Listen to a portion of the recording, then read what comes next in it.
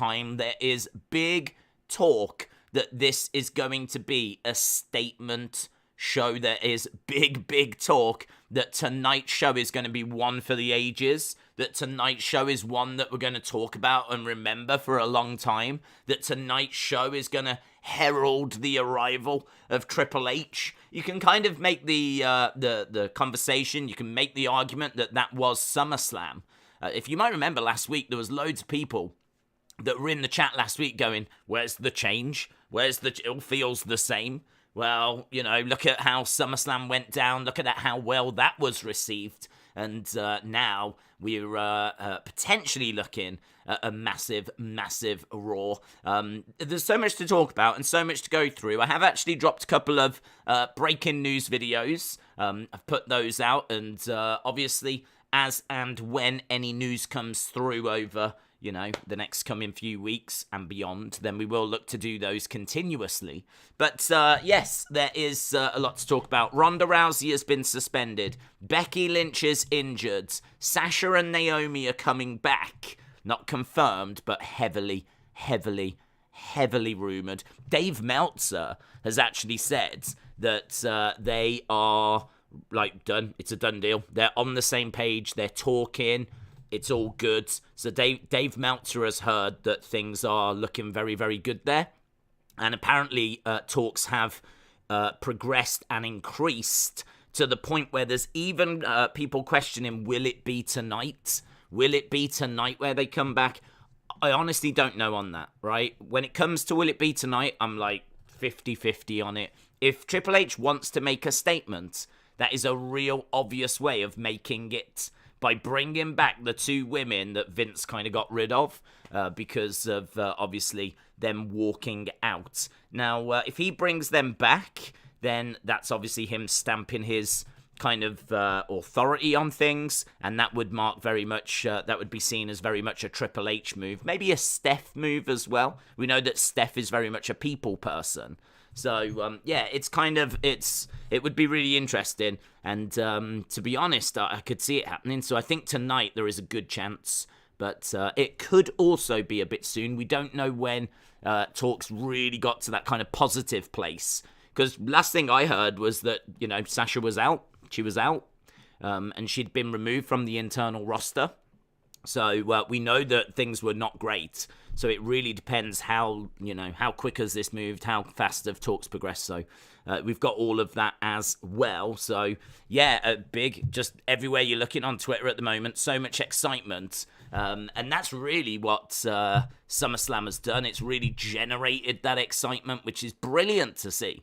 I mean, this is exactly what we've been waiting for. I've been waiting as well for some of that imagery from SummerSlam, the ring being flipped up. I mean, it's just incredible. What the image of that is something that will live long in the memory. So, yeah, exciting, innit? It's good. Harry said, what are you expecting tonight? Any surprises? I am expecting surprises, Harry. I hope you're well. I am expecting surprises. The thing with surprises is they surprise you. So it's hard to know quite what to expect. But if you said to me, will we get Johnny Gargano? I would say, I think there's a chance. If you said to me, will we get NXT call-up of some kind? Be it Roderick Strong, or I've heard rumors of Santos Escobar. Apparently Santos Escobar is looking very good for a call-up. So if you used to say, do you think we get Santos Escobar tonight? I'd be like, there's a good chance. Could we get, I don't know about Diamond Mine or anything like that. But I reckon potential for NXT call-up or call-ups, potential for Sasha and Naomi, potential for Johnny Gargano. I will say Bray, but whenever I say Bray, it's always like a long shot. So, you had to say Bray for SummerSlam because of how dark those vignettes were. I think we all knew that the vignettes were Edge. I don't think anyone was surprised when Edge came out. But the question was, would he come out alone at SummerSlam? That was the question. Would he come out alone? And he did, right? But that doesn't mean that The Fiend is not coming back ever, or that Bray's not coming back ever. It just means that it wasn't now. It wasn't those vignettes, or, seemingly it wasn't those vignettes. I don't expect him tonight, Bray, but he could. I mean, he's a person. He can physically go there if asked, so he could, but I'm not expecting it. But that's not to say that he won't return ever, so... I don't know what we're going to do as well with the whole Becky being injured, because it looked like she was going to be working with Bianca. And so if you haven't heard, Becky has apparently separated her shoulder. I did have a look on a few medical websites, and I was getting the same feedback of around about 12 weeks recovery time. So it's around that kind of ballpark. Obviously, she could be back a bit sooner. It may take a little bit longer, but I would say as a rough ballpark about 12 weeks. So 12 weeks recovery time, that's around the 3-month mark. Let's say she comes back in 2. Still going to be a good, she's still going to miss a good chunk of this feud. So what do we do with that? I've had people online saying perhaps they bring back Sasha and Naomi and they put them with Bianca, and then you've got Bayley and you've got Dakota Kai and you've got Io Shirai or Io Sky taking on Sasha, Naomi, and Bianca. Could go that way. Jerry, shout out to you. Hope you are well. They could bring... There we go. Look, Corvid said they could bring Sasha and Naomi back to be on Belair's side. How excited are you, says Cal. I'm excited. It feels big, man. It feels big. The hype is real. I think, just when you go onto, Sean Ross Sapp's thing, and he's saying that he's heard it's going to be a big, statement show. And then I think there was someone from PW Insider that had said it as well earlier in the day. Obviously doesn't quite have the same audience as Sean Ross Sapp, so, I'd already seen murmurs that this was going to be a big show, but as soon as Sean Ross Sapp says it, well then, boom, everyone sits up and takes notice, don't they, because he's been right about so much stuff. That obviously was really interesting. And then the flipping Sasha and Naomi news drops, and that was tasty. That was really tasty. The news on that front is that, as we just said, it looks like they're coming back, but we just don't quite know when. And tonight is, being rumoured, so... I'm just having a look on Fightful Select to see if there's anything on there in regards to the latest news. The latest thing they've got on there is about Becky Lynch's injury. Expected to miss ring time, but don't know how much ring time. Backstage discussion on Tommaso Ciampa. So, Fightful has learned an increased discussion about enhancing the presentation of Tommaso Ciampa. Obviously, Ciampa is a Triple H favourite and was looked at as one of the likely beneficiaries of this regime change. Among some of the things we've heard is that Ciampa being put in more matches that showcases his ability, possibly tonight, which we do know is true. There are a few matches that have been announced, and we can get to those in a second. There were discussions about him regaining his NXT theme, but we've not learned if that's confirmed. Ciampa has received positive reviews from his peers. His willingness to embrace this role and attitude backstage have said that his demeanour has been great. He's working hard to make the most out of everything that's been presented to him. Ciampa's promo with The Miz turned a lot of heads. Yeah, I don't know if you saw that promo. He did a flipping promo backstage with The Miz, and it was a brilliant promo. He was in front of a poster of, I think it was SummerSlam, and he was talking about everything The Miz had achieved, and really, Miz standing there, peacocking, absolutely, just loving it, and the passion, the fire, the intensity, the delivery, the focus from Tommaso Ciampa just was so impressive.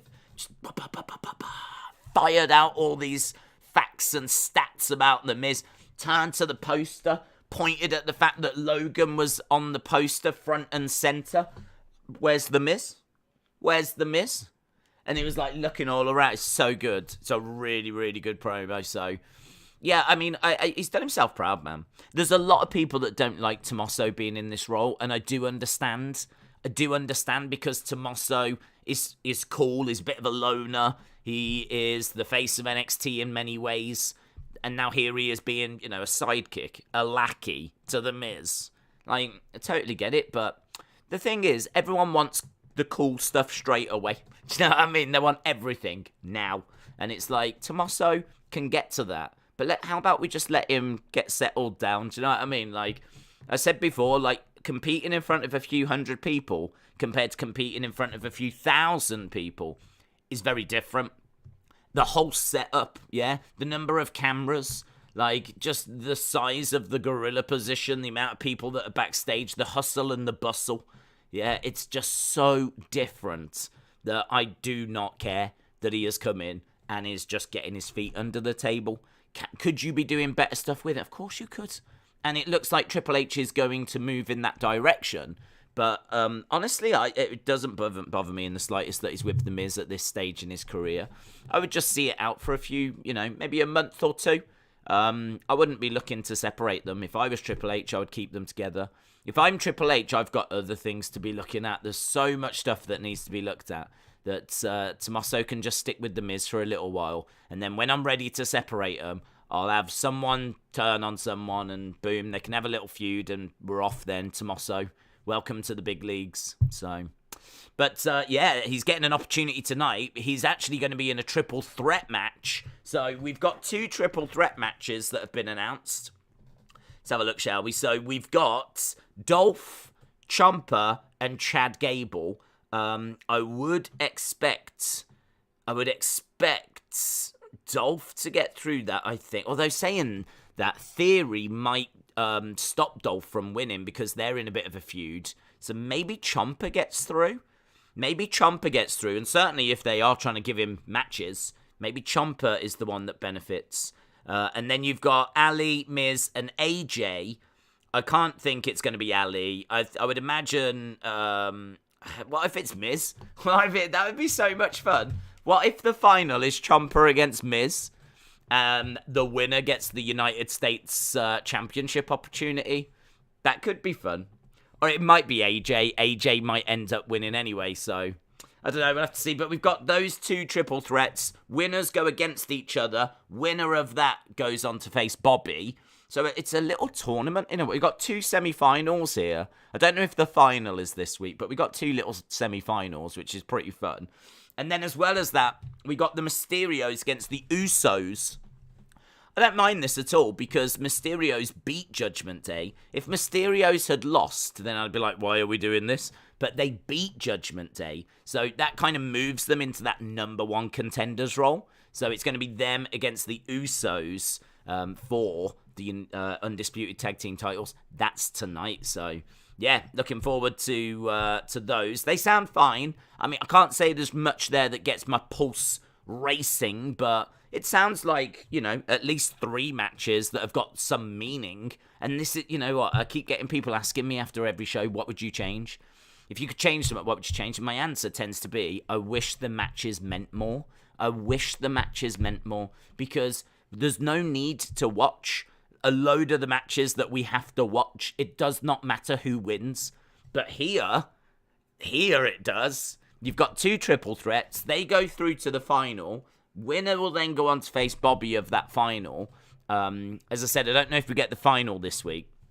And then you've got the tag titles on the line. So far, so good. Nice little foundation. That's what I'm going to say that is. It's obviously not the spectacular stuff that we're waiting for.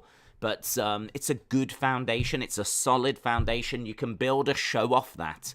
So, even the announced matches have got me like, okay, I see ya.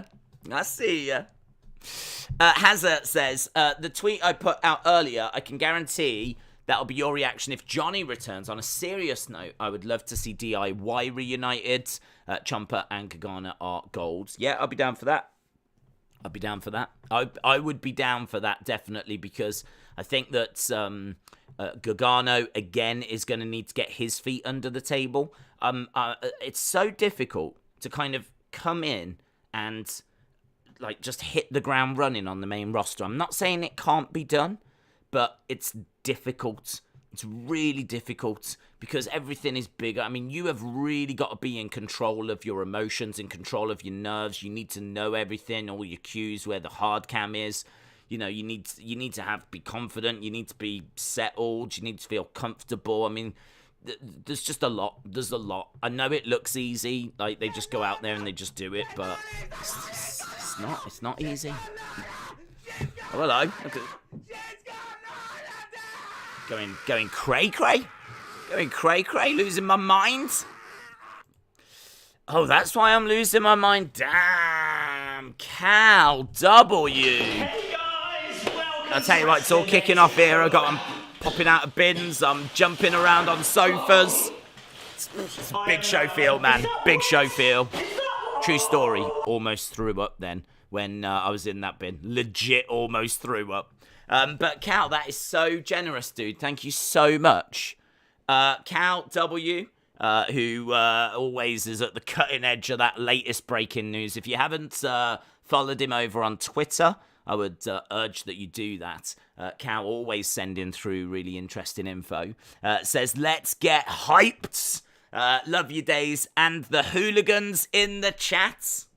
That is so kind, dude. That all the donations go right back into the channel. I've bought stream boxes. I still need to get this fixed. A couple of times when the streams lag, it's not lag. It's actually the computer has glitched. So yeah, donations will be going towards that. So that is my next thing that I'm saving up for, basically. So.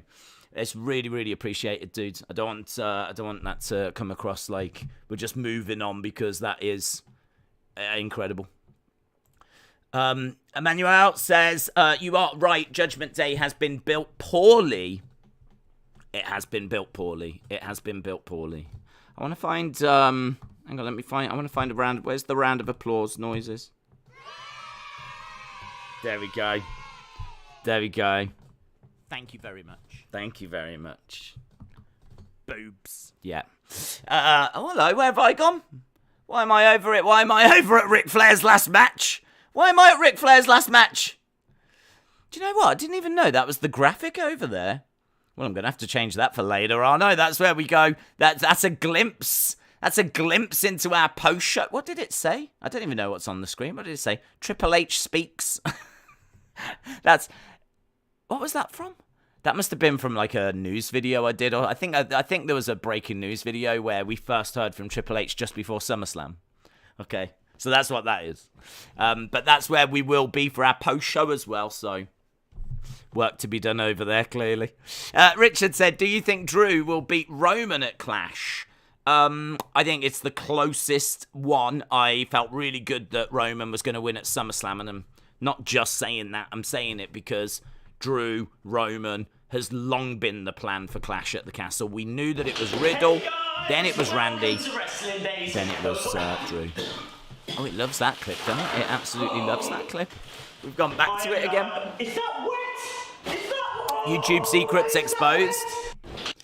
Do you know what? I have no idea. I must have pressed the button, and we must have just flipped over to it. Also, I don't know. I don't know why we did that, but hey-ho. Yeah, hang on, let me read this. Emmanuel says, you are right, Judgment Day been built poorly. Yeah, so my point on that in the review video for SummerSlam was that now that Edge has come back, it's really strange because you would think that Judgment Day are this big, strong, destroying everyone faction, but they're not. They're just not. I mean, they weren't even doing that great against the Mysterios. It needed Rhea Ripley to trip. I think it was Dominic from the outside to like gain the momentum, and then Edge comes back. So I don't know. I mean, are they just going to get battered by Edge and whoever's going to help Edge now? Apparently, Beth Phoenix is meant to be on the way, or was on the way. So I am expecting to see her. Who is going to partner Edge though? Will it be Ray? Will it be Bray? I don't know. Will it be someone else from NXT? I don't know. I don't know who will partner up with Edge, but I can see them doing some 6-person tag matches. But I just don't know. It just feels to me like it's going to be very one-sided, and it's going to be a lot of Edge victories. So yeah, I don't quite know what we're doing with Judgment Day at the moment. I don't know quite what we're doing with them. Because you can't really have Edge come back after all these vignettes and then just lose. Do you know what I mean? Like, it feels like he should be coming back to get wins now. So, Brandon said, what is Bayley's faction going to be called? So the rumors are Control. Okay? Now, I think the reason why is because she put a tweet out that was Janet Jackson lyrics, and it talks repeatedly about the word control. And so it's got people talking about, has she done that because, you know, Control, and that's going to be the faction name. It might not be, and that's the latest thought anyway, right? So it didn't feel strong enough to me. I put a tweet out on it because I thought, well, you know, this is interesting. I put a tweet out on it because I thought it's interesting, but it's not strong enough evidence to do a video. So that's why I didn't do a video on it. So for me, although I did mention it in a video, think about it, I did mention it in the breaking news one, but it didn't have its own video, right? It's not like I dropped everything, jumped onto YouTube and did a video about, guys, this faction might be called Control. So it's in a different like news video as a little, just so you know, this as well. So Control is the rumor I've heard. It might be that, it might not be that. But if it is that, I think it will grow on me. At first, I was like, Control. I wasn't feeling it. But the more I've thought about it, the more it's like, I don't know, Absolution. It's like Shield, Control, Controller here. I don't know. I think it's not the worst thing I've heard. It's certainly not my favourite thing I've heard. I mean, I think we could all come up with better group names than that if it is that. We'll have to wait and see. But, I mean, obviously they want to control their own destinies. They want to control the women's division. They want to control Raw. They want to control the narrative. They want to control the TVs. I don't know. But, you know, I can see why they would go for it. But, yeah, my first reaction to it was a bit... do you think Brock will try and get Tag Team Championship? Do you think Brock will try and get the Tag Team Championship? I don't think so. Happy 260. Yeah, we did get that. Yeah, it took a while.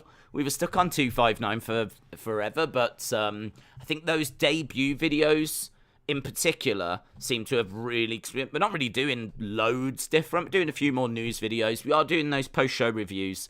But obviously we've introduced those debut videos as well, and the feedback in the comments to those is always brilliant. So I think that has definitely convinced a few people to join us. So yeah, big thank you to everyone that's checking those out. And there was one that dropped today on Edge. I did do that on purpose. I thought there was a chance he would come back at SummerSlam, so I thought, what would be a good one for Monday? And I thought Edge would be good. And I would probably say... In fact, I would definitely say out of the 10 that we've done so far, and I think that was the 11th, it's my favourite one. It's my favourite one because in the vignettes, there's something really significant, which is exciting. And then the match that he has, his debut match, is also very, very interesting. So, yeah, that was my favourite one. I can tell you that it'll be Drew McIntyre tomorrow. Spoiler. So, Drew McIntyre drops tomorrow on the debut videos. I've got a new faction. It's called What Have You Done For Me Lately? Nice. Tharuka said Control doesn't sound great. No. It's not one that jumped out at me at first, but as I said, I think it's one that will grow. I think it's one of those that you just get used to it. Just get used to it, and I don't hate it to the point where I'm like going to throw a tantrum, right? So it's fine, but I could definitely think of better, and I'm sure many of you could as well. There were heavy rumours that Triple H wants to bring up Trent Seven. If this is the case, I really hope he comes as part of a faction. Trent is phenomenal. Thoughts? I wouldn't understand that. Well, I suppose because it's at Clash at the Castle, that would make sense, but I mean, Trent Seven has not been a massive player in NXT UK. I mean, to my knowledge, I mean, he's certainly never held the championship. I don't know. I'm trying to think back to what he's done. I mean, he's held the tag titles with Tyler Bate. I don't believe, won the Heritage Cup. He recently turned on Tyler Bate. That's probably one of the most interesting things he's done recently. So, I don't know. It's a weird one. If that is true and he wants Trent Seven, then my question would be, why didn't you do more with him in NXT UK? Like, why didn't he get a title run? Or why didn't you use him more on NXT? I mean, he hasn't really done much in NXT. I think he came over with Tyler Bate as Mustache Mountain. But I don't know. That would be random to me. He's great. I ain't got a problem with Trent Seven. I got a lot of time for Trent Seven. So I certainly wouldn't be against it.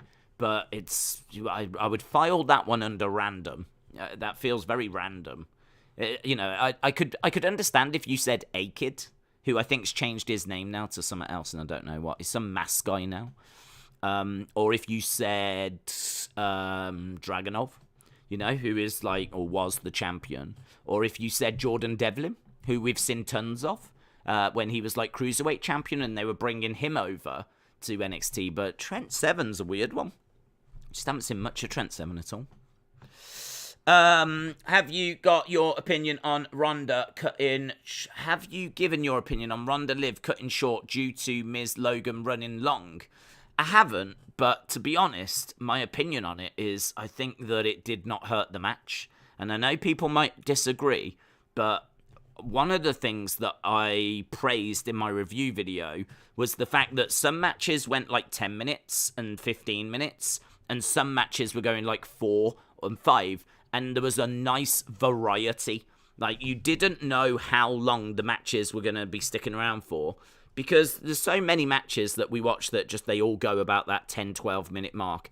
To see some matches actually end relatively short, relatively quickly, I think was good, because, to be honest, the first one was Bobby, and Bobby is just a powerhouse. Austin Theory, I know he's got a great size, but he is not Bobby Lashley. Bobby Lashley is bigger, he is stronger, and Theory against Bobby likely would be a short match, right? And it kind of went the way I think it would have gone, and I don't want to say in real life, but I felt that it was quite realistic in that it wasn't this long, drawn-out affair. Bobby caught him early with a hurt lock after Theory had tried to walk away, and the match was done. Now, you can't heap tons of praise on that because, I mean, what are you going to praise? What are you going to say was fantastic? Because there wasn't much to it. But I actually thought from a storytelling point of view, I didn't have a problem with that match. I saw a lot of people saying they didn't like it and that they wanted something else and whatever, but for me, I think that there was a nice variety on the show. So you got long matches, you got wrestling matches, you got lots of different things. You got that big spectacle at the end, but you also got this short little, quite realistic brawl, if you will. They were trading shots in there. There's not loads to judge, but he caught him early with the hurt lock. It helped the pacing of the show. If this was AEW, every match would have gone for about 2 days. So I can't sit here and say that it's bad that they kept some of the matches short, and the overall length of the pay-per-view comes in at 3 hours 30, which I would say is all right. Personally, I am a fan of 3 hours pay-per-views. I think 3 hours 30 definitely feels like it's a touch long. I think that AEW shows are over 4 hours. They're definitely long. This one was 3.5 hours, so I'm going to go on record as to saying I think that they could have shaved time off it. I think there was more time that could have been shaved, and yeah, there probably was time that could have come out of the Miz match. Miz and Logan could have lost a little bit of time. In fact, that main event maybe could have took a few minutes out of it. Not much. I mean, if you was going to take a few bits out, it probably would have been the whole kind of stuff where they're on the outside. Lesnar's just got tables and the stairs and everything, or the stuff in the ring where he's trying to choke him out. The problem with the last man standing matches, there's a lot of moments where the ref's just counting. And as I said, you know at the start that the person's going to get up. So I reckon you could have shaved a little bit more off, to be honest. So I can't sit here and say, oh, I wish this match had been longer, because actually I wish the overall pay-per-view had been a touch shorter. But I don't think the length of it, just because of the spectacle of it and the amazing ending, I don't think the length of it felt like a chore at any time. I actually did a UFC watch-along and then watched SummerSlam in its entirety straight afterwards. I'd been watching it anyway, but obviously passing glances. So I caught up with it afterwards, and I watched the whole thing from start to finish, and did not feel exhausted. And that was after watching, doing a 8-hour stream of UFC. So, for me personally, I think that the Bobby match being short was all right. I think Liv and Ronda, again, you've got to look at it. Ronda is better than Liv, yeah? I'm sorry if that upsets people, right? I'm sorry if these facts upset people, but she is a UFC Hall of Famer. She is a former Olympian, right, who won a medal, bronze medal in judo, first female from America to achieve that. Her mom was a judo champion. She's trained by Judo Jean LaBelle. Like, she has just lived her life of being trained. She is a trained, highly trained killer. So, it was going to be very interesting to see how they were going to do that match. That did not need long, yeah? Liv Morgan surviving any amount of time with Ronda. Ronda has beaten girls in like 30-odd seconds in MMA. She has finished girls quick. So the fact that Liv was in there for over 4 minutes, from a pro wrestling point of view, might feel short. From an MMA point of view, it's kind of like you're just about getting to the end of the first round. So, for me, the length of time in that match was all right. I thought that Liv trying to constantly get to the ropes was good. Showed her fight, showed her heart, showed her grit. I liked all that. I said in my review that she cries at the best of times. If you say hello to Liv, she bursts into tears. But when you are, in deep trouble, your back's up against it, your title is slipping away, your arm might be broken because you've been in the armbar that much. That's when you want that emotion, and she had it, and I thought that she did a great job. In the corner when the doctor was checking on her, and she was like this little emotional mess. I thought she was brilliant in that moment, Liv Morgan. I thought she was brilliant in the whole match, actually. I thought the way the match played out was really, really good, because she did get some offense in. I saw people saying they buried her. They made it look like she got no offense. She had a Rings of Saturn. She had a Rings of Saturn that she locked in. She was managing to get to the ropes as well. But the truth of the matter is, I don't think you could have booked it where she goes in there and beats Ronda clean. I just don't think you could have booked that. So actually, I would say the shorter that match was, the more believable it became, because she didn't have to survive this long amount of time with Ronda. So, I don't know. I think a load of wrestling fans will look at it and go, oh, they've screwed Liv again, or something like this, like they've took time out of her match, or something like that. But just don't look at it that way. Look at it as the story that's being told. Look at the story. The story was, even Liv admitted that, even Liv said, I can't stand here and tell you I'm going to beat you, like before SummerSlam, but I can tell you that I want this more, and I'm more passionate about this than you are. And that was the story going in. The story going in was that she was the underdog. She was the underdog, and she knew she was in the fight of her life. That match did not need to go long. That did not need 10, 15 minutes. She did not need to have to try and survive and get through and battle and all for that amount of time. Doing it short was fine. So I would say it was fine. Certainly afterwards, I did not sit there going, man, that needed more time. I did not think that at all.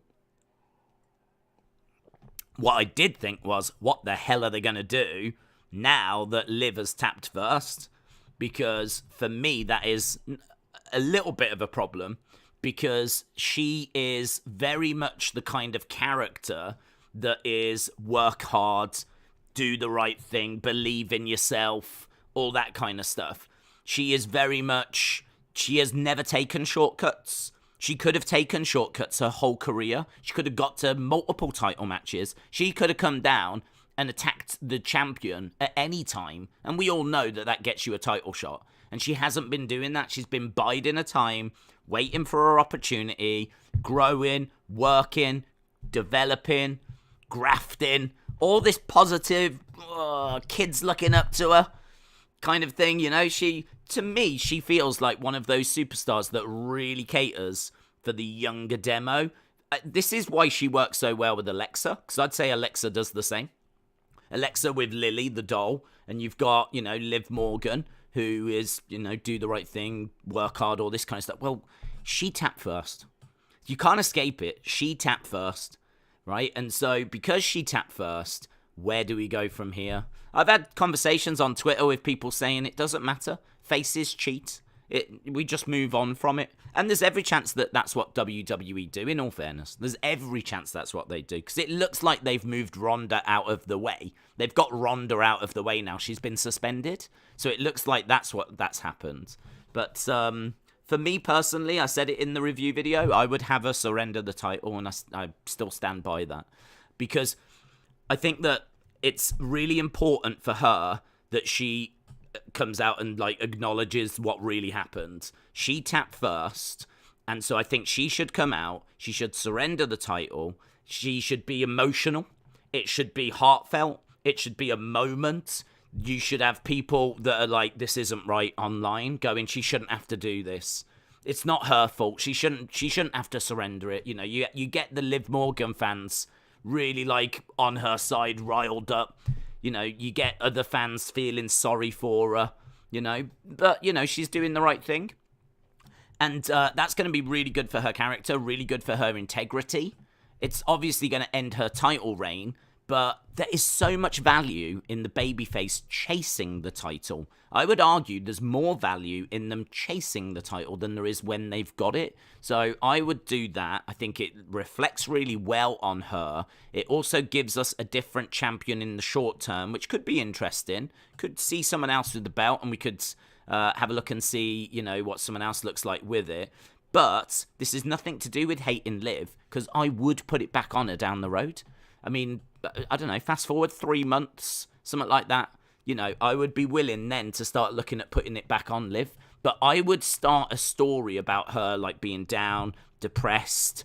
You know, she had everything she wanted. She reached the mountaintop. She got there. She's worked so hard to get there. And now it's gone. And now it's gone. But what was she meant to do? What was she meant to do? You could even have heels going up to going, I would never have done that. I would never have done that. And you could have Liv going, yeah, well, you're not me. I'm going to do it. I'm going to get it back, but I'm doing it the right way. I just think that would be great for her character. I think it's great for her. So, and I would look to give it a back down the road. I just think that'd be a really fun story. I don't think they go that way, though. I think what they'll do is they'll try and not ignore it, but they'll just be like, right, well, we've got past that match now. We've got past Ronda. We've suspended Ronda. Who's next?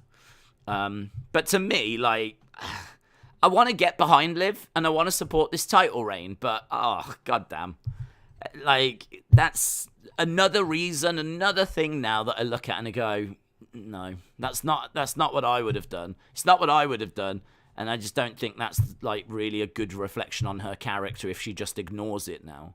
But it is true. I mean, look, there are faces that have cheated before, but I just don't think her character is the kind of character that would do that. It's going to be interesting, though. I do like the idea of a women's tournament for the title. I do like the idea of her surrendering it, crying, emotional, big moment. And then you do a women's tournament. Could be fun. We'll see. We'll see what they do. That's more SmackDown anyway.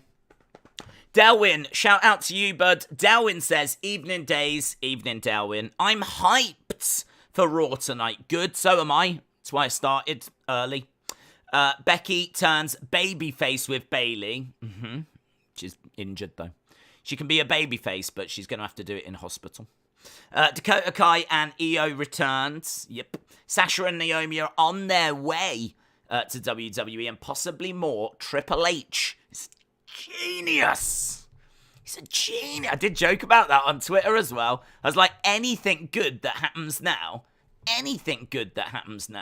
it's going to be followed by a million tweets of people going, I love Triple H. Because I've already seen them. They're everywhere. All I'm seeing at the moment is like, Triple H rocks, man. Triple H is the best. Triple H is so good. And I'm not disagreeing. I'm not disagreeing. I'm not saying that it's not true. But I do think that is going to get tiresome very, very soon. Every time you go on Twitter, there's just going to be people going, love Triple H. Triple H is the best. Do you know what I mean? Like, fast forward 6 months and we're like, oh, Triple H is so good. I can see that getting annoying. But, no, he's certainly looking to please the fans. And you can't argue with that, can you? You can't argue with that. I thought that it was a big SummerSlam. How much of it you can credit to Triple H, I don't know. Because take the ending, for example. Obviously, there's a load of people saying Triple H, look at him, amazing. But that kind of thing, I don't think that's been organised in a week. I think that has been planned for a while. I don't see them getting it. You can't just get a tractor, drive it down to the stadium, and flip the ring over, right? Without doing serious health and safety. Again, on Twitter, I was joking. I was like, if AEW tried to do that, the front 10 rows would be killed, right? Because the health and safety, mainly because they fluff the endings of their pay-per-views quite a bit, but the health and safety is super, super important, man. So important. I still can't believe how tight it was.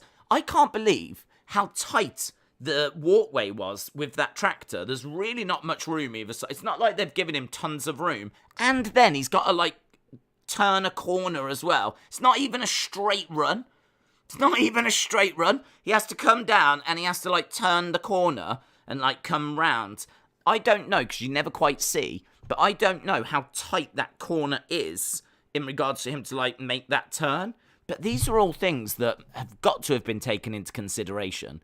Because you cannot have Brock Lesnar behind a tractor drive. Could you imagine if you was on the corner, you got Brock Lesnar coming towards you like this? You'd be like, oh my God. I hope that steering works. I hope the steering works. He's coming right at you. And then finally he does turn, head towards the ring. So I don't know if we can say that's Triple H or not. It might have been. This could have been, I don't know how long it would take to get that kind of thing planned, executed, health and safety checks, all that kind of stuff. I mean, that ain't a day. That's going to take a long time. There's a lot of red tape there. So, I don't know. It could have been, might not been, but either way, it was flipping very, very cool. Very cool. Jensen, the best, said, long time no see. Who else will return under Triple H? Well, we were talking, weren't we? I mean, Sasha and Naomi are obviously spoken about. I think Johnny Gargano is right up there. A lot of people are hoping for Bray. Carrion is another name that I've seen get mentioned along with Scarlett. So people definitely hoping for him. I don't know, to be honest. I mean, one thing I've not done, which I probably should do, is sit down with a list of the names that were released and just go down and go, where are they now? What are they doing now? What are, blah, blah, blah, blah, blah. I should probably go down that list and do that, but I haven't. But I will try to do that at some point. I would do it now, but there's obviously a lot to talk about. And I don't think we need to do that right now. But if you get a chance, maybe do it. Because you could go down and go, oh, yeah, Sarah Logan, she could come back. So she's not with AEW, and I don't think she's anywhere for example. Richard said, do you think there'll be any big returns tonight? Yes, I am I'm sorry. I am expecting big things. And the reason why I'm apologising is because maybe I'm getting carried away. I don't know. Look. Maybe I'm overhyping it. I don't know.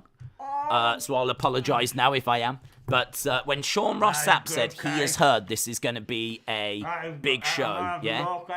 When I'm eating cake live on stream, you know this is something special. When I start half an hour early, I mean, I am lazy, yeah? Let's get it straight, I'm lazy. So if I'm going to start half an hour earlier than usual because I'm so hyped about how big this show is going to be, and we've got so much to talk about, then boom, gives you an idea, doesn't it? So yeah, I mean, everyone seems to be hyped. Everyone seems to be speculating and talking at the moment as to what could be going down. I do want to just have a look to see if WWE have put anything else out. We've got something from Logan. an exclusive look at Mike's The Miz's preparations. Don't care about that. No. Nothing else in regards to matches tonight. We have had a few, and we've spoke about them as to what we can expect. I just want to go to Wrestle Votes. Wrestle Votes are saying, this was, here we go, 4 hours ago from Wrestle Votes, yeah? I dropped a like, yeah? Guys, always drop likes, yeah? So important. Always support people, yeah? We're at 291, like, completely not connected, but we're at 291 likes, yeah? So always, you see how I've dropped a like there? It's really easy. Like, you can do it as well, thank you.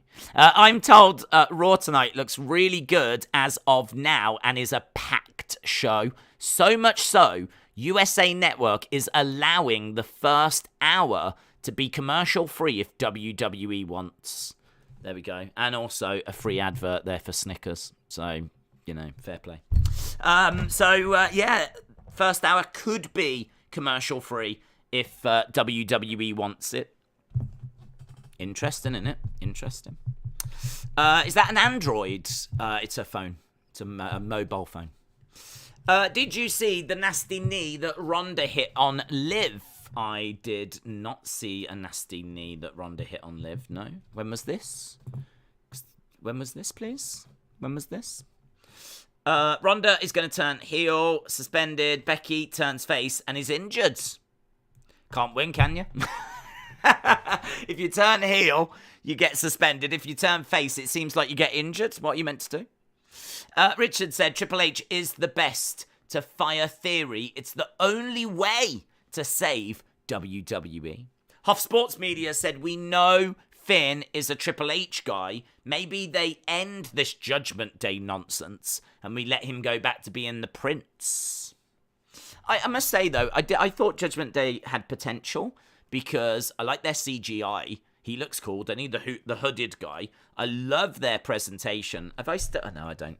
I always delete the pictures after I use them. But again, in the review for SummerSlam, I've got... Because I had 90 pictures in that review that I had to load up. It took forever, right? But it was really good. Really good. And definitely going to look to do those that way again in the future. Feedback was brilliant.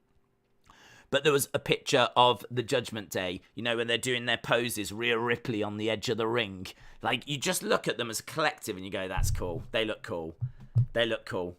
The problem is the booking. They're just not book strong. If you change the booking, I think you can save Judgment Day. I think you can get the summit there. Finn Balor was the leader, creator of Bullet Club. So he knows what it takes to run a good faction. He knows what works and what the ingredients are and how you make that connection. And so I would be tempted to let him run with this if that's something that he thinks he can make work. I'd probably, if I was Triple H, I'd sit him down, I think. I'd sit him down. I'd be like, look, what do you want to do? What are you feeling most excited by? Do you want to continue with the Judgment Day thing or do you want to go solo, try something different? Because... if you go solo, I can't make any guarantees you're going to be around the title because I've got a lot of options at the moment. So I can't guarantee that you'll be getting title opportunities. So you'll probably be around the mid-cards, or we can find an interesting feud, or we can keep you in Judgment Day and find interesting feuds, potentially maybe tag title runs with like him and Damian Priest. You know, Rhea Ripley can maybe get the women's belt. You know, there's maybe things that we can do there. Again, I still can't, you know, he's still not going to be around the title picture, but both at the moment, you know, which way, does he want to go solo? Do you want to be in a group? I think he'd say the group. I think he would say the group. I've got no evidence he would say the group, but I think he would say the group. I think he would want to be, I think he's got respect for Rhea. I don't know how he feels about Damian Priest, but I have heard him talking very positive about Rhea in the past. So I think, like, you know, having her around, trying to help her and give her a bit of like spotlight and them working as a unit, I think he'd be on board with it. But surely he'd turn around and say, you've got to book it better. You've got to book it better. Don't know. We'll have to see. The whole thing's been mismanaged, hasn't it? Because, I mean, it was meant to have like Triple H in it, and then not Triple H, Edge in it, and then Edge has come out of it, and it's all just flip-flopped around. I mean, there was rumours it was going to be Supernatural, and that's why Edge left, because he didn't want it Supernatural. Well, he's left, and they haven't made it Supernatural. So, do you know what I mean? It's like, I don't know, there's so many stories coming out about Judgment Day, it just seems like it's been flipping booked horrific. Cal said, I've tagged you on Twitter. I don't know if it affects him. Oh, what's this? Cal, you don't need to dude, you never need to super chat again. Popper H is trending. That's fun. Popper H. Red Light Universe. Just going to show this. Look at this. Loads of hype for tonight. You can see WWE, AEW. Why is this not? What's going on? Why is this not focusing? WWE and AEW. We've got Triple H. We got Monday Night Raw. Cross is trending. Charlotte is trending. The Man is trending. Man will be for Becky. She's injured. Charlotte, definitely potentially back soon. Maybe tonight. Isn't she more SmackDown, though? Cross, yep. Monday Night Raw, that's the name of the show. Triple H, head of creative. WWE and AEW, name of two companies in wrestling, so there we go. Wrestling is dominating the trends right now. Here we go. This is the Cal news. This is from Toy.io, Toy Show. And it says, here is your next guest on our vlog. It's Johnny and Candice for the first Toy.io appearance. Well, when is that, though? That's October. If he has already organised this, so what I would say about that is, if he has already negotiated that, WWE will honour it for him, but it won't be a stumbling block in him coming back. So, do you know what I mean? If they're like, listen, we want you to come and come to Raw. We want to move on the main roster and get going.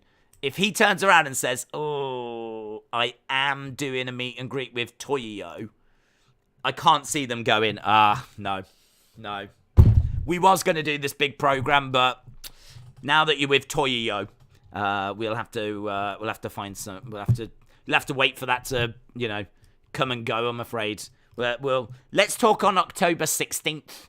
Your Toyo meet and greet is the 15th. We'll talk on the 16th. I think he'll be fine. Honestly, I don't think that'll be a stumbling block. But it is very, very interesting. What it does show is he's out there. He's not locked himself away with his kids, just living his life at home. It shows that he is getting out there now, going to conventions, doing meet and greets, earning a bit of money, right? Not that he needs it. I'm sure he's been saving. I'm sure he's in a good place and whatever, but it shows that he's getting out there. Now, obviously, there's a big difference between getting out there and going on the road. Big difference, but still positive, so it's good. And he did a meet and greet in Nashville, didn't he, as well? So, again, another example of him getting out there. Exciting times. So, Cal, thank you for that. As I said, very interesting stuff, because it shows that he is getting out and about, and I think that definitely increases the chances of him potentially returning. Now, I think whilst he's been locked away for a few months, like with the kid and everything, we just haven't seen anything from him. I'd say that, during those times, it was probably unlikely we were going to get him, but now, starting to see him a little bit more, starting to feel good about it. Jeremy said, Johnny and Candice are not hurting for money. I hope I'm wrong, but he doesn't need to wrestle. Well, I would imagine he's not going to be hurting for money, but he's a wrestler. I mean, he does love wrestling. He's Johnny Wrestling. So I think that obviously your life changes when you have a kid, but I think that he will want to get back out there eventually. Whether that eventually is now, I don't know. Whether it's tonight, I don't know. But what I do know is if Triple H calls you and says, I want you, I want to start working and building you up, I'm in charge of the creative, 100% I've got you planned for Summer at Mania next year, but we need to get going, because if we're going to have you at Mania in a singles match, I need to be building you up. I need time to work with you. Because there's lots of people that watch Raw and SmackDown that don't watch NXT, that don't know who you are, right? So we need to introduce you to these people, and we need you to have a few great matches and really, capture people's attention and get some momentum as we head to WrestleMania. If we're going to do that, I need you now. And that's going to be an interesting conversation, isn't it? And that'll be, I think, a hard conversation for Johnny to go, nah, I'm all right. I'm doing the toy meet and greet thing, so I'm all right. I don't need your WrestleMania. So we'll see. We'll see. Imagine DIY on the main roster going for the tag titles, says Dave in real life. It would be fire. Oh, I might, to the members that are watching, I might have sorted the Discord. I know. I might have sorted it. I actually spent a bit of time on it last night. So I think now, during our member streams, people might be able to call in. We'll have to wait and see. I'm just going to say that now whilst it's in my head. So we are going to do another member stream on Thursday. This Thursday we'll do another member stream. We'll give that a go. Hopefully it works, because I wanted it working last week and it didn't. Hopefully it works this week. And if that does work for everyone else, that might be a feature that comes onto like the post-show reviews, is we might look to open up Discord. Because at the moment, the Discord is for members, but I am going to look to open it to everyone and just like open it up. Because it's not being used, to be honest. So I want to try and open it up a bit. And then we will potentially get people calling in and doing stuff like that. So that's maybe where we're heading. So gaming in real time. Shout out to you, my friend. Really appreciate the support. Hope you are well. William said, I'm just kicking back, reading the chat. People are really excited and seemingly optimistic for WWE and Raw tonight. Big show feel. It's really exciting. How long have we got? About half an hour. We've got half an hour to go. So we started half an hour early so that we could make sure we ticked off every point that we needed to. And I think we've done a pretty good job of that. But here we go. We can go down into everyone's thoughts firing in. Wrestling with Andy, hello. Tag team wrestling might become a big thing again with Triple H in power. NXT always had a great tag division. Very true. Very true. I think that it's going to be really interesting, because sometimes the things that are cool are not things that are great business, and tag team wrestling is one of them. So, Vince's dislike for tag team wrestling is apparently because he would rather fill his time with singles matches, or take singles guys and just chuck them into tag teams, rather than have to pay for specific tag teams, because tag teams cost twice as much. That is 2 people you've got to pay wages for. It's 2 lots of travel, 2 lots of hotel. It's more food coming out of catering. Like, all the expenses go up when you have a tag division, because say you have 6 teams in a tag division, which I would think is probably standard, right? 6 good, strong teams in a tag division. That's 12 guys. That need travel, accommodation, wages, pay, right? And so I think Vince's take all these years has been, I'd rather not do that, basically. I'd rather just get the singles guys that haven't got anything on at the moment. Let's just put them in a team. Hence the Dirty Dogs. Hence Alpha Academy. Yeah? Like, you can go down a flipping list, right? Let's not do that, but you could. Go down a list. There are, of course, teams that do get through, like Street Profits, like Usos, like Viking Raiders. But even New Day were like singles guys that were thrown together. So I hope that we do get that now. I hope that we do get a strong division. I hope that Nick Khan doesn't stand in its way, because I think Steph will likely just sign off whatever Triple H wants to do. I can't imagine Steph going no, putting a foot down, really, if it's something fairly reasonable. Nick Khan, though, I don't know about him. I don't know. I don't know if he's going to turn around and be like, don't think that's wise. I think he is very much glasses on kind of a guy, going down the numbers like, we need to get this wage bill down kind of situation, and that might just counter maybe some of the creativity that Triple H wants to bring in. So I hope we do get a vibrant division. I hope that it's possible. It's not that it's not possible. We know they're making tons of money. So it's definitely possible. But it's just how much are they going to, keep the purse strings tight? How much are they going to be flexible? How much is Nick Khan going to allow? I don't know. But I hope they do it. Delwyn, shout out to you. Said, Days, what's your thoughts on Carmelo Hayes? I think he's great. He is a future world champion, in my opinion. Triple H highly rates him. I think he'll be on the main roster next year. Yeah, I like him. I mean, under Vince, I think he would have struggled. He's a smaller guy. He's got a good physique. He can talk. He is really fluid and very smooth in the ring. I mean, he really does just go through the motions and very easy to watch. And as you said, able to put on some really great matches. Champion in NXT, I believe he's got their North American, is it? Because they merged the belts, didn't they? So I know he's had a little feud with Cameron Grimes and everything. But he's put on some really impressive showings. I think under Triple H, the sky's the limit for him. Under Vince, I would have said...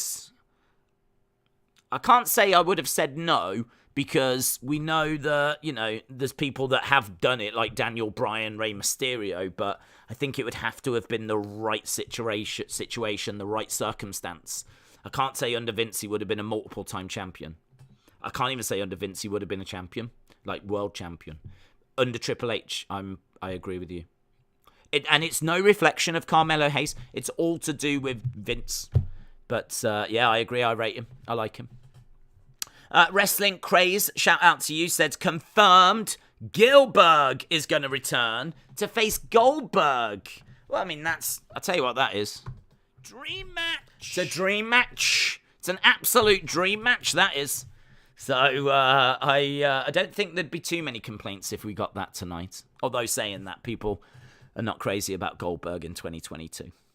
But I think they are crazy about Gilberg.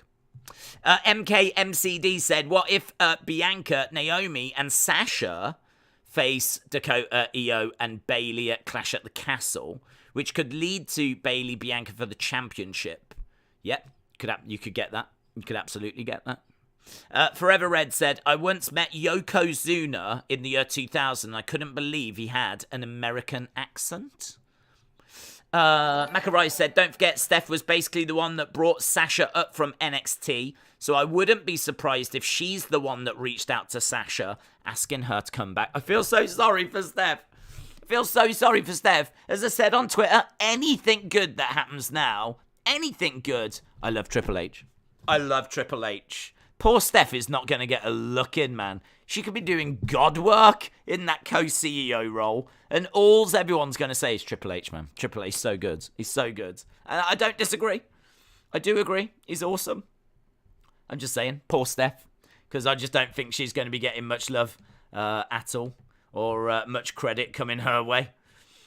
But I'm sure she'll be all right with it as long as the numbers are heading in the right direction. But at this point, we're going to get a top 10 Sasha returns. What do you think about Lashley against Gargano feuds? Tricky. Because Gargano is on the smaller side and Lashley is a beast. It's going to be hard to find a way of getting that belt off Lashley. I actually thought that the short match that he had at SummerSlam, I wasn't crazy about it, but I certainly didn't hate it because, as I said, I like the variety. I like the fact there's long wrestling matches. And yeah, look, in the real world, there are going to be matches where they catch someone early with a submission hold and that's it. Like, that is what... Just because we're not used to seeing it doesn't mean that's not what would happen, but that is what happens. Like, in the UFC, there are fights that end in, like, 10 seconds. There are fights that end in 25... Well, there's fights that don't end, that go 25 minutes, and we have to go to the judges. So, in the UFC, like, it can literally go from nothing to the judges. And, of course, the same in boxing. Well, that would be the same in wrestling as well. So him catching Theory early, putting him in the hurt lock, I didn't have an issue with it. And what I did think is at the end of the match, I thought, wow, he has just managed to beat the former champ in, like, you know, really quick time. The former champ as well has, like, gone, nah, I don't want any of this, I'm walking away. I actually think with the presentation, did you remember the presentation at SummerSlam as well? Like, he looks so good. I thought SummerSlam, one of the winners from SummerSlam, and I don't just mean because he won, was Bobby Lashley. Because not only did he win the match, he felt like a big deal. Amazing entrance, pyro for him. And then he goes in there and gets the job done against the former champion in, like, I think it was 4 minutes, or whatever. Like, it was, no time at all. So I thought it was a good night for him. A real good night.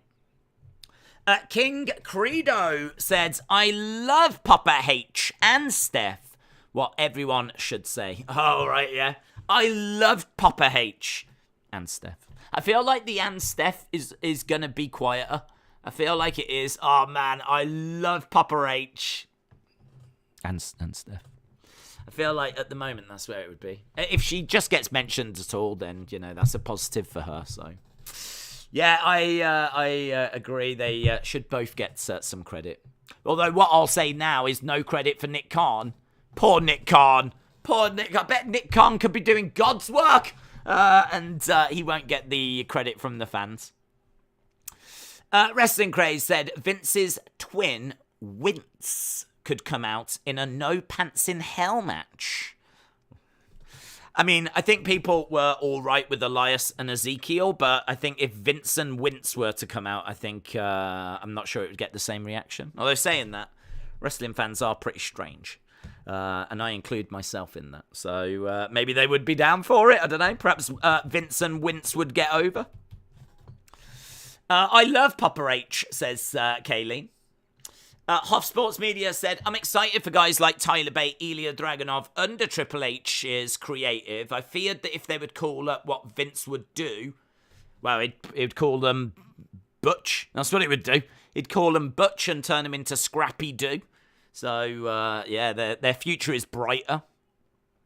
I am giving Nick Khan no credit, says Alexa Bliss Gamer. Well, it's funny you should say that. He doesn't talk very highly of you either, to be honest.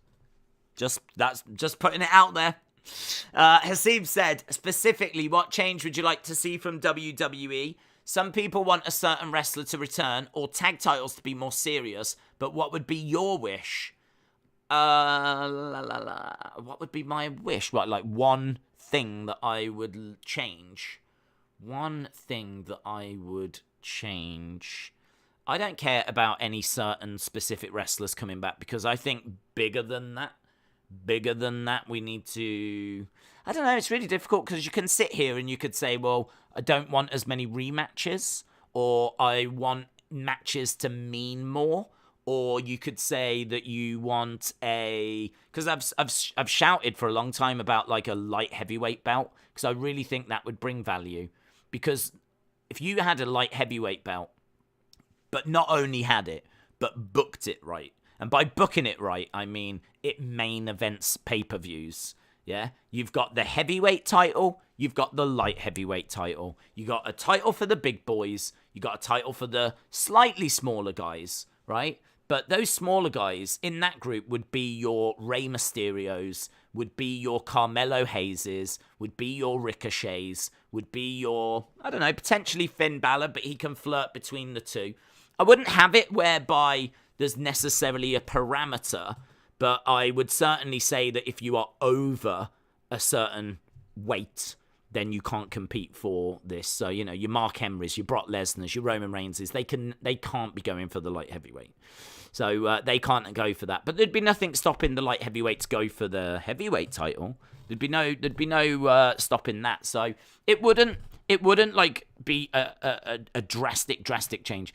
But I just think, could you imagine Finn Balor against Rey Mysterio for the light heavyweight championship, main event in a show? Like, we have not been seeing the likes for a long time now of Finn, Rey, Ricochet. Like, these people just do not get in the main event. Main events are just dominated by Roman, aren't they? Roman, Brock. I mean, look at Clash at the Castle, it's Roman, Drew. Look at SummerSlam, it was Roman, Brock. WrestleMania was Stone Cold and Kevin Owens. Understandable. And then it was Roman, Brock. It's like the smaller guys just never get chance, never get opportunity, never get an opportunity to close out shows and show what they can do. There is this perception that it's the big guys. You've got to go with the big guys. And as I said before, Floyd Mayweather is the biggest pay-per-view seller ever, right? Floyd Mayweather against Pacquiao is the most purchased pay-per-view ever. Floyd Mayweather, did you see Floyd Mayweather, how big he was when he stood against Big Show at WrestleMania? WrestleMania 24, did you see the size difference? Because people don't care about how big someone is. It's not necessarily a problem if they are facing someone their own size. There are people that will watch Hasbulla fight, right? That are excited about watching Hasbulla fight. That only want to watch Hasbulla fight. As long as he's fighting someone who's like, well, I mean, you could fight someone bigger, I suppose. But size, it's just not this factor. It's not this thing. Floyd Mayweather, biggest pay-per-view seller of all time. Who else is up there? Who I think is number 2 is Conor McGregor. Conor McGregor, who's a lightweight. Again, small. Not a heavy, nowhere near heavyweight. Nowhere near it. The amount of money that WWE has left on the table by not pushing some of the smaller guys. Under Vince, we don't know that Daniel would have necessarily got to what he got to. Daniel Bryan was meant to face Sheamus at WrestleMania 30, and it was not for a title. It was going to be connected to, what happened a few years before. It was only the fans that changed that from happening. That, it was meant to be Batista was promised he was going to win the title at WrestleMania 30. Batista was under the impression he was winning that, and then Daniel was facing Sheamus. But because of the fans, they changed those plans. And so we end up getting Daniel Bryan winning the title at WrestleMania 30. And it's this great moment, this big moment. Everyone's absolutely loving it. And Rey Mysterio, again, because of the fans. As we said before, Bret Hart, Shawn Michaels, because of the steroid trial. But you go through the years of all of those smaller guys that just never got the opportunities they deserved. I mean, look at AJ Styles. AJ Styles just isn't getting back to the title picture. Finn Balor has held the title for 24 hours. Do you know what I mean? It's mental. It's mental. So I think I would want a belt that was not a mid-card belt and is not seen as a mid-card belt. I would not want to introduce a light heavyweight bout and it be seen as just a throwaway. If you're going to do that, just don't do it. Just don't do it. It has to be seen as equal to the Universal. It's got to be seen as equal to the WWE. And the only way you'll do that is by having great stories and having it close out shows. So I rather than someone coming back, I would be looking at that kind of a change that's going to really, open the doors for people. And, you could make that argument about the tag team division. If you invest in the tag team division, then you are opening the doors for tag team wrestling. Which, I don't mind. I don't mind us opening the doors to that. You could even introduce trio belts. We know that AEW are doing that. So you could go down that road. Another change would be less rematches. I think that would be good. I think that would be something that people would like to see less of, You get a pay-per-view on a Saturday, and then on a Monday, you tend to see rematches of at least one of those matches. So, that's something else that could change.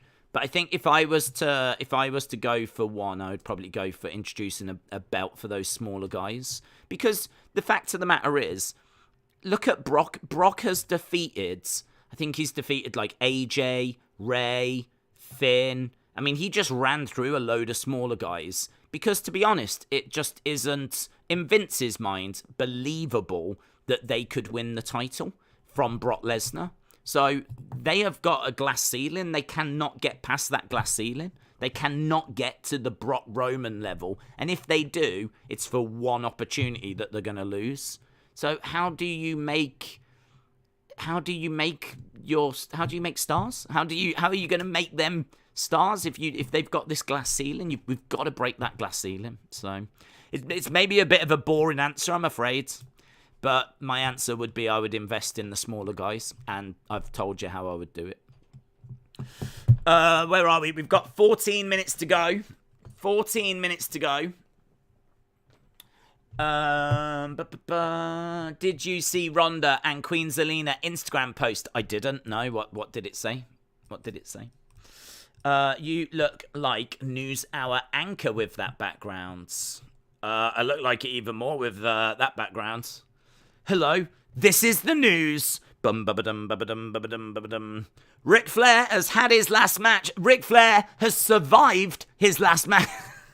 Just, if you saw it, just. Did you hear WWE have announced that Day One will return on the 1st of January? Makes sense. The first pay-per-view announced for 2023. I did, and I also saw Brock on the poster, which I do always say, do not look into posters, right? Do not look into posters because posters don't mean anything.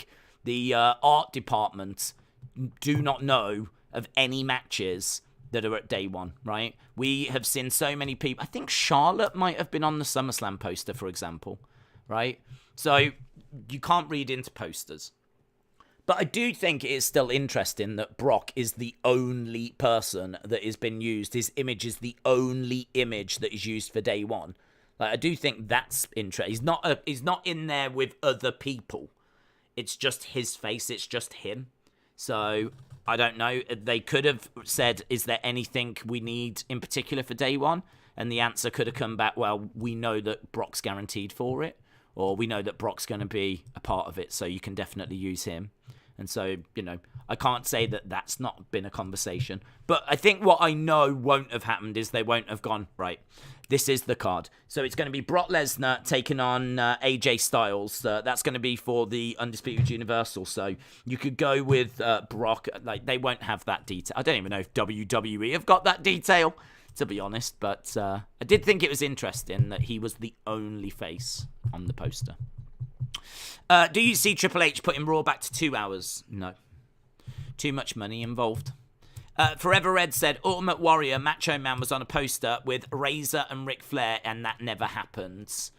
No, the only thing I would say is that was meant to happen, and then Ultimate Warrior ended up getting released. So that was for Survivor Series 92, and Warrior was released and replaced with Mr. Perfect. I remember that because Survivor Series 92 is the first pay-per-view I ever see. So if we are talking about the same thing, then that's the reason why. Big Time Baxter says, WWE has got a lot of buzz and momentum. We've seen AEW put on some good shows lately, but a lot of fans think it's in a lull period. This time last year, the buzz and momentum was on AEW side. I think AEW's fine. AEW's fine. They've got people coming back. They've just had Bryan Danielson coming back. They'll have CM Punk coming back. They've got Kenny Omega coming back. They're fine. I think they are in a tougher fight now, though, to be honest, because I think that there's a lot of buzz and excitement, momentum, as you said, around WWE. They're going to have to try and weather that storm because I think there was a lot of disillusioned fans that went to AEW. And I think now there's a lot of those disillusioned fans that are probably like, what's happening? I think if you're diehard AEW now, you're not going to go back. If you're diehard AEW and you, I don't know, have bought into this war, then you've probably, do you know what I mean, picked your side. But I think for those that were like disillusioned with WWE and they've been checking out AEW, those fans that don't really have any alliance, they're just, you know, trying to find a product that entertains them. I could see some of them going, ooh, what's happening over there now? And so, yeah, I mean, I could see this being a fight. Well, there's definitely a positive to it as well, though. There's so much talk about wrestling, as we just saw on the trending thing, like loads of trends for wrestling. Like, that can only be a good thing for AEW. Do you know what I mean? If everyone's talking about wrestling and you've got a wrestling company, that can't be a bad thing. So there's pros and cons to it, but ultimately they'll be all right. They'll be all right. Becky is kicking off the show. Oh, I expect that to be an announcement. I expect her to kick off the show then and say that she is injured and is going to be out, but she has got newfound respect for Bianca and stuff like that. That's what I would be expecting. Brenton, hello. Shout out to you. Blaze said, it doesn't matter the company. I just love fun wrestling shows. You missed Anna's super chat. I did. Even with all this technology, it's just rubbish, aren't I? I mean, I am the least professional YouTuber, if you will. I hate that term. Person. Just go with person. I'm the least professional person.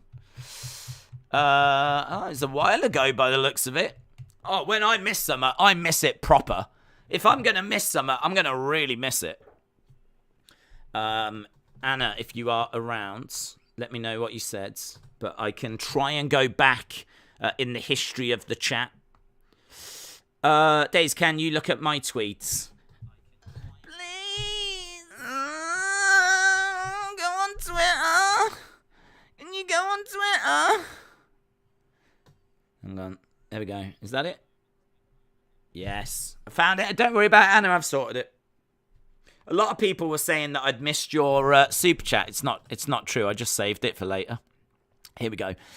Did you see, like me, a difference in the women's matches at SummerSlam? They seem to have a different booking, a little bit more technical, harder impact moves, like restrictions had been lifted a little bit more. I can't say that I necessarily noticed anything different. I did notice in general that a lot of the moves felt like they were harder impact. That came through to me, if I'm being honest, more in Logan Miz. I thought that the Logan Miz match was quite impactful. I put that down to Logan being green and probably throwing in a few potatoes. And I thought the Miz might have a couple of receipts for him as well in there. And I wondered if that's what was going on.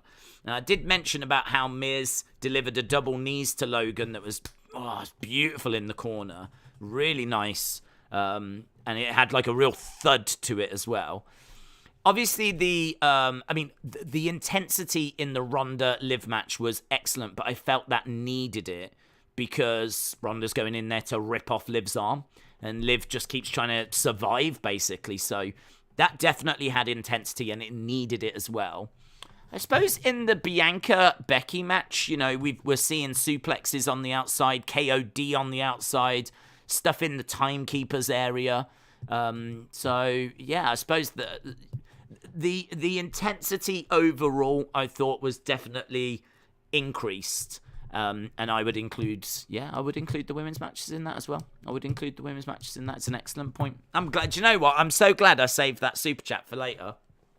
I wanted to give that super chat the time it deserved, Anna. That's what I wanted to do. I wanted to give it the time that it deserved. So, you're welcome. Do you think WWE should introduce women mid-card belts?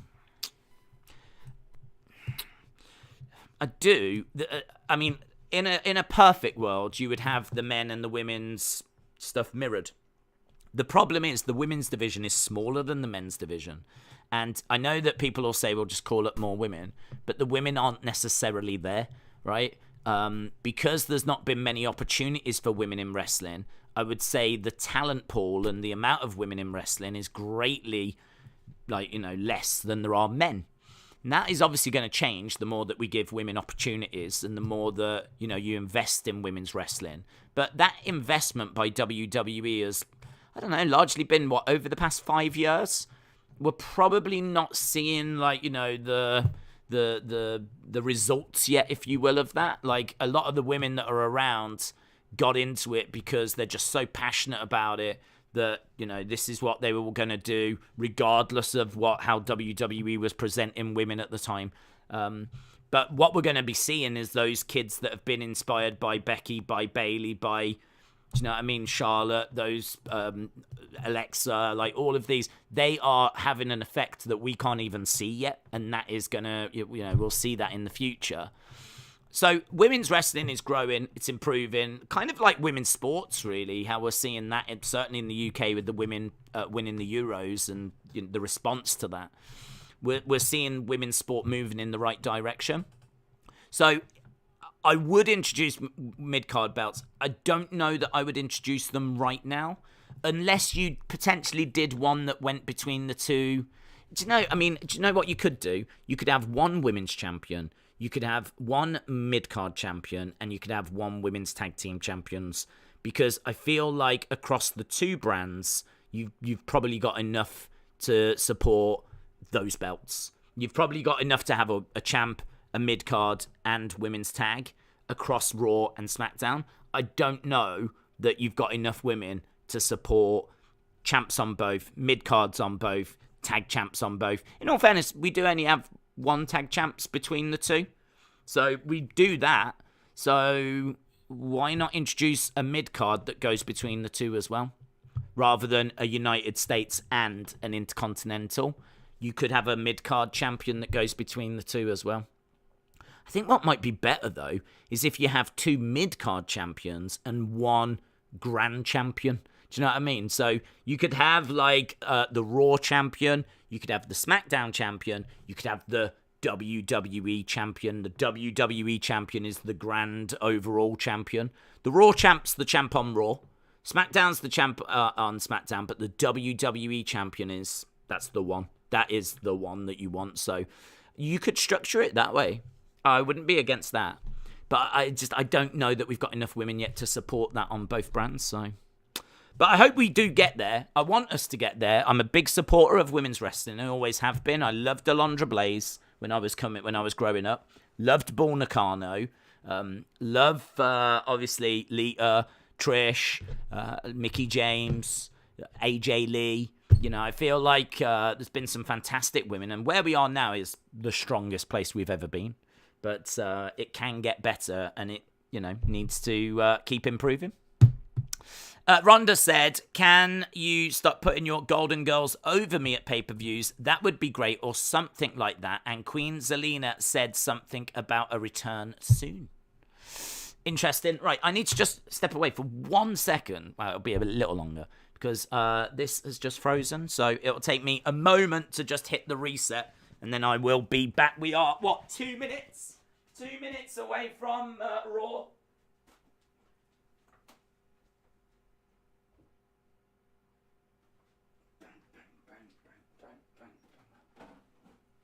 I mean, it wasn't quite like a second, but it wasn't like, a million miles off. There we go. Right, we are up. We are running. We are good to go. I hope everyone is excited. We have got 2 minutes to go till we get to this week's show. It's meant to be a statement show. A statement show. That's what we've heard. You can see on screen, huge Raw expected. Come on. I'm ready for this. We've started an hour and a half early. We've kind of hit lots of the big key points coming out of SummerSlam, and spoke about a lot of the news, a lot of the rumors as we go into the show. Expected to open with Becky, someone just said, so I'm expecting maybe a slightly emotional speech, but I'm expecting a bit of fire as well. Maybe that brings out Bayley, brings out Dakota, brings out Io. That Io thing was funny, wasn't it? Because the graphics when she comes out at SummerSlam says Io Shirai. So whatever decision got made about her name has been a last-minute decision by the looks of it, because they certainly didn't get graphics made. So it certainly feels like whatever that was to change her name happened a bit last second. Because the commentators were calling her Io Shirai. It was only Corey Graves that called her Io Sky. So, confusion all round. Here we go. DTC, shout out to you. Said I've not been in the live streams. I got bored of wrestling, but I watched SummerSlam and I am back. You're not alone, bud. I think there's quite a few people feeling that way. SummerSlam and Triple H has reinvigorated their passion for wrestling, and they're intrigued, and this could be a big show. This could be a big show. This, they said, is going to be a statement show. And we're going to be looking to see what that statement is. Are we getting rematches? What's the pacing of it? What's the intensity of the matches? Are we seeing people being pushed that haven't been pushed? Do the matches matter? How long are the matches? Is there more wrestling or focus on wrestling?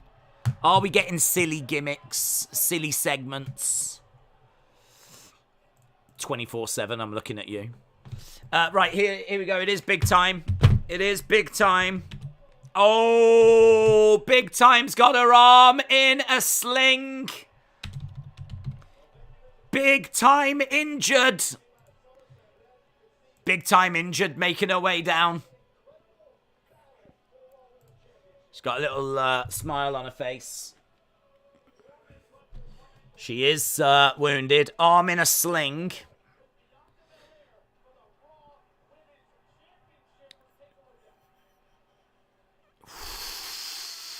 Sasha should return to challenge Bianca tonight. So, Big Time making her way into the ring. We're just seeing a recap of WrestleMania. SummerSlam. I might be obvious when it came to streams. Oh, oblivious. Have you ever had a Metallica shirt? Are you a Metallica guy? I don't have a Metallica shirt. I don't know, but I appreciate Metallica. I certainly like the Black Album. And I love their S&M album. I think that's fantastic as well. So probably more a hits guy really when it comes to Metallica rather than like deep album cuts. But yeah, I've got a fair few of their albums. But I don't know that I could class myself as a Metallica guy. But I certainly appreciate them. Right, we are just seeing what happened at SummerSlam. I mean, look, you're going to get this. Have you got any early Royal Rumble picks? Cody. If he can make it, Cody. So here is Bayley coming back. Oh, man, look at that girl in the stand. There's a girl in the stand that proper freaking out. There was a girl in the stand. She's like, ah! Dakota Kai. Dakota Kai made her way down. I would have put her in something different. I didn't think that ring gear made much of a. Well, it wasn't ring gear, but I didn't think her attire made like much of a statement. Just like ripped jeans. It's like she just came from like a party or something. Who beat Roman and ends him? It could be Drew. I think there's a good chance that Drew could do it at Clash at the Castle. I feel like that's the most likely person out of all the options. Because they've held off Drew. Drew got drafted to SmackDown, and we knew that he was going to face Roman, but they've held off. Now you could say that, Clash at the Castle. I know it's in Wales, but it's as close to Scotland as we're getting at the moment. So it's kind of a hometown crowd for him. Like, there's a lot in his favour. She looks emotional here, Big Time. Becky chant. Houston, welcome to the Big Time. Big Time Becks. Welcome to the Big Time. Everything I do, I give my all.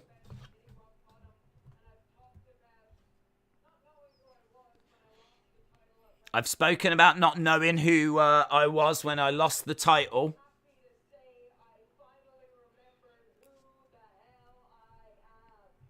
I remember who I am.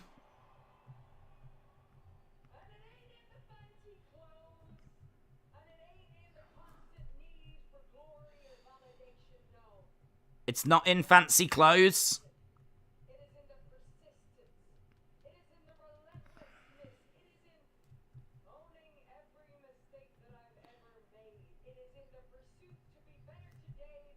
It's in the pursuit to be better today than I was.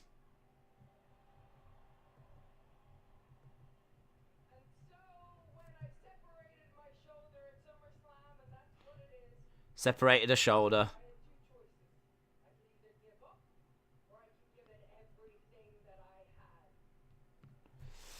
Who's your favourite superstar? Last time I asked, you said Mandy Rose.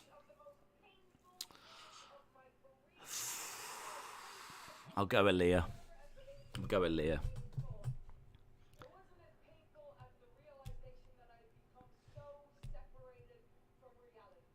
She said the injury was painful, but not as painful as her realising she'd been so separated from reality. This is rehabilitation for her character.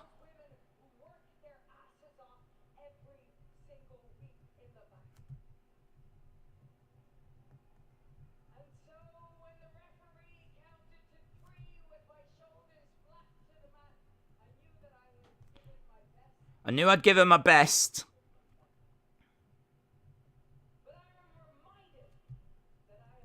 Yes! Oh, hello.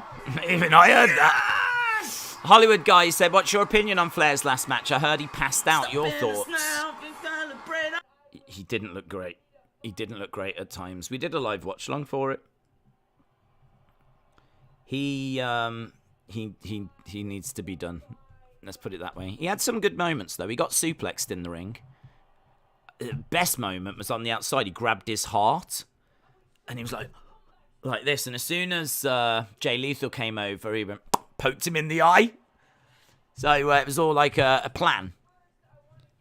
But he came out looking like he'd been drinking a bit too much. Just chopping, really. Not really much when he was in the ring. But he was in the ring a little bit.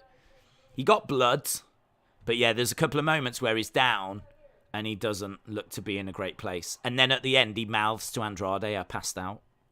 So, not great. Here's Bianca. Would you like to see Hornswoggle return to join the Brawling Brutes? Absolutely. Oh my God, someone's stolen her trouser leg. She's got a whole suit. She's got a suit, her arms are covered, and only one of her legs is covered. She's got a whole leg. That's unfinished. That's unfortunate, that is. That's unfortunate. If this segment had been the main event, she could have got that outfit finished. That's unfortunate, that is. Bianca has come out. The EST. EST. EST.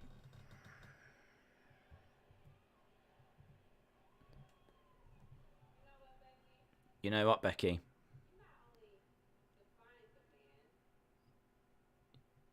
You don't only define the man.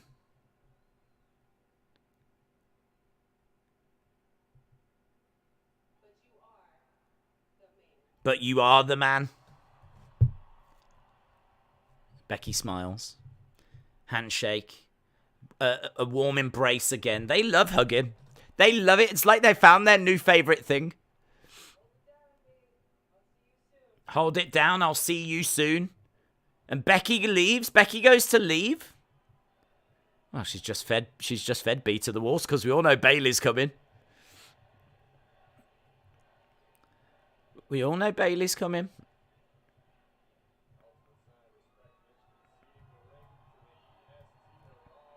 So, Becky walking away.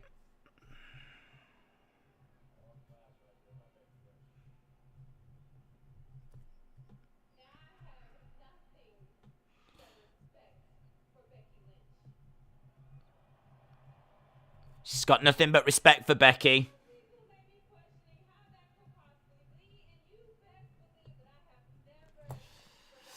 How would you feel about Braun Strowman returning to join Judgment Day? Oh, well, him in Judgment Day would be great. I'll be down for that. Put me down for one of them.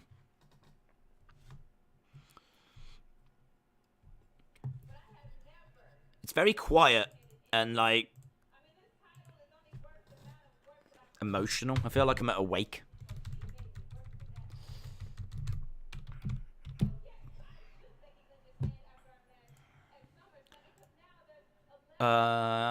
It is cringe, Bianca. So she's putting Becky over. Says getting the respect of Becky Lynch means something. I know there's a target on my back.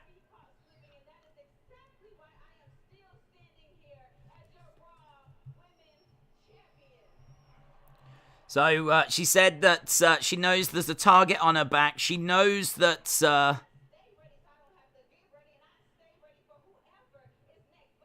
She knows she needs to stay ready for whoever is next. I feel like we're setting this up for Bayley, surely. Hello, backstage. Backstage, camera racing backstage. Oh, they're attacking. Backstage attack. Io Sky, Dakota Kai. They've attacked Becky. Oh, look at that. Her arm's out of the sling. They've put her arm in a chair. They've... Bianca in heels, having to try and run.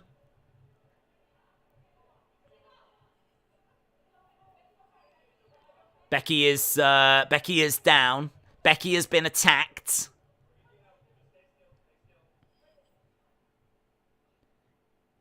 Oh. Well, there we go. Concerning scenes. Concerning scenes. Quite quiet from the crowd, though, you know. I mean...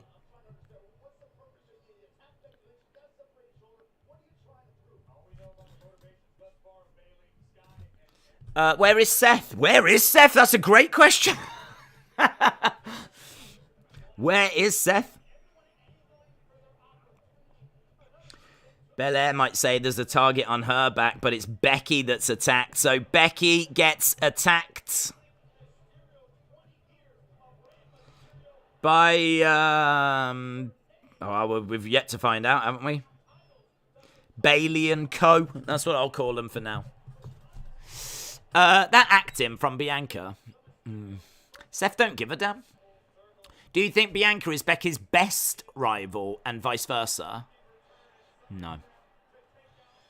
I think that Becky is Bianca's best rival. Becky's best rival, I think, is Charlotte. Hall of Famer Edge tonight. I'm not happy about this. I feel so bad for Becky Lynch, says Matt. Sorry, Matt. I was very emotional about it as well, in all fairness. As soon as I saw Becky getting beaten up, I was very concerned. So far, I'm not impressed. Edge with glasses looks like a PC principal.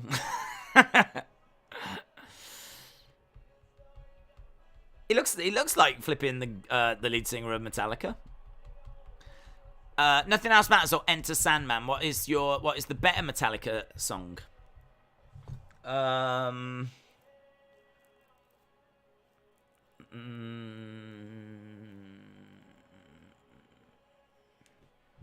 Not Enter Sandman. Let me have a look. Let me have a look at the Black Album, because there's a few songs on there that I really like that aren't coming to my mind right now. Sad But True. Sad But True. You know it's sad but true. Sad But True. I love that track. Unforgiven's amazing as well, yeah. Yeah, it'd probably be Sad But True's the one that stands out to me. I love that track. Right, where are we? We have got the legacy of the United States Championship. This has been narrated by JBL. Well, this is emotional. Video package of the legacy of greatness. Look, we're seeing a bald eagle. There's the belt. We are in the Toyota Center. Oh, look at this! Look at this! Look at this! Look at this! Right, look at this! Ric Flair, Bret Hart, JBL, Eddie Guerrero. Look at these legends that are being shown on screen. Look at this footage. Ricky the Dragon Steamboat! WCW footage. You tell me there's not change. It's right here. Do you know what? We're not shying away from our history. Kofi. Oh, give me this. Give me flipping all of this. Plug it in my veins. Brilliant. Absolutely brilliant. Look at that. Chief J Strongbow as well. They wouldn't even release that Chief J Strongbow figure because, like, they feel it's disrespectful to, like, Native Americans. Triple H has gone, sod that. Let's get him up on screen. Let's get Chief J Strongbow on screen.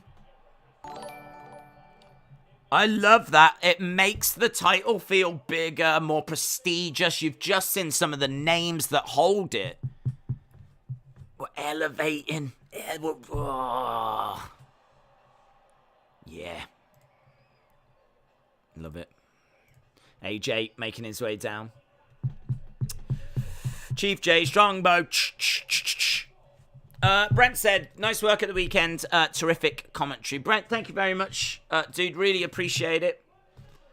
Really appreciate it. Appreciate everyone that's joined us. We've been doing quite a bit of stuff. Obviously, UFC. We did Ric Flair yesterday. Now here we are with Monday Night Raw. And AJ Styles has made his way into the ring. Mustafa Ali making his way down. I can't remember if he had the Mustafa before. He might have. He's had it. He's lost it. He's had it back. I can't remember. He's got it now, though. And he's managed to find his way onto TV. That's exciting for him. So, yeah, Mustafa Ali making his way down. AJ Styles already in the ring.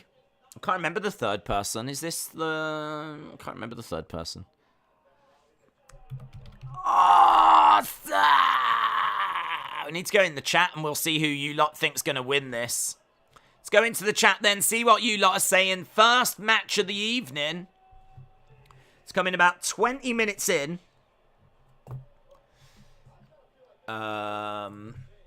Who wins? Miz, AJ Styles, Mustafa Ali. Boom. VPN Dub, shout out to you.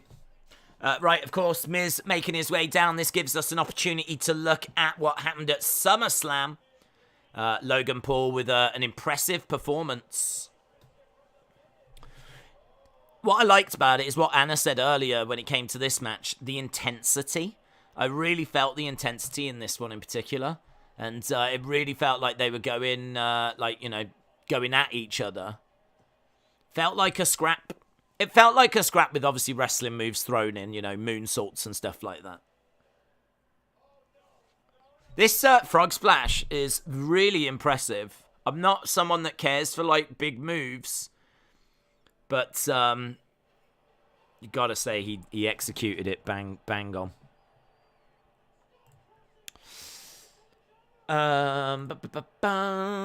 Days, Miz wins this. Ciampa wins the other. Miz forces Ciampa to take the pin and build towards a turn. I like that. That's good. That's good. He's got his ribs bandaged. His tights say, "Hello, my balls are massive." That's what his tights say. They might have said that at WrestleMania. Keep saying WrestleMania. I think it does, actually. I'm just having a look here. I didn't even notice. Yeah, that's what he was wearing at SummerSlam. I can honestly say at no point did I read Miz's crotch. At no point at SummerSlam did I sit there and read what his crotch said. But for some reason, I have just noticed now.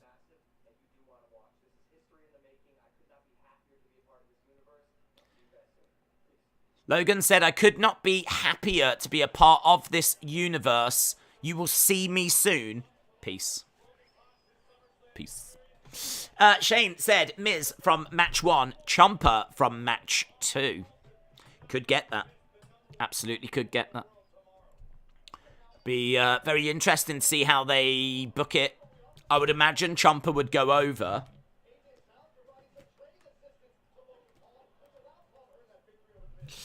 How would you feel about a 3-on-3 elimination match? Judgment Day of Balor, Priest, Strowman versus Mysterios and Edge. I would be down for it. I would be down for that. I like the idea of Braun joining Judgment Day. I actually said not long ago, and I'm sure people won't believe me, but I did, that they need a bigger person in that group. I always felt they needed someone, and I was proposing Haaland from NXT, and I also said Von Wagner. They need someone that's got size, because Finn Balor doesn't have size. Damian Priest is tall, but I don't know that he's that imposing. He's kind of tall and kind of a bit on the slender. He's not like, you know what I mean? He's not Brock. I feel like they need someone that's the muscle. I feel like they need someone that's got that imposing side to them. So that is definitely Braun. And I think Braun, I mean, look, Braun does a great job when he's on his own. I mean, he's fine, but he's not spectacular. I don't think he's got the most charisma in the world. But when he was in the Wyatt family and he had the black sheep's mask, that was good. So you could definitely put him back in a faction. I'd be down for that. So, yeah, I don't know. I don't know if it'll go that way. I've not heard any rumours about them looking to bring Braun back, but I like it. Kicks coming in by The Miz to AJ. Jake and Logan against Miz at WrestleMania has been booked. Since 1945, all the British tanks have been equipped with necessary items for making tea. Good. Morale is important on the battlefields. Always need a nice cup of tea. Big strike by AJ. This could be a lot more, as we said, you know, focus in ring. AJ hurls Miz into the corner, but doesn't really throw Miz with much gusto. And he ends up kind of like twizzling around. He kind of wafts his way over to the corner. Chop coming in there by AJ. Miz up in the corner. AJ climbing up. Forearm strike coming in here by... Oh, there's Ali. Ali has come back in. Ali climbing up. What's he going to go for? Strike. Looks like he's going for like a Hurricane. No, he does a moonsault. Oh, gets planted by AJ. Miz comes in with a kick. DDT by Miz. 1, 2. Shoulder up by Ali. Crowd are quiet, man. Crowd are quiet. WWE has got to get out of this Goldberg-Brock phase and make new stars. Austin Theory would be a good start, says Kevin. Brenton said, what's your favourite Intercontinental and US champions? Intercontinental would be Rob Van Dam and US would be Cena. I love the spinner belt. Actually, US for me would be Cena, but not the spinner. It would be the open challenges. I absolutely love that phase because I thought it gave people such opportunity. And it really, for a long time, was some of the best stuff we were getting on Raw. So I think that he used it the right way with the US Open challenges. I absolutely love that. Some brilliant matches in that series. Him and Cesaro. I think he goes up against like Neville as well. I can't remember if there was one against Ray. But yeah, I would go with that. Intercontinental. Tricky Intercontinental. There's been so many great champions. Rod Van Dam was great. Jericho's had some fun reigns with it. I always think Jericho when I think the IC title. As a kid, I loved Ultimate Warrior getting it. Ultimate Warrior ending Honky Tonk Man's reign. It wasn't an iconic run, but it was my favourite as a kid. But yeah, who would I go with? I don't know. Favourite Intercontinental. Brett was great with it as well. Brett was great. Shoulder up by Miz. It's an interesting question, actually, for the community. Who's your favourite Intercontinental Champion? Brett was good. Razor was good. Shawn was good. Jericho was good. Rob Van Dam, as you said, was good. It's got to be Brett, says Dave. Warrior was my favorite. Warrior was maybe my favorite superstar when I was young as well. It was him and Undertaker that were like the ones. And as I got older, I got more into Shawn. So I loved it when he got it. Bulldog winning it was amazing, but obviously he does nothing with it. He ends up dropping it to Shawn not long after, but it's that's that match at SummerSlam. I mean, you're going to hear tons about that, aren't you? What with Clash at the Castle coming up. If AJ loses, we riot, says Mr. Reactor Zone. I'm going to say HBK, says Stone 9540. Yeah, I mean, you do get the ladder match, like, in that Shawn one. Obviously, won by Razor, so that kickstarts his run. But yeah, the Shawn Intercontinental run in that kind of period was really good. Into the commentary table, Shane Douglas. Some good spots here, says LSW. They're really putting the work in. The other thing I've noticed as well, and I don't know if this was at SummerSlam, but have you noticed how the LED screens go all the way around now? Again, this could have been something that could have been for the past few weeks, but I'm only just noticing it. But it used to just be the corners, but the LED screens on the outside go all the way around the back now. I just noticed that they're all by the commentary table as well. And all behind the commentators. Mustafa Ali grabs Miz. So we are underway with this. Skull crushing. Oh, Miz gets it on Ali. Skull crushing. Miz can't get over to make the pin yet. Might as well end the poll. Here we go. Miz going over to Ali. He's too close to the ropes. I thought he was going to put his foot on the rope. He was so close to the ropes, I was like, he'll put his foot on the rope. 71% of you have gone with AJ Styles. 71% of you have gone with AJ Styles.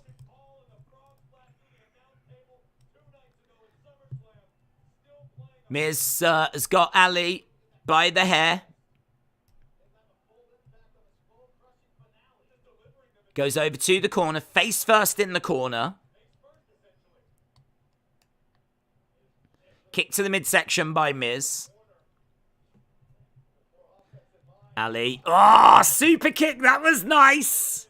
Down goes Miz. Tito was a fantastic Intercontinental. Had great matches with Macho Man until he dropped that title. Yeah. Tito. I mean, Macho Man is a good shout, to be honest, that I'd forgot about. Oh, my God. Wow. Oh, AJ with a Styles clap. That is sick. 2, 3. AJ Styles wins. Damn, that was sick. He just caught Mustafa Ali mid-flight, turned it into a flipping Styles clash. And it's AJ Styles. It's who you wanted. It's who the community thought. That was good. The ending of that is really good. That was good. What an amazing spot it was, man. He kind of flips over. Damn, that was good. So he rotates from the top, comes down, hits the Miz, bounces up, gets caught by AJ, and is then like Styles clashed.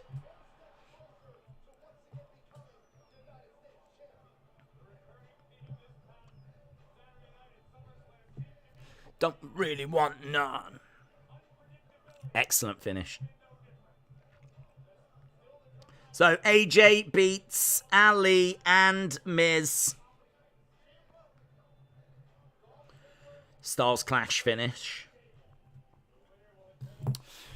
Winner is going to face Ciampa, Dolph, or Chad Gable.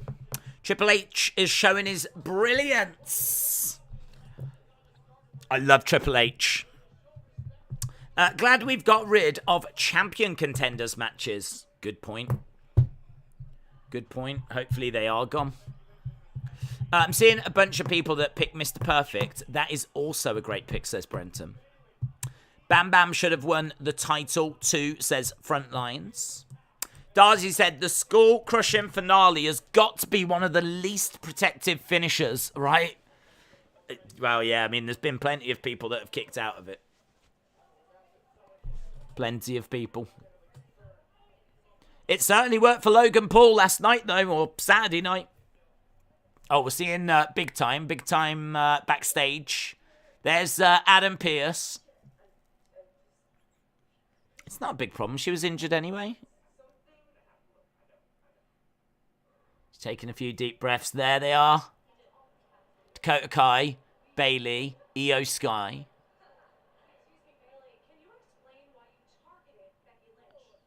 Can you explain why you targeted Becky Lynch?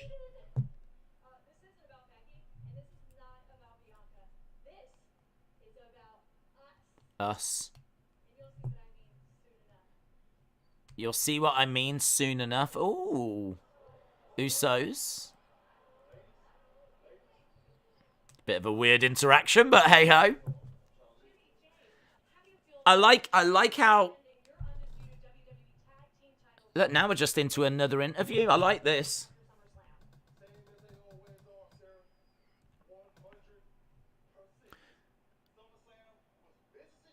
SummerSlam was business as usual.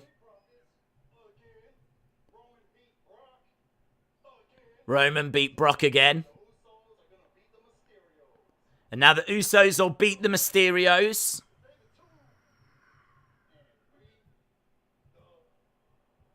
They the twos. We the ones. Do you know what? That's really interesting way to go from one promo to another. So, Bayley and Co. promo.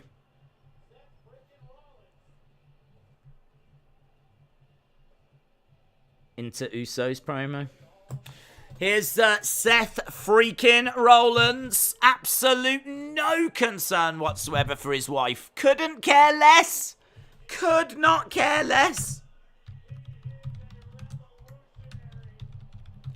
Seth freaking Rollins. Making his way down to the ring. We need to get the winner's scroll going, don't we? We do. Right, let's get that loaded. If the authority figures had any authority, half the roster would be suspended. Raw results. Okay, so we've got... we had Becky and Bianca promos. We then had... Becky attacked by Bayley. Then we had AJ beats Ali and Miz. There we go. Okay, so they are just showing us what's happened at SummerSlam. Obviously, these two were left off the show. Well, they kind of featured, but they didn't feature.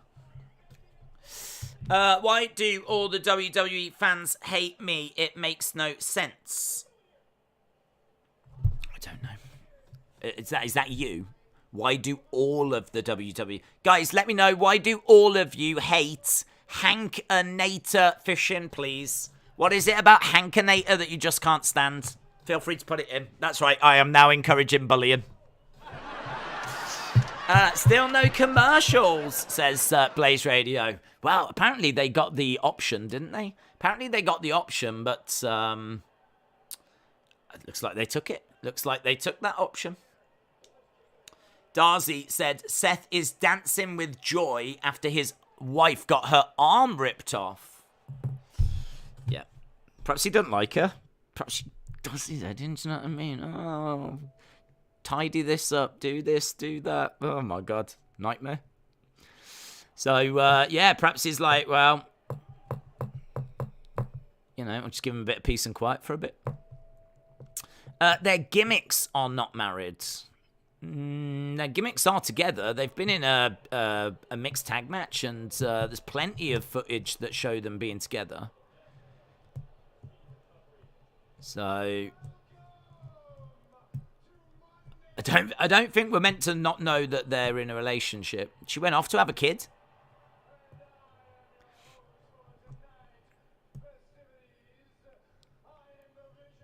I do admit, though, that there's not loads of stuff where they're together, like, on the shows. But it has been acknowledged.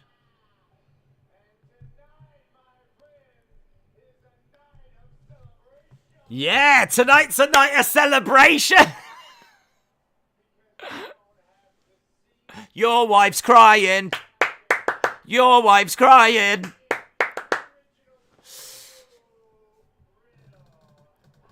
So, tonight is a night of celebration. Look, he's absolutely over the moon. It's the best thing that's ever happened to him.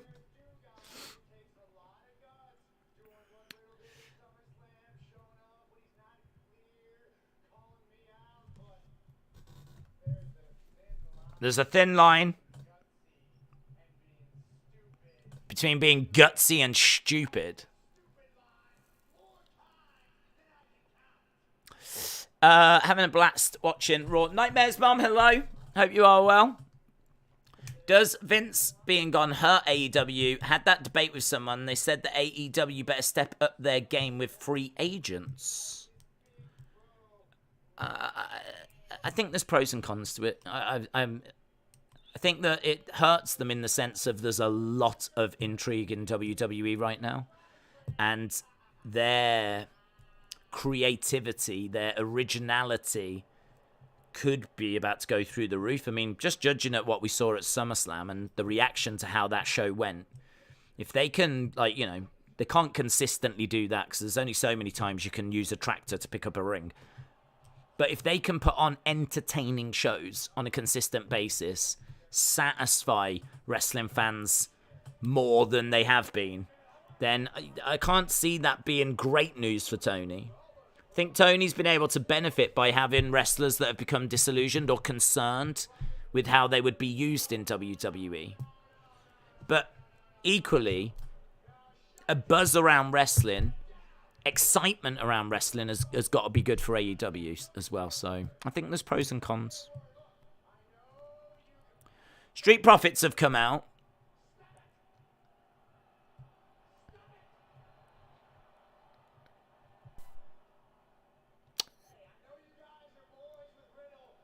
I know you guys are boys with Riddle. So Street Profits have come out. Booze.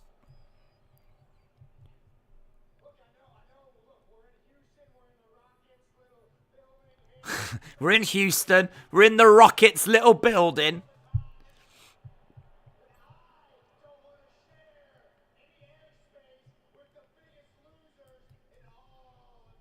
I don't want to share any airspace with the biggest losers in all of WWE.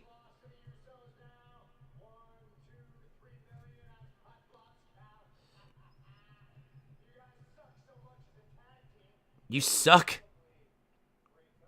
You'll probably break up.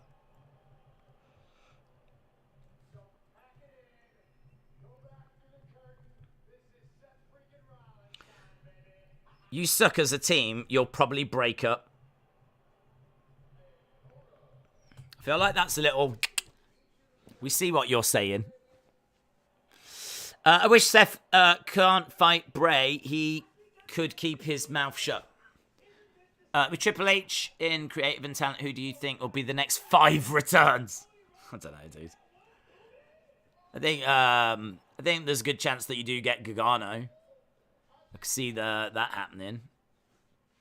I mean, I think that he could be reaching out to Bray, but that's a harder deal to do because that's millions. I don't think Johnny's on millions. Bray was on millions, so it's a more complicated deal to do. It'll be a longer deal to do, I would imagine. A whole creative kind of aspect to it as well, so don't know. I think I'd like to see Braun in Judgment Day. I think that would be good. So I'd be down for that. Okay, here we go. Looks like we're going to get a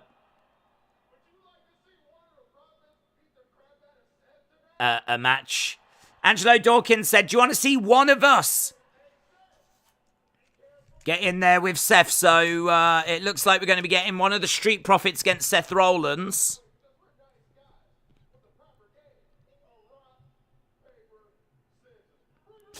Alexander Young said, are you going to see Clash at the Castle? Well, I certainly hope to see it. I'm not going to it, but I certainly hope to see it. So if you're going, have a great time, dude. I hope you have fun. Right now we've got rock, paper, scissors. We've got a referee that's come out for this. Montez goes to do it. He grabs the ref and he goes running down to the ring. So Montez, it's going to be Montez against Seth Rollins. That'll be a hell of a match, actually. So, yeah, Montez kind of screwing over his partner a little bit there. In a friendly banter type way.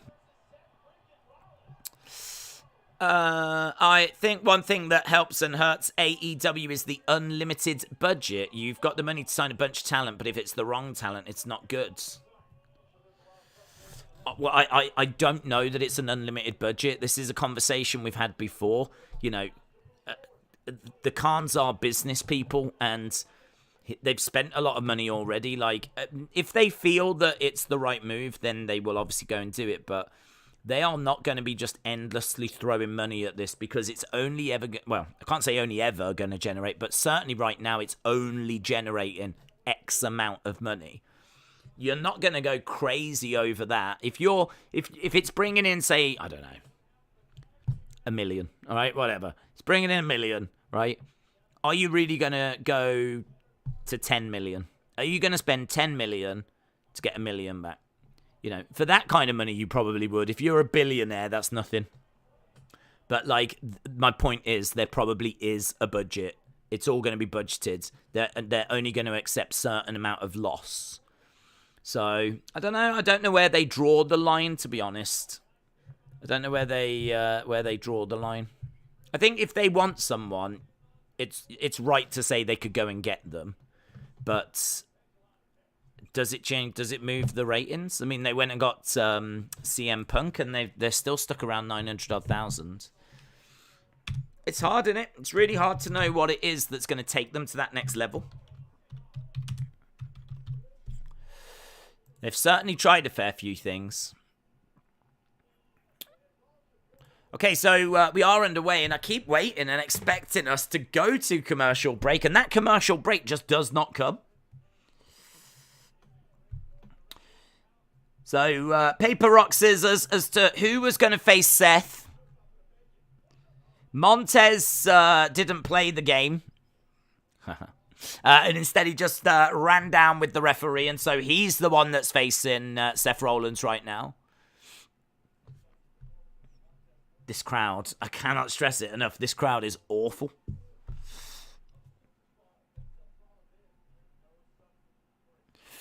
It's really quiet, really quiet. For a moment, I thought that Montez was going to turn on Angelo during that rock, paper, scissors. One thing hanging over AEW is the video game. If they can make the 20 million back, that could help them. Yeah, I mean, that is a hell of an investment. The only thing I will say about the video game is that it's crazy. I mean, I heard it was 80 million that got put into it.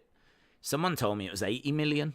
I don't know if that's true or not, but I think if you're building a game from scratch, you've got to do everything from brand new. Like, everything has got to be done for the first time. You can't use any code or anything from previous games. So I would imagine the first one's the most costly to do. But even so, I mean, it's gone mental in it. It's crazy the amount of money they've spent on that game. It better be damn good. Billy, WWE said, could we see Judgment Day ruin the title match? Sure. Yeah, Mysterios are in it. So Judgment Day could come down and ruin that. Yep, absolutely. Right, we've got Montez in there. Back elbow by Montez. I really like Seth's ring gear. I love that black ring gear with like the coloured lines on it. It just looks really cool. Different. Never seen anything like it before. I also think that the panels look a bit like static. I don't know why, but you know on a TV when it's like shh. I always keep thinking that when I look at the panels that he's got, those bits on the sides. Just always reminds me of static. But I like the look of them. They look cool. He's had some great ring gear though, Seth. So it's just in a long line of great ring gear, but I do like it. We've got Montez on the outsides.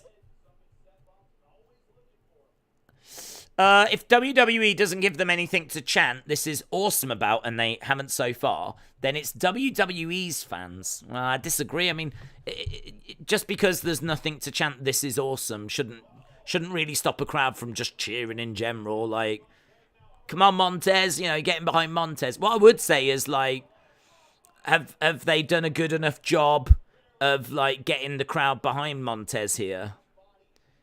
Are the crowd going to be behind Montez in this match? Do the crowd hate Seth enough to be booing him?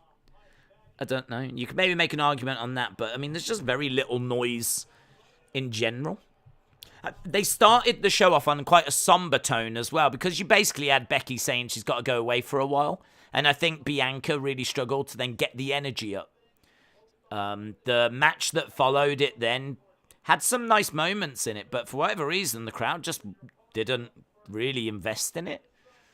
I don't know. Honestly, sometimes you just get quiet crowds. I certainly don't think that this has been like a terrible show or anything. I think it's been fine. You know, not had any commercials. I appreciate that. And we've had some decent in-ring stuff. Nice kick to the midsection. Kick coming here by Montez. Step up enziguri. Montez gets Seth. Nice suplex, kip up. Tony said the budget was 20. I think the 80 figure was just thrown around. How much does WWE put into their games? I think they dwarf AEW's investment. I feel like I did look at this. 2K22. Let's have a look. I'm sure that will have info on the budget. Development.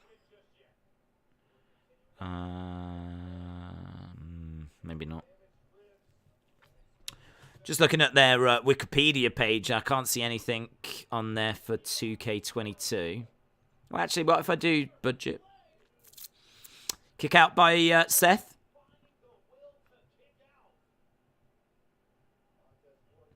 I don't know if that information came out. 2K budget. Let's go with that.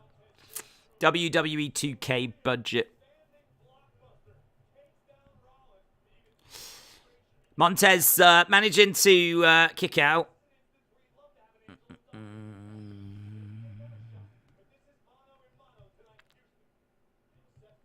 Yeah, I don't know. Without like going deep into research, there's no quick, easy responses coming back that I can find.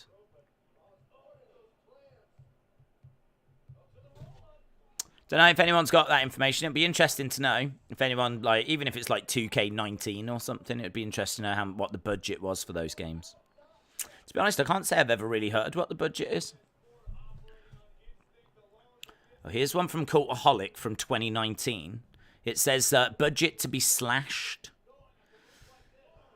Since 2K20 was released, the game has had loads of bugs. There are 10 developers have left, and they're slashing the budget. But again, no specifics as to what the budget was and what it's been slashed to.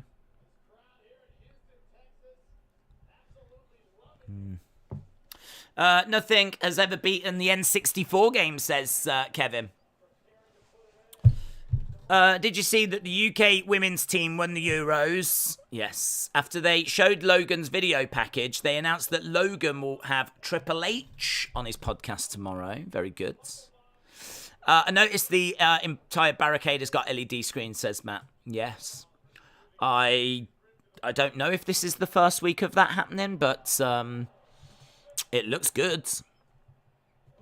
I love Triple H. I'm gonna give Triple H the credit for that. Seth gets his foot on the rope. Crowd are getting a little bit warmer into this now. Definitely a bit more into it. Seth just went for the curb. Kick to the midsection. There was a DDT in there by Montez. Montez climbing his way up. And Seth knocks into the ropes. I wonder if this is a bit of... it might not be, but I wonder if this is a bit of a trial match for Montez. I wonder if this is them having a look at what he's like as a solo star. Oh, Falcon's Arrow by Seth. 2. Kick out by Montez. Montez kicks out.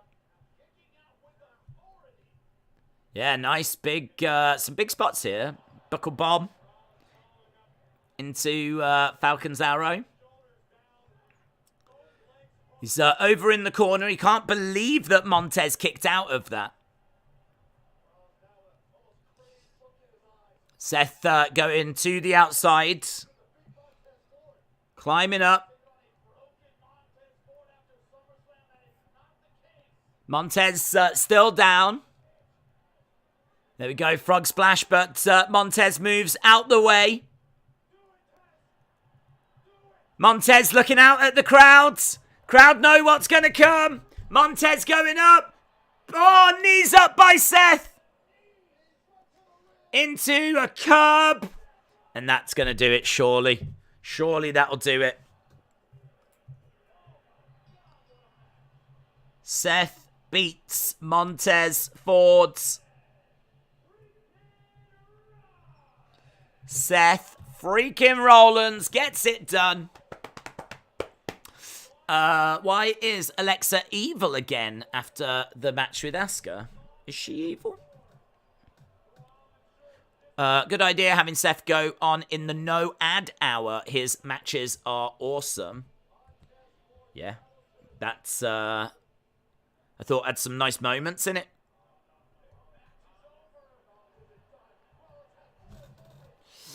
He wants to get... Is Angelo Dawkins going to... Yeah, Dawkins comes in. Dawkins makes the save.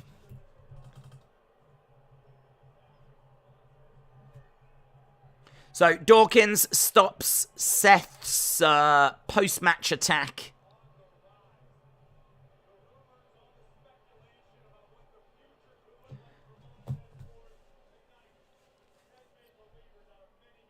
The rumours and the speculation about what the future might hold for Montez Ford might intensify, and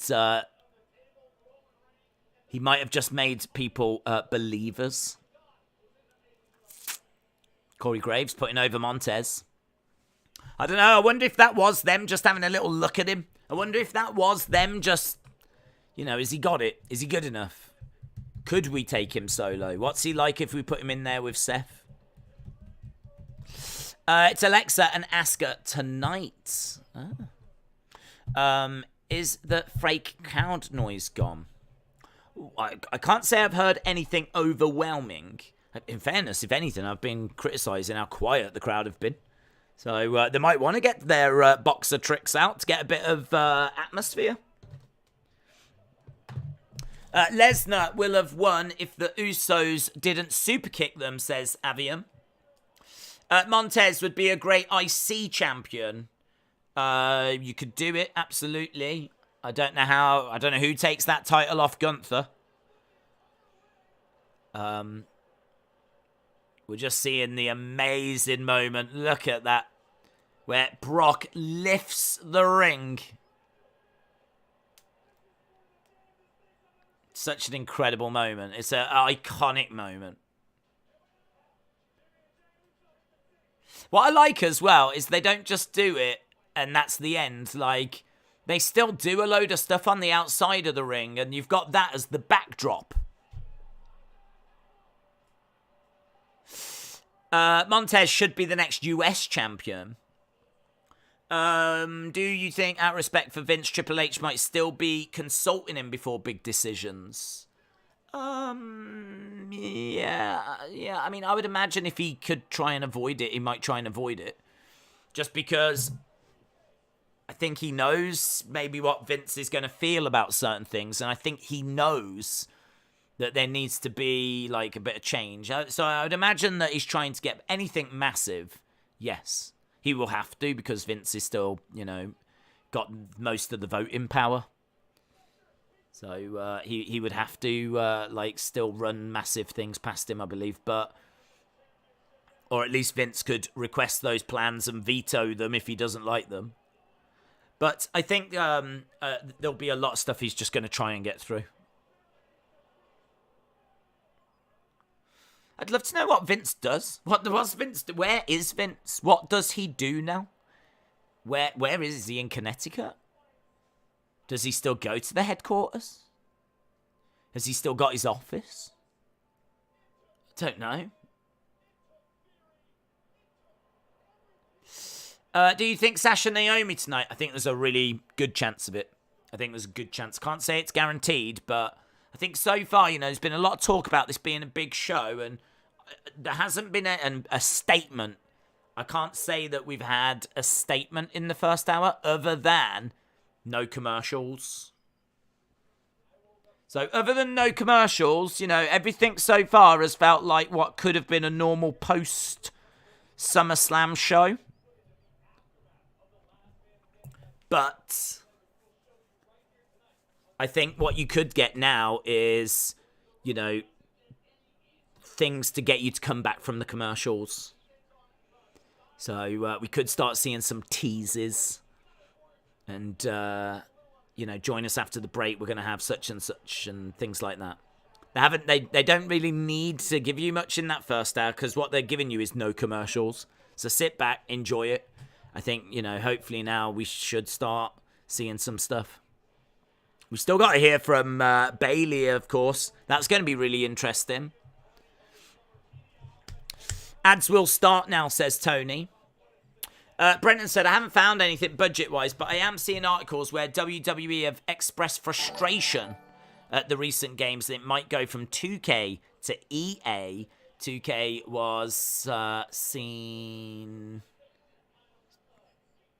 as 2K22 was seen as critical. I actually thought the response to 2K22 was all right. I thought it was pretty good, actually. Saw a lot of people giving it like 7.5, 8, that kind of ballpark. So I actually thought it'd done all right. But perhaps they feel that, I mean, look, at the end of the day, if someone's going to offer them more money to make the game, they will just go that way. Here's Alexa then. Alexa Bliss making her way down with Lily. She wants to get herself back to the title.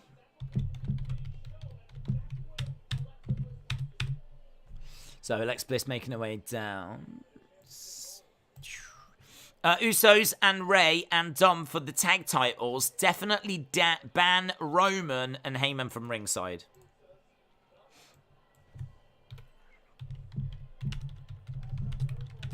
Did we say it was Alexa Asuka, someone said? Can't really argue at that as a match, can you, really? It is as well. Here she comes. The Empress. Alexa versus Io Sky is a dream match. Dream match. There was an announcement that Vince's office is now an office for Nick and Stephanie, and Vince is probably sitting in a rocking chair and crying. Arn said, I don't know what is so hard about to bring Bray back. The fans want him. Undertaker wants him, says Arn. I think what's difficult is his wages are quite high. It's not impossible, but I think it's like, it's in the millions. So it's an investment. It's a big investment. But not only that, like, he didn't seem to appreciate, or there were certainly disagreements with the way that the Fiend character was being used and the way that it was all going, and so there was clearly a falling out. If they were on the same page and everything was great, I don't think he would have gone. So whilst Vince was there, I think that he didn't want to bring him back because they would just have fought. They would have argued. They wouldn't have got on the same page. Now Triple H is here, though. That absolutely could be different, so we'll have to see. I mean, listen, if he comes back tonight, that'll be a hell of a statement, won't it? But I'm not expecting him tonight. Here we go then. Asuka against Alexa. Hard to know how this one should go, to be honest, because I feel like in a one-on-one match, Asuka should win this, but shoulders down. Referee wouldn't count them until they were down. They're told not to do that. Not to count them unless the shoulders are down. Alexa sat, laughing, rolls up. Asuka on the feet, charges over. Down goes Alexa.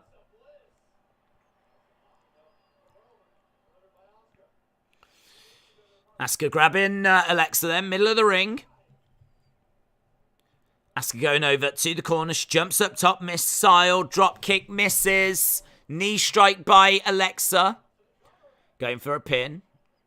Kick out.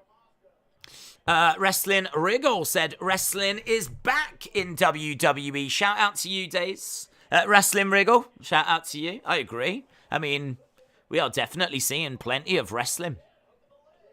We've come straight out of one match and we're straight into another here.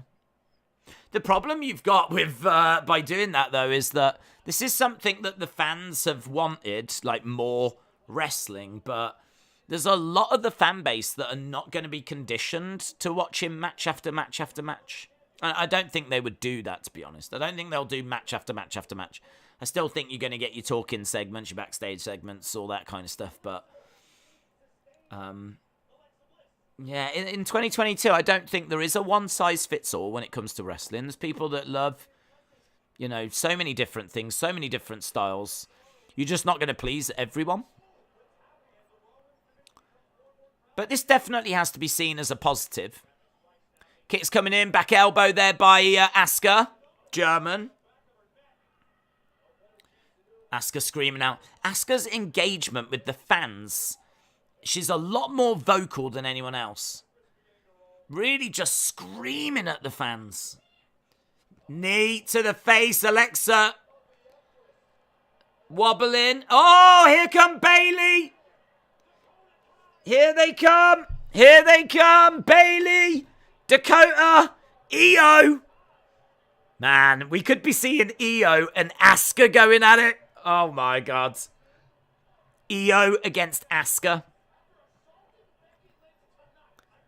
Smile on the face of Bayley. Bayley has got Alexa. Knee straight to the side of the head.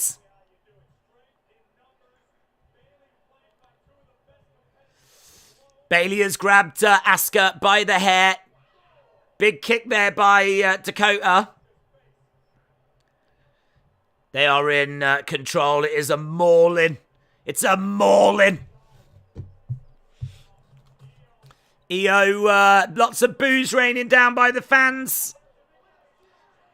Got a chair, and is this going to be... Yeah, Bianca's come down. Bianca's come running down. So is it going to be Alexa and Asuka that are going to be joining Bianca? Certainly feels that way. Certainly feels that way.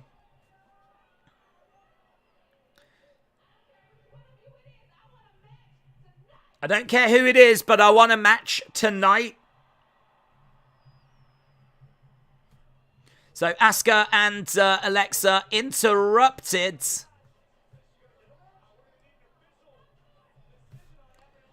By Bayley and co.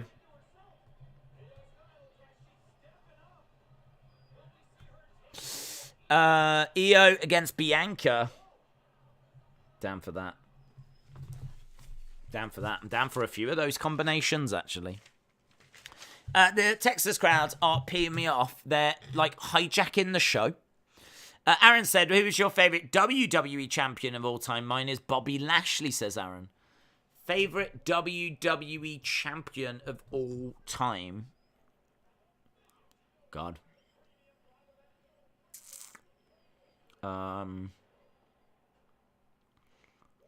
Favorite WWE champion of all time?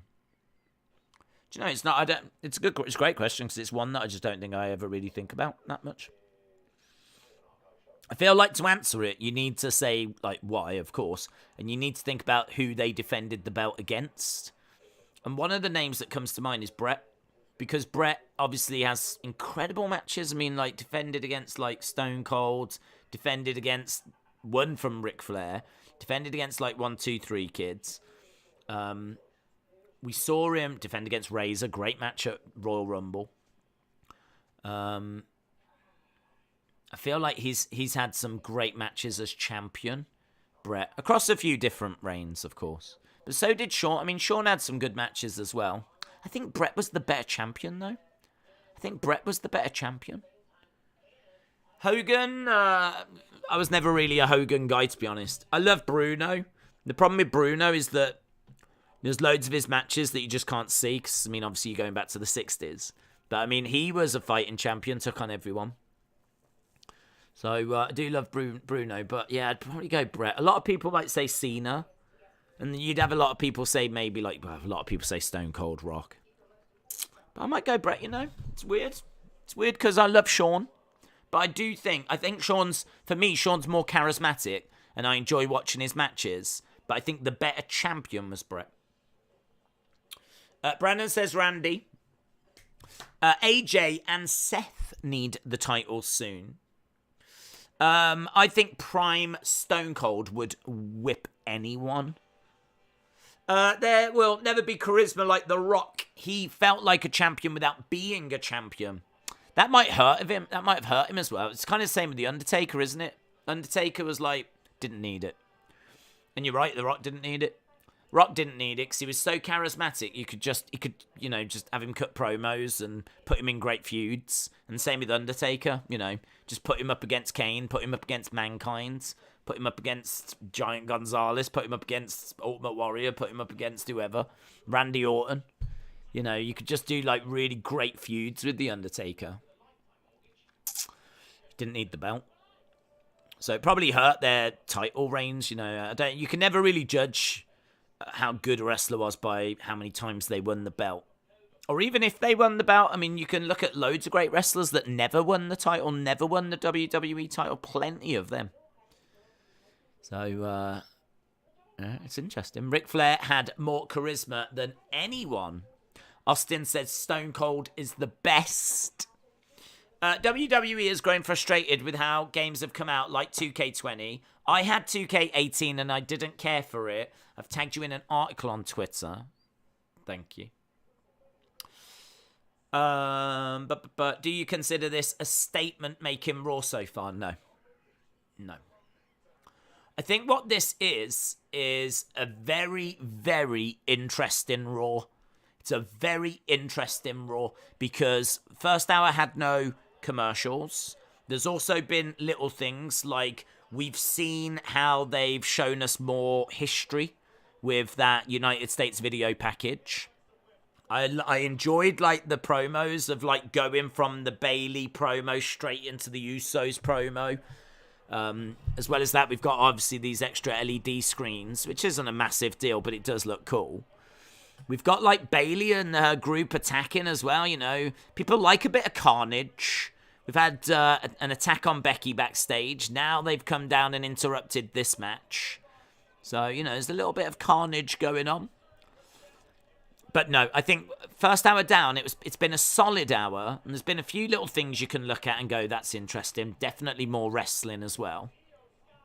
But I could not file this under statement at the moment. Early doors, though. Not even at the halfway point. Here we go. We got our next triple threat match coming up. Winner of this will go on to face AJ Styles. Dolph Ziggler has held 15 championships.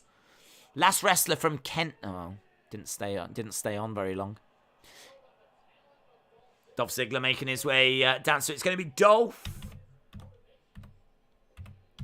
versus Chad Gable versus Tommaso Ciampa. Ciampa making his way down.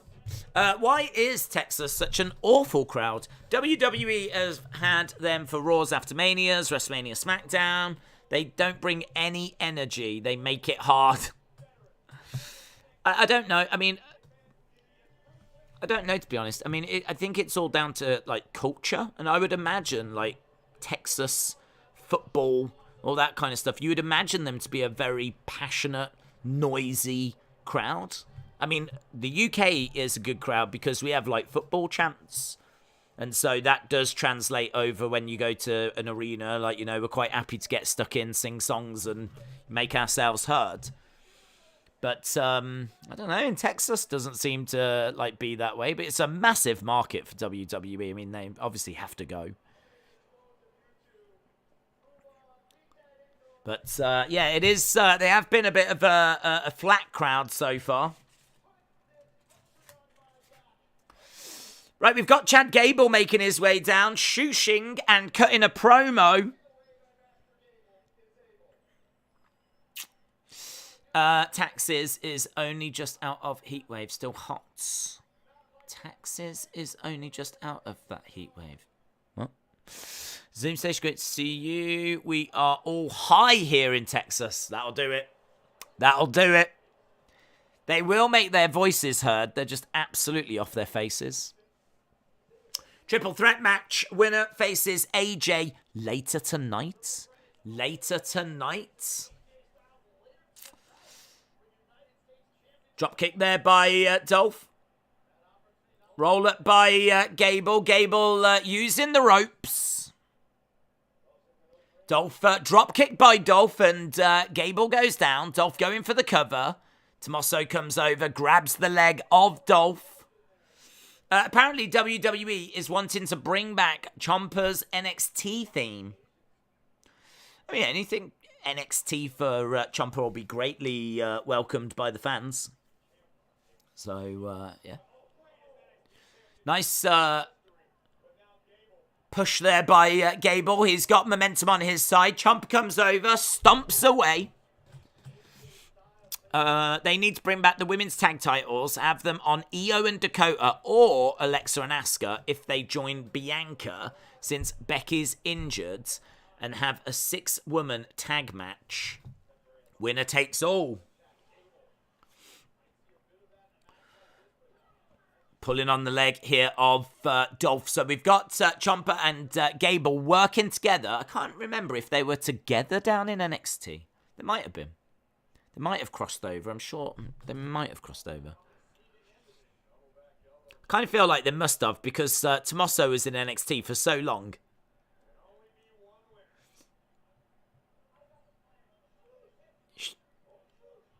Tommaso is shooshing Gable. Gable picks up Ziggler. Tommaso comes over, but Ziggler's fighting back. Drop kick. Ooh, gets caught. He's going to get slingshotted into the court. That was a nice slingshot, that was, by Tommaso. Nice little roll through onto the shoulders. Gable has got Tommaso. Elbows by Tommaso. Picks up Tommaso. Plants him down. Pulling back on the arms here. Boom. Yeah, again, crowd really quiet. 1, 2, Ziggler with the pin, but shoulder up by Chad. The 6-woman tag, winner take all slam. Any big pay-per-view with a good build. American Alpha were called up in 2016 before Tommaso, I think. Oh, it's really close in it, though. It's going to be really close. It might have been... You're right, though. They could have just missed each other. Ledger Killer, shout out to you. Maria said, could we see Nunes Pena 3? Pena said, let her do the 3rd rematch with Nunes. Why Pena wants the belt? She thinks she is the boss. Dana didn't seem interested in it. We watched the post-event press conference thing, and Dana was like, nah, not feeling it at all. Wasn't interested in it at all. So I've got to lean towards unlikely. He said that it was a good shutout. He was like, the knockdowns that Nunes got were way more important than any submission attempts that Pena was. I actually thought the fight was really good and close, because it did feel like Pena was gonna, she could have found a submission. Dana wasn't having it. He wasn't having it at all. He wasn't having it at all. He was like, no, she's just dominated that fight. It was so one-sided. He seemed to want to move on to something else. How are you liking it? It's all right. It's all right. I'm quietly entertained. I mean, I certainly don't think it's a bad Raw. I think expectations were very high for it, though. That's what I'll say. Crowd are awful. Really sucking the life out of the show. Expectations were high. But I think, it's been all right. I mean, like, the matches have actually been pretty decent matches. They've meant something. They've mattered. So, yeah, it's all right. It's just not the mind-blowing statement show. Oh, my God, this is going to be legendary type situation. I mean, I was expecting Raw after WrestleMania type stuff. And I can't say we've had that yet. But I stress there's still time. I'm certainly not down on the show, and I haven't given up on the show by any means.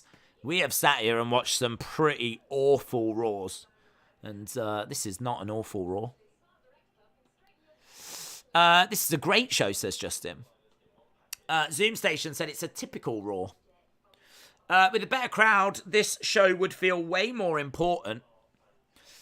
This is the first crowd to listen to Gable when he tells them to shoosh. Yeah, well, listen, this is WWE's fault. If you're going to have someone walk out there and tell people to shoosh, and they then listen, can you really criticize them?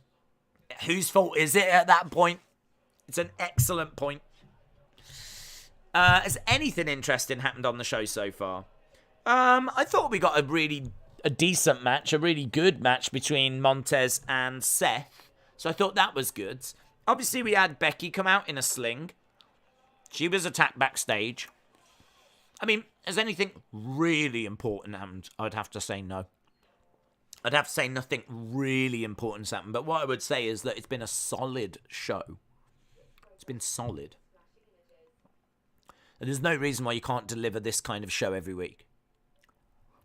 But I wasn't looking for that this week. I was looking for huge, spectacular,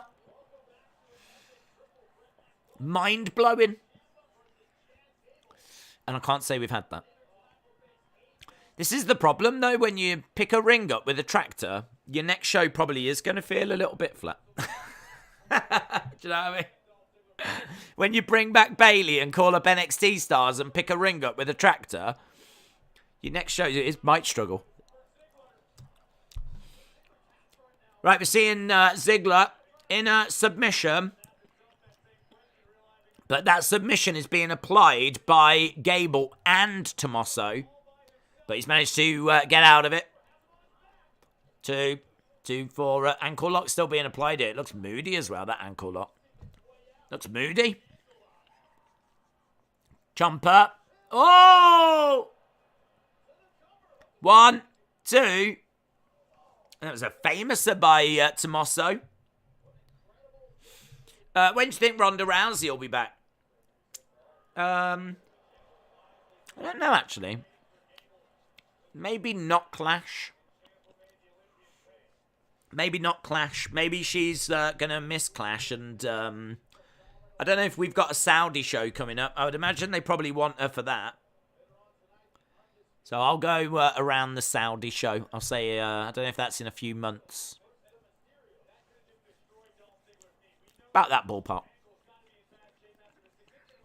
The crowd are bad, says Daniel.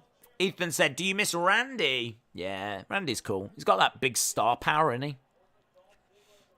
He knows how to work a crowd. He's got that experience. Tommaso, wow. Plants Dolph 2. Oh! Chad making a save. That was like a flying headbutt. Was that a flying headbutt? When do we ever see flying headbutts? Like, we never see flying headbutts. I can't tell if that was a mistake or if we've just seen a flying headbutt. To be honest, I don't want to see flying headbutts. I think we all know about, like, concussions and everything in 2022. Head injuries and traumas and all this kind of stuff. I really was not expecting that. Flying headbutt? It's because they're dangerous? Yeah. Yeah, I'm certainly not going to start a campaign for more flying headbutts. Shoulder up by Gable. Does remind me of Bam Bam Bigelow, though. Bam, bam. Benoit. Reminds me of Benoit as well. Bonnie, shout out to you. Harley Race warned them about flying headbutts. Yeah, I wouldn't. I don't know. It's so random. I mean, if Triple H is like really bringing some stuff back, I don't know that flying headbutts is one that people are really demanding. To the outside goes Gable. Roll up by Tommaso. 2. Reverse by Ziggler. Holding onto the trunks. No joy. Kick to the midsection. Double underhooks. Kick there by Dolph. Gable. 1, 2. Oh, Dolph grabs Gable's leg. Pulls him out the ring. Tommaso goes over. Knee strike by Tommaso.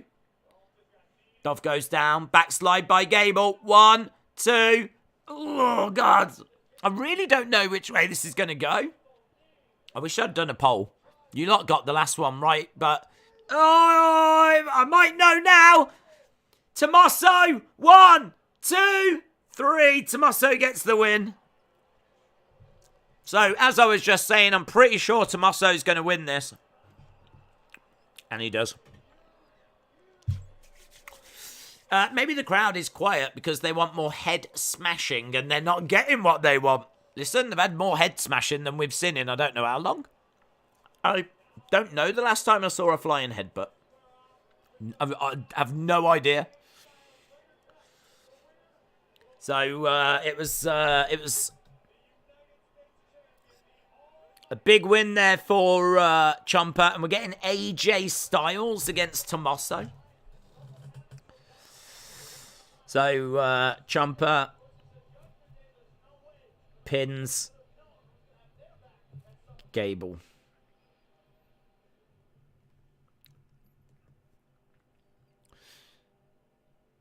We're just seeing the history between Edge and Judgment Day. Let me update my winners scroll. Go to there and add Tommaso. Bailey and Co. attack Asuka and Alexa. And then we've just had Ciampa beat Dolph and Gable.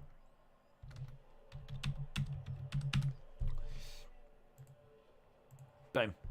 AEW gave us some headbutting with Eddie and Friends versus Team Jericho, says John.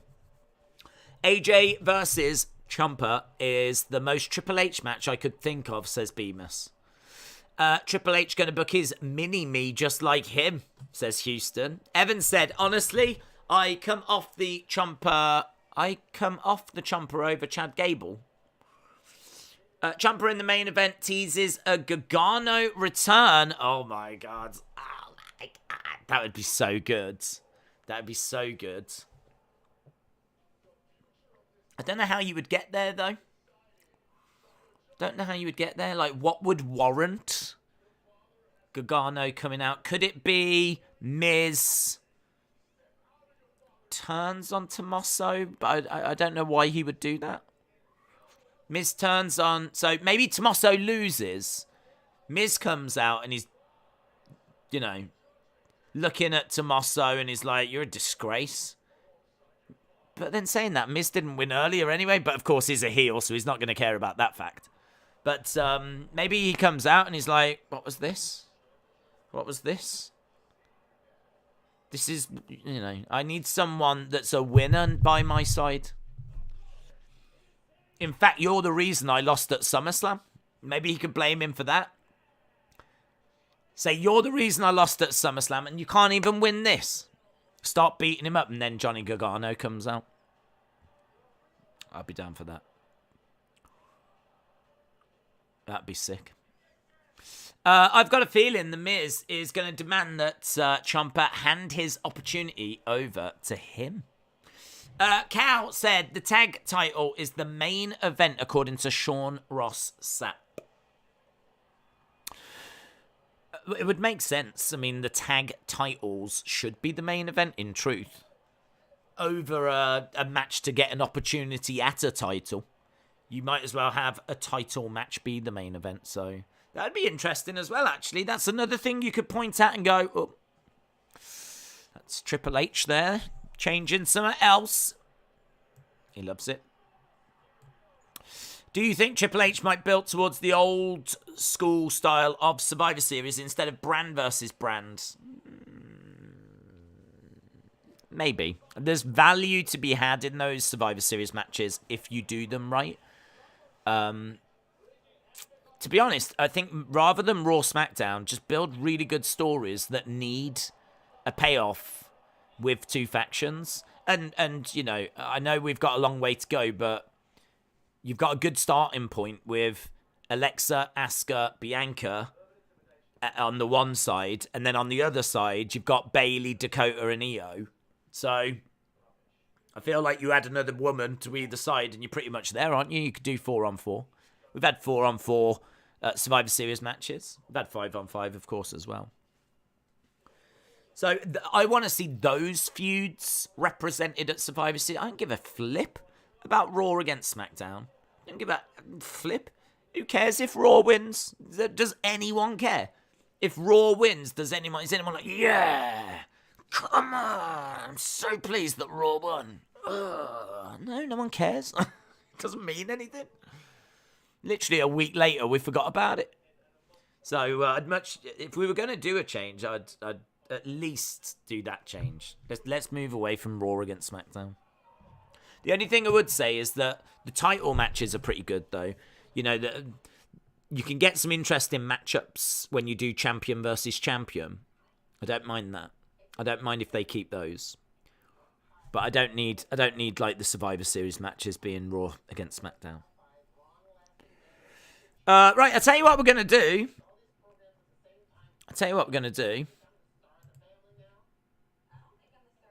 Halftime scores, everybody, it's the halftime scores. I really want to know your halftime scores. Put it in the chat. Halftime scores, everybody, it's the halftime scores. Are you happy? It's the halftime scores. Are you happy or you sad?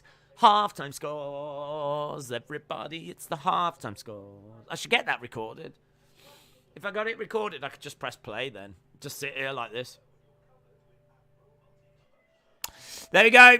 7.5, 5, 10, 7.25, 8, 7.5, 8, 7, 7, 7, 8, 8, 7, 8, 6. Blaze said, starts dancing. 7, 8, 8, 7, 7.5, 6, 6.5, 5, 7, 8, 0. Lots of 7s and lots of 8s. 5, 7.5, 8, 7, 7. I mean, gotta say, they're not bad scores, are they? In all fairness. We've been sat here where it's like 5.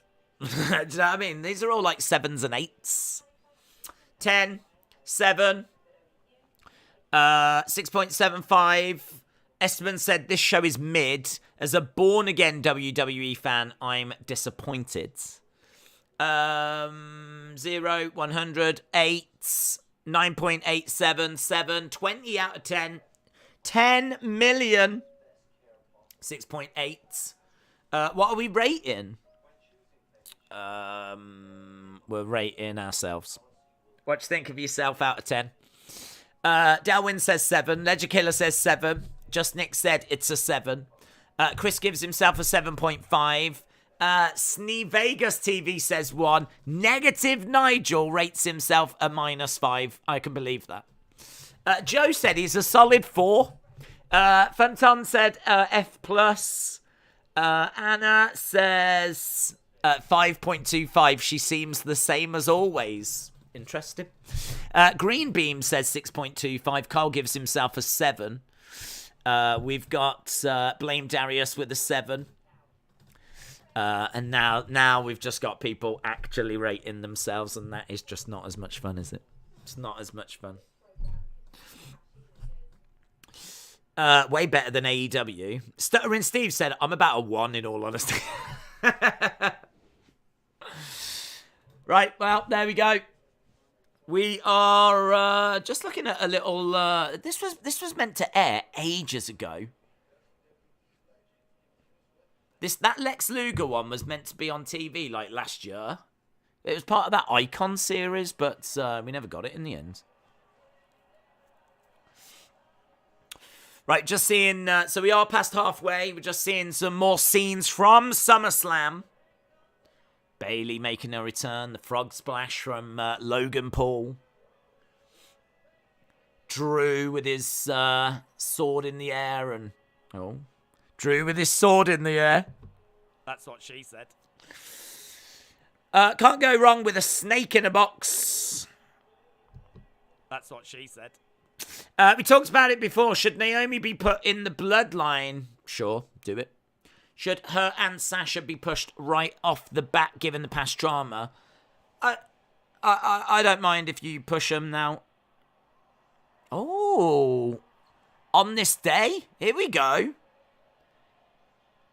To life on this day. He's not Brood Edge. It's Normal Edge. It's Normal Edge. We got Normal Edge. It's Rated R Edge. Rated R Edge. If we thought there was any change to Edge, think again. Chance to feel alive.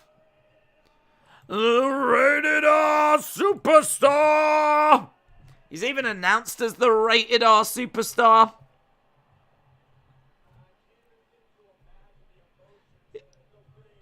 What was all them vignettes about then? Just Edge. He was bored. He just wanted to, do a little something with his time off. Yes! It's Edge! Daisy's Edge! Stop in the snow and celebrate on the floor. Yeah! Well, Daisy's happy, I know that much. I feel like I have manifested what we see with factions being important. Remember me, bring back the faction. I do remember you saying that. Bring back the factions. You did manifest. You put it out there in the universe, and the universe responded. Just like everyone that wanted Rated R Edge. Here he is.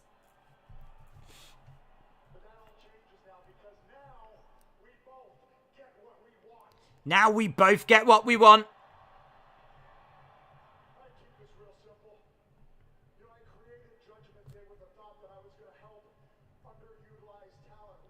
I thought I would create Judgment Day to help underutilized talent.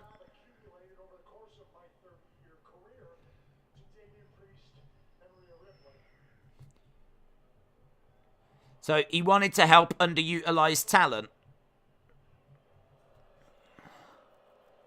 But that talent was selfish, wasn't it, Edge?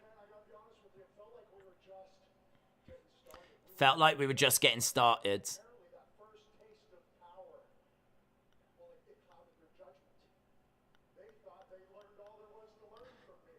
They thought they'd learn all there was to learn from me, but they're wrong.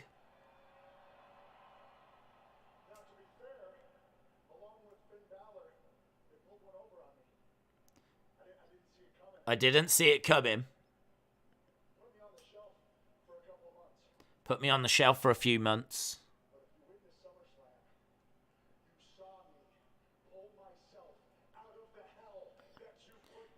You saw me pull myself out of the hell that you put me in. I like that line.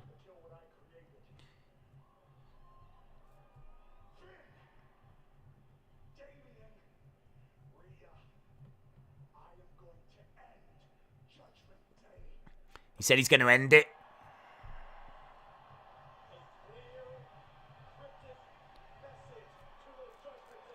I am going to end Judgment Day.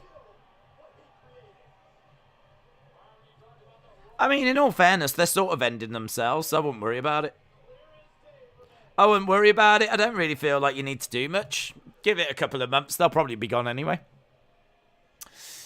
Edge Start Power has awoken the crowd. We're backstage with the Mysterios. Why do all the spooky vignettes if he was just going to come back as normal Edge? Literally, to get people talking in it. It's to get you talking, to get you tweeting, to get you speculating. It's to play you like a cheap fiddle. Literally, that's all it was. All of that, that's all it was.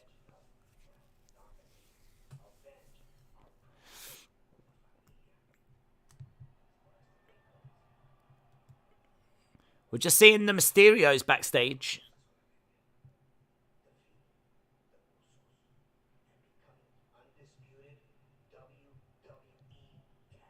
Team champions. So they want to become Undisputed Tag Team Champs tonight. They seem quite confident of achieving that. Bianca Belair taking on EO. We've got that match coming up. Usos against Mysterios. Oh, Bianca, EO next. Did you see that Butch Pete tweeted? He said Clash, probably with a picture of him with the UK title. Oh, well, that'd be good. I mean, that might not be the direction people want him to go, but he was great as Pete Dunne with that belt. I will take that over Butch. Do you think Drew has a chance against Roman? Yes, Alan, I do.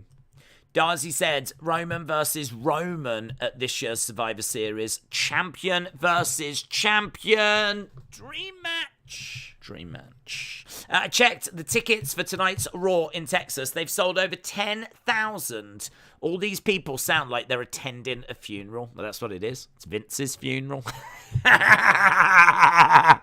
It's Vince's funeral, isn't it? Why has that changed again? Halftime score. I think I pressed the wrong button. Hang on. It's the halftime score. Oh, I've got to move these around. Hang on. It's Vince's funeral. Put it in the chat. Halftime scores. Everybody, it's the halftime score. I need to sort these buttons out because I think that lost a lot of impact then. To be honest, I think it lost a lot of impact. Is it playing the halftime song? Halftime score. All right, I did not press the halftime song. I did not press this stupid box. I don't even have a halftime song button. Why did it start playing that? Oh, well, that's proper shown me up now.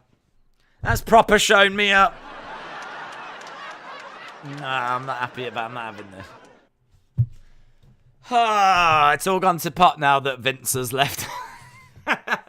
We used to be a slick operation, but look at us now. We're a shell of our former selves. Do we need a name for Bayley's faction yet? I've got a name. Hang on. Here we go. God, this could go wrong, couldn't it? Here we go. Here's Bayley's faction name, yeah? Boobs. There we go. Ah, great. Greatest name ever. Greatest name ever. People putting in their halftime scores. Yeah, no, guys, get them in. Get them in. I don't just sing that song for nothing, you know. Get them in, yeah, by all means. We'll see where we are. These are the 240 scores. These are the 1 hour, 20 minutes to go scores. We are at commercial break, by the way, if you are just joining us. We've got 5 still, 7.58. People pouring in their thoughts. Lovely, lovely. I love how that moment just passed by and, you know, people have not held it against me or drawn attention to it. People couldn't get in their halftime scores quick enough, could they then? The name of Bayley's faction is Control, says 4 of Heart, judging by her recent tweet.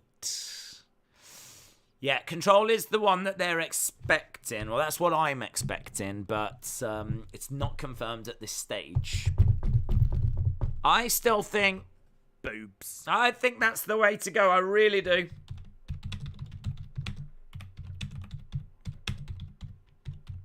Oh, no, it's not Shirai, is it? Why no E at the end of Sky? I feel like there should be an E at the end of Sky. I don't know why. I just do. Bailey's got what I need, says Zoom Station. Penis. Is that is Bad Bunny meant to return this year? Oh, God. I hope not. I hope not. I hope he gets stuck somewhere in a country. I didn't mean like in a cave. I don't care if he does. If you don't stop with the sound effects, I am going to buy a plane ticket, go to your house and break your TV.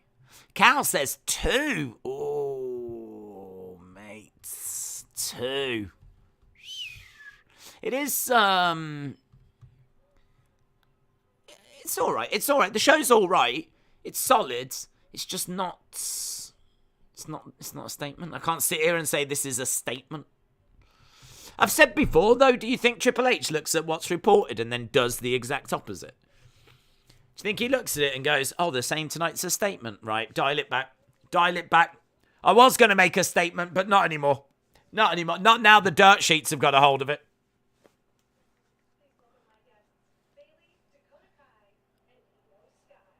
Bayley, Dakota Kai, Io Sky.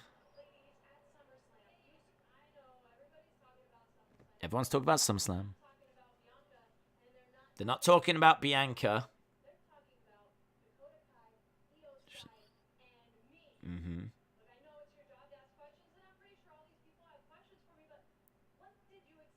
What did you expect?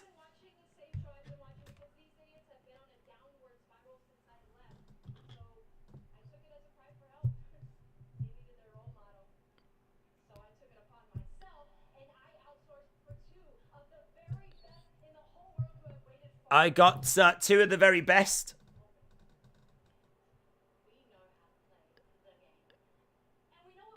We know how to play the game.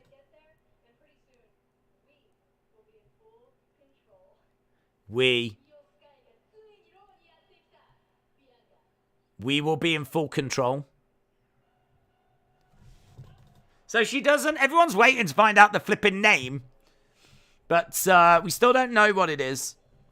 But she says very soon we will be in full control. I wonder if it's full control.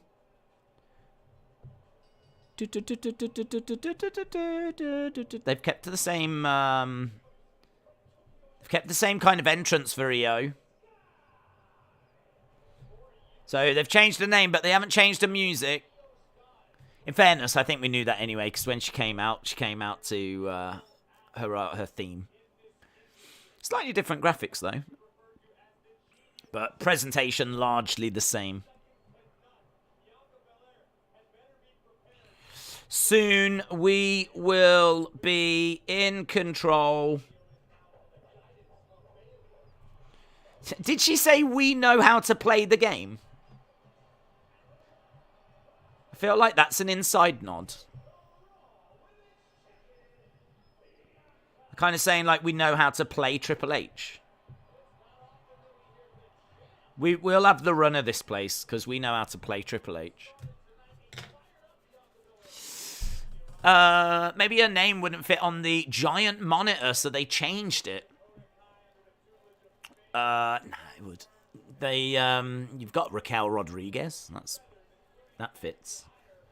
I hate to be skeptical of Edge, but do you think he's took steroids to help with his neck injury? I think he only takes steroids. I don't think he eats food anymore. Just, like that. Taking steroids and injecting and, don't know, shoving them up his bum. I don't know how else you take steroids.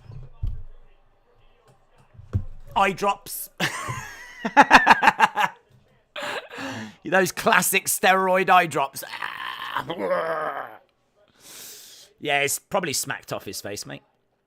The name is Control. Bayley said it on Twitter yesterday. Well, I don't believe she said Control. Didn't she put lyrics out for a song, but it was like it said Control quite a few times?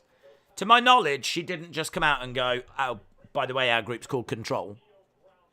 She hasn't even mentioned it tonight. So we are underway with Bianca taking on Io Sky. Let's go. Crowd is dead. Crowd is dead.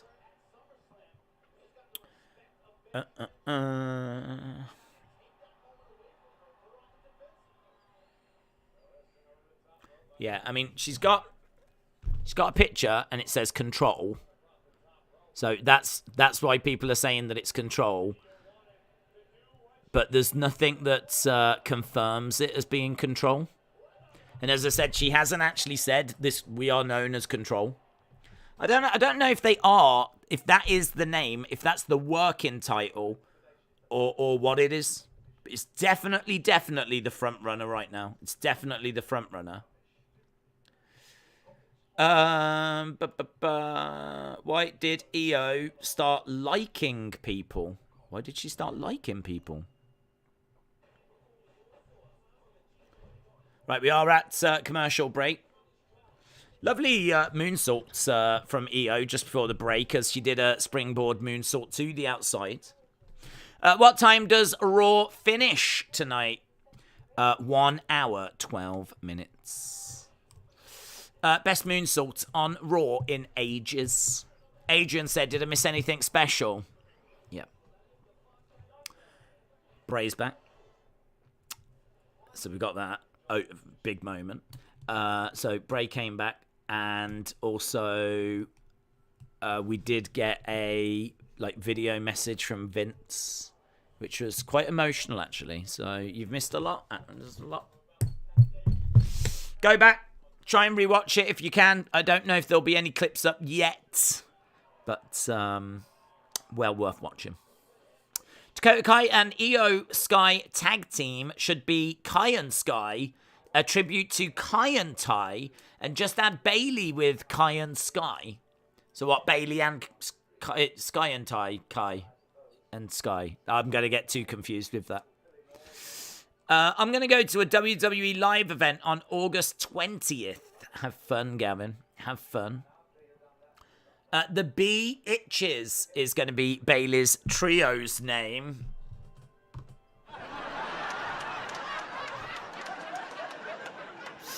Bianca, Sasha, and Naomi versus Dakota, Io, and Bayley. I hope that happens. Darcy said, the women's division is so exciting right now. Let's get Asuka and Io and more.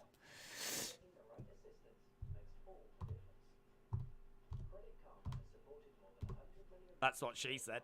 I hope the Usos and Mysterios match is the main event. I believe it is.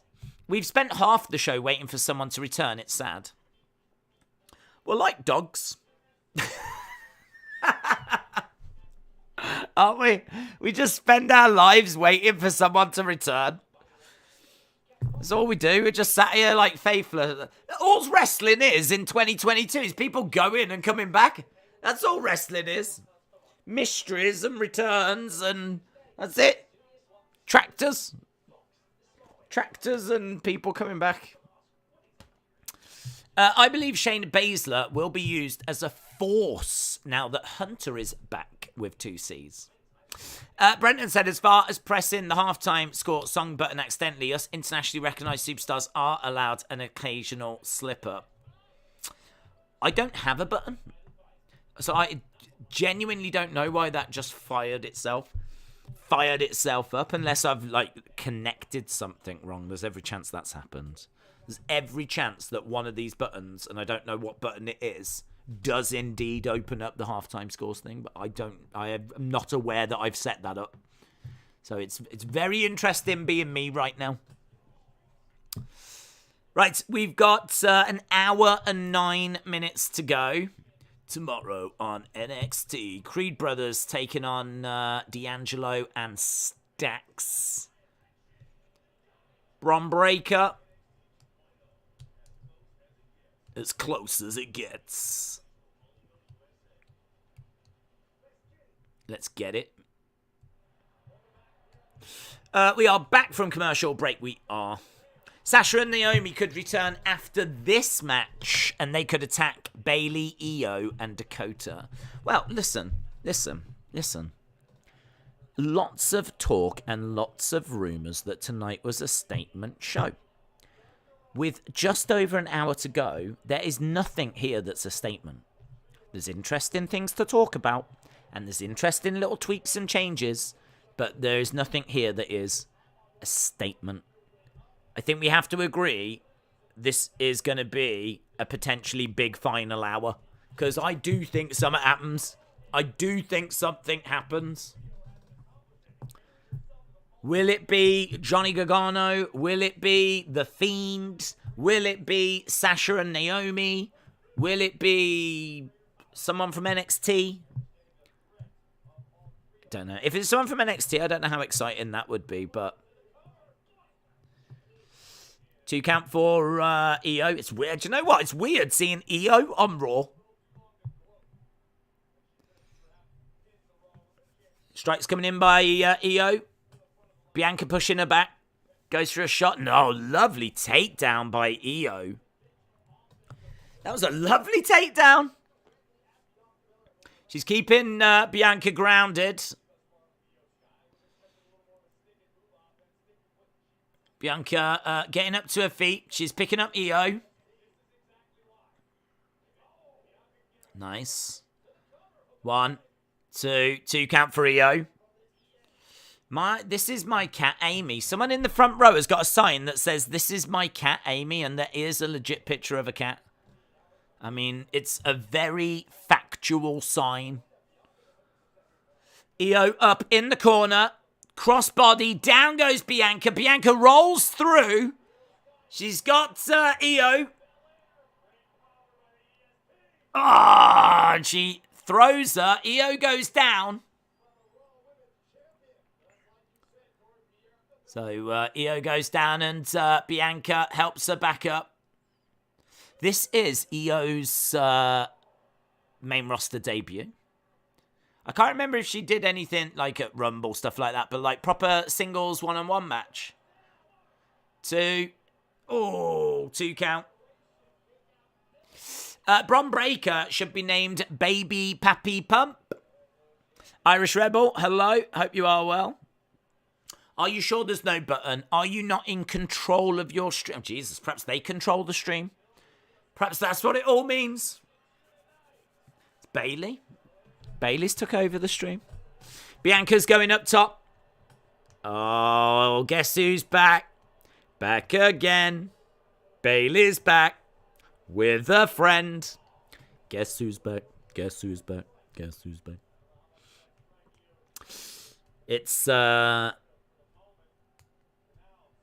Is Alexa and Asuka going to come down, though? They should. Bianca helped.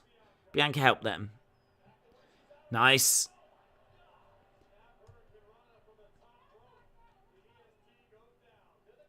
One, 2.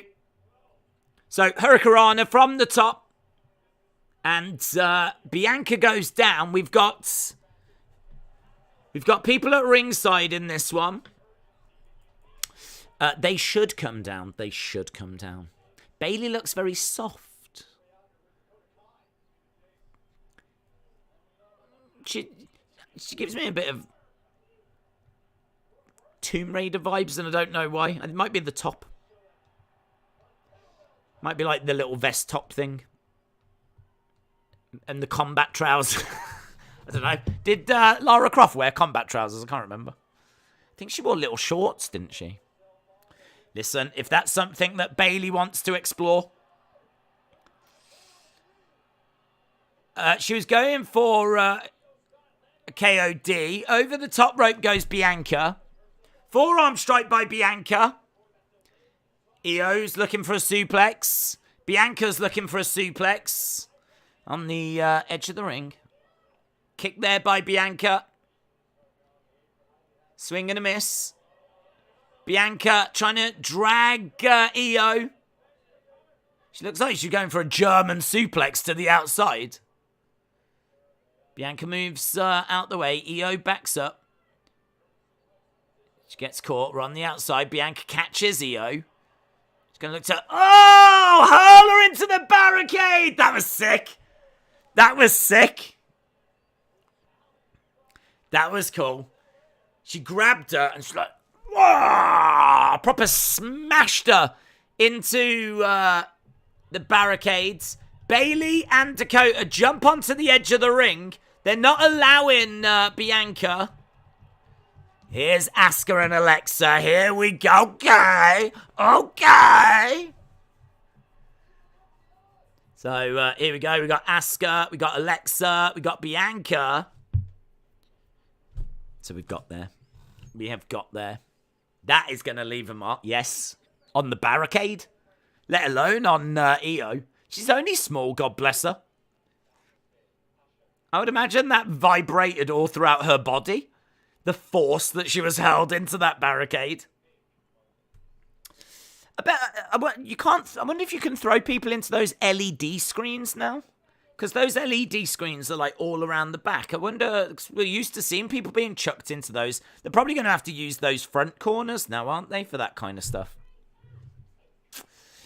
They need women for SmackDown, so I don't think Sasha Naomi tonight, says CJ. Good point. Hassan said, who will score more this season? Haaland, CR7, Nunes, Kane, Sterling. I'm saying Haaland. I will go...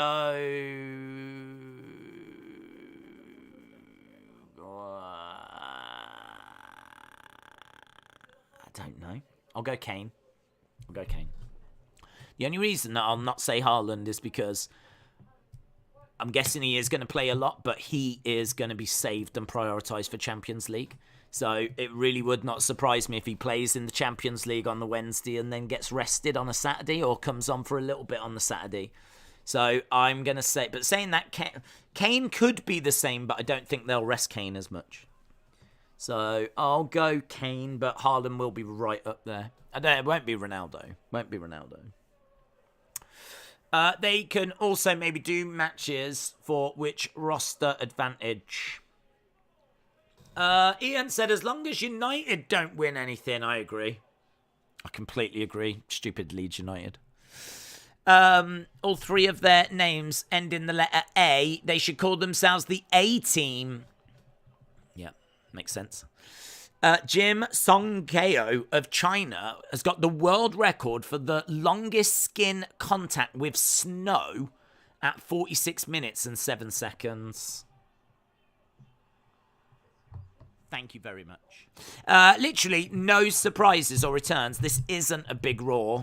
Well, that is true so far. I do agree. But I think this ends on a bang. I think this ends on a banger. I think there's got to be something. There was too many rumours that this was a statement show, a spectacular show. Naomi is overrated, says Manny. USA Network is picture-in-picture. Oh, well, I'm not. You'll have to let me know. Guys, this is a new watch-along where you tell me what's happening, yeah? You tell me what's happening, because I have no idea. We should get going back to it soon. Montez finally gets a singles match, but loses. I am late. This picture-in-picture is blowing my mind, said Red Payne. It will be so funny if nothing's happened. Well, we are back, and what have we got? Are we still underway with the match? We're underway with. We're still underway with the match. We've got Bianca. We've got Bianca and Io Sky. Still going at it. Whoa! Big suplex! So, Asuka and Alexa, standing moonsault. 1, 2. Shoulder up by Io Sky.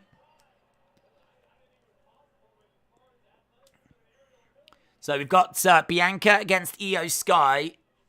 Bianca has got Alexa and Asuka in her corner. Io has got Bailey and Dakota in hers. Io up on her feet. Goes for an enziguri. Bianca picks up Io. Back elbows by Io. Another back elbow again. Oh, a little roll through.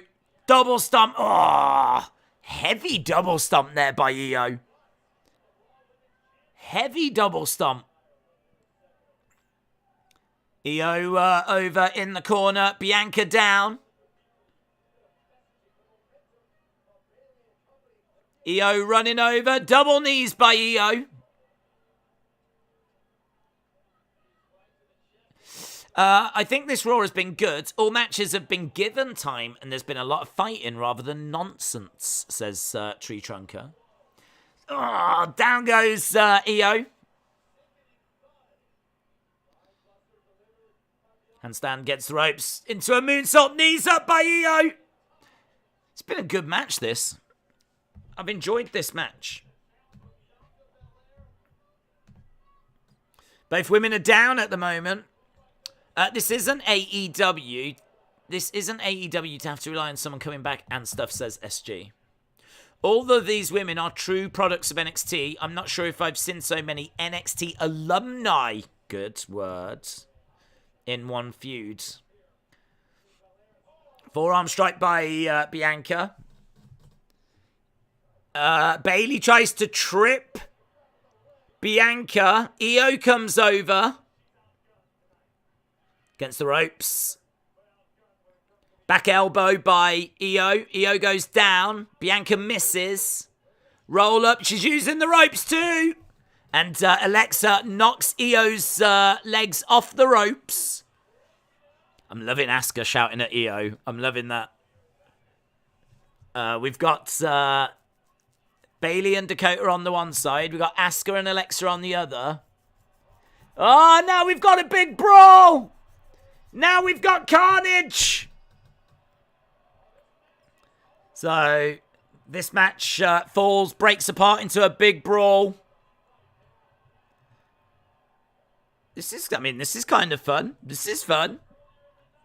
Oh, great knee there by Asuka on Bailey. We've got Dakota with Alexa. Big strikes by Asuka and Bailey. And now we've got referees coming down.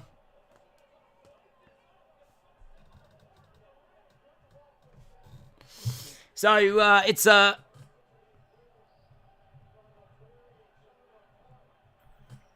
big brawl. It's a massive brawl. It's a massive brawl. We've got loads of refs in there trying to separate them. This is really good. Some of the imagery here is great. Boos raining down.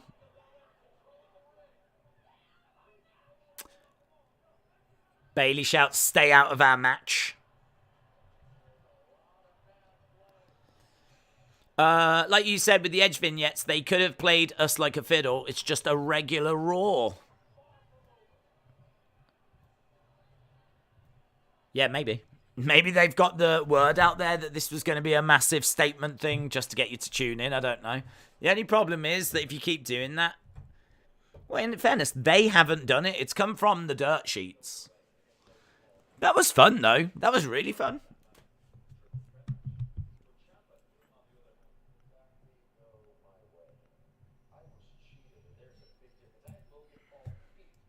Miz says he had Logan Paul beat.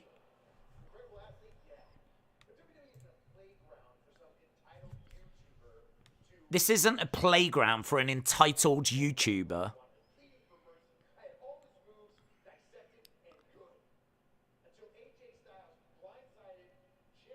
Until AJ got involved and helped secure Logan a tainted victory. Brawl! Bailey and co.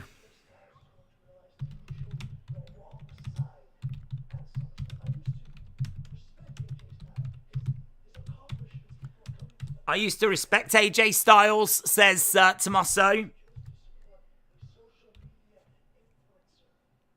But he chose to support a social media influencer. Sasha Banks with blue hair. Wow, says Jonathan. Here's the Miz Ciampa segment that we need to set up the Gargano return, says Jaden. The Miz called you out. He's not wrong. Every YouTuber, every single one without exception, myself included, scum. Scum. Everyone. Up next, winner earns United States Championship opportunity. Tree Trunker said, I feel like this Raw is a step up. I hope people don't get down because the rumors were wrong. As you said, WWE didn't come out and say this would be a statement show. That is true. But it did get out there. Sources said that it would be. And I still feel like there's going to be a statement that gets made. I mean,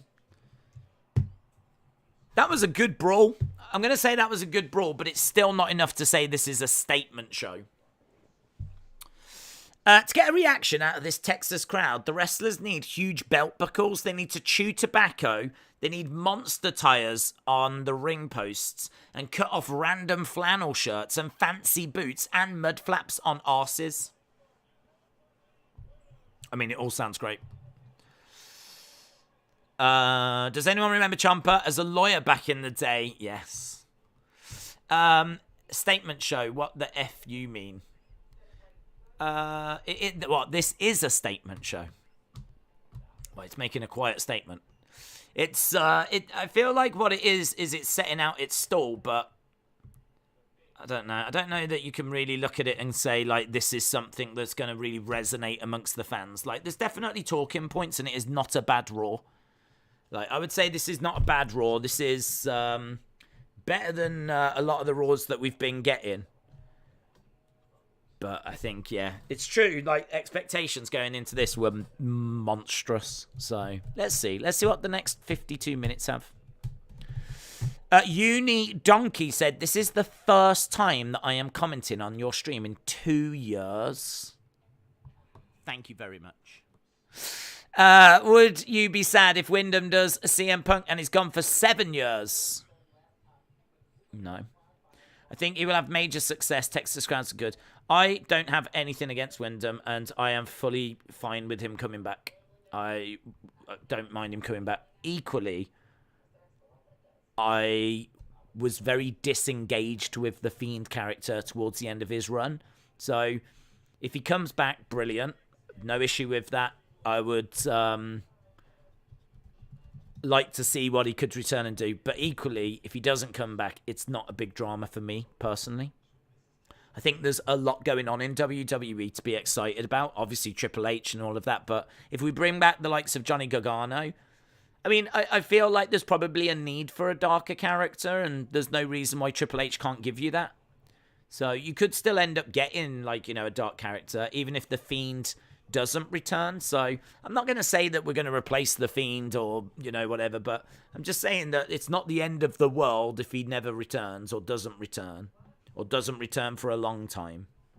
But I know it's something that the fans want, and as I said, I've no problem if he comes back. I've no problem if he doesn't. So we'll just have to see. But I think now that Vince has gone, I think there's a better chance of him returning. Johnny said at StarCast he's got no plans to come back right now, says Nick. Negative Nigel said, I love the Texas crowd. It is nice to have silence. It's just nice to be able to have a moment to think, isn't it?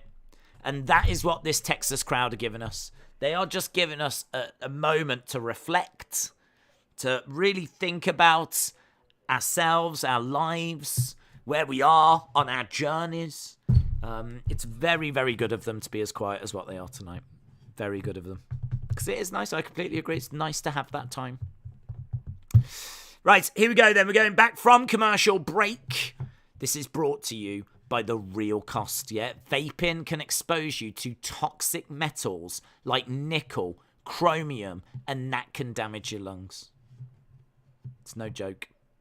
Superstar fact, Kevin Owens was born in Quebec, Canada. His first language is French. He learned English by watching Raw at his home in Quebec, Canada.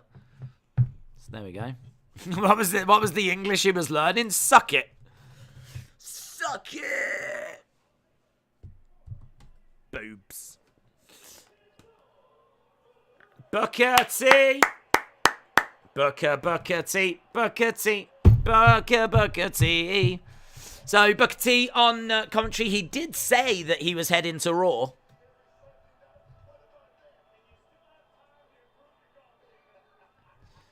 So Booker T, that's great. Look at this, another example of a legend.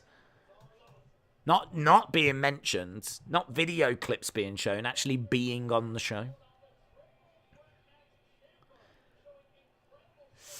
They're killing me learning English on Raw. What about Bray coming back and out? Bray's new character is Bend Over Billy. I'll be down for seeing that. So, Booker.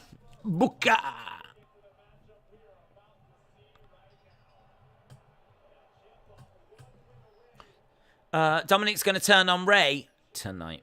Darcy said, my girlfriend, who doesn't watch wrestling, and also, fun fact, there's no way Darcy's got a girlfriend, just told me it's funny how wrestlers don't wear pants often, but often fight for a belt. I'm sorry, I'm still stuck on the fact that you've got a girlfriend. Or at least you're claiming it. Here's AJ. Dad Stuff said, I'm not sure if this is a statement, but they sure are emphasizing a lot of things that Vince never gave serious time to. The United States Championship, women's wrestling, and tag team wrestling, says Dad Stuff. It's because he's former United States champion. Days leaked the hype to Sean. Right, that's true, yeah. Tonight, Sean, is going to be statement show. Statement show. And that statement is just, we're going to make a few changes. That's the statement. The statement is we're not going to change anything too much, but we will make a few changes. We'll do a few things. That's the statement. Here we go then. This is not Bianca Belair against Io Sky. Thank you very much. This is AJ Styles versus Tommaso Ciampa. I never know how you spell Tommaso. I don't care enough to learn, so we'll just go with Ciampa. She only disappears when I wake up. Other than that, she's real. Okay. Things starting to make a lot more sense now, Darcy. A lot more sense. The statement is Triple H has turned Raw into New Japan only matches, says Junior. Brenton said, worst crowd tonight or last night for Flair's match? Oh, last night. Last night's crowd were worse. They were dead. Like, I don't know. I'm not going to say literally dead. They weren't literally dead. But throughout the whole show, there was only a couple of moments where, like, they made some noise. They were standing and showing respect for Ric Flair, but there was... No, I mean, there was no chanting. There was no... It was just a load of, like, boomers. It's a load of boomers that turned up to see Ric Flair, like, have one more match, be there. They turned up to be there, to say they saw it. They did not turn up to add to the show last night. So I'd say last night was worse. So Undertaker, Brett, Mick Foley, Michelle McCall. If you're watching, I'm talking about you. You did nothing. You did nothing. You added nothing to that show. Here we go. Look, at least we've got some AJ Styles chants going now. Would you like to see the Good Brothers return? They're free. Not bothered. I've never been a big Good Brothers fan, to be honest. They didn't really get me going at all. I can't really name any great matches that they were a part of in their last run. So, I mean, look, under Triple H's booking, they might be worth looking at, but I can't say it's one I'm eager for. Jump up with a knee to the side of the head of AJ Styles. What I will say is this show has given you Bianca Belair against Io Shirai. It's given you Montez Ford against Seth Rollins. It's given you Tommaso Ciampa against AJ Styles. I mean, we're sending a statement in that regard. There is a statement in that regard. Fate Ross Ape said, Dominic Mysterio is a statement. Won't fool me again. Pele kick misses by AJ. Over the top goes Tommaso. Backbreaker. Face first goes Tommaso. He rolls out of the ring. Tommaso goes over to The Miz. The Miz just checking on him. Miz trying to give him some help, some strategy. AJ on the outside rolls into the ring. Strike there by Tommaso. Over the top. Tommaso. Drop kick goes down. They've confirmed Naomi Sasha is returning soon. Have they? What do you mean? Days, we've had at least 5 matches. That means something. So that's the statement. Yeah. Definitely more of a focus on in-ring. I agree. Triple H is trending. I don't know what people are saying. Wrestle Features says, can I just point out Triple H has only been in charge for 7 days? Babyface Becky. People just speculating on what might be still to come. Yeah. Just, I think got worked up. Like, it's gonna be amazing. They tipped the ring over at SummerSlam. They'll blow it up tonight. It just hasn't been anything like that. It's been evolution, not revolution. Sasha says she will not return, that she's the happiest she's ever been since leaving WWE, says Timothy. Where's she said that? But Darcy said, do you think Vince is in the Hall of Fame this year? No. Do you think they'll wait a few more years? I think they'll wait for this to blow over. And in fact, yeah, chance that they'll put him in once he's passed. There is a chance of that. It really depends how all this investigation stuff goes and where we are by next year. So it might be one that you can't necessarily answer this year, but my gut feeling is right now, no. I hate the term undisputed. Why fight then, says Larry. Gable Steveson is the first wrestler to be drafted and hasn't had a match in a year. He's never had a match, has he? He's not had a match at all. I've only seen him a couple of times. Yeah, I don't know when he's going to get going. I did hear that Mr. Kennedy, I think it is, that's training him. Mr. Kennedy said that he was training some people at the moment, and one of them was Gable Steveson, so I know for a fact that he is in training, which won't be any surprise to anyone, but apparently it's Kennedy that's doing the training. Gable who? Steveson. Google it. Big Time Baxter says, I'm not sure, but if it was my TV, but I had a slow motion when Rick was trying to do the figure 4. I had that throughout any time Rick was in the ring, yeah. Can you mute AEW fans? Why? AEW fan says, what are the chances Jay White comes to WWE? That's a perfectly reasonable question. I would say they have increased, but I don't. He was quite vocal in saying he just doesn't want to go there. He's not interested. I know that Triple H wanted to get him. I can only give you my standard answer, which is, the odds of it have increased. But I don't know. I can't say that it's likely or it's, I would give it before I would have said there was maybe a 5% chance. Maybe there's now a 10 to 15% chance. I don't know. I don't know how much it drastically changes. It really depends if he wants to live that life, be on the road in America all the time. It's not a life that everyone wants to live. Right, we are coming back, and again, we've just got a little thing in regards to Lex Luger. Where is Amos? Well, there we go. That's the statement right there. Amos has been removed from the roster, so we don't need to watch his matches. Right, we're still underway with this. We've only got 38 minutes to go.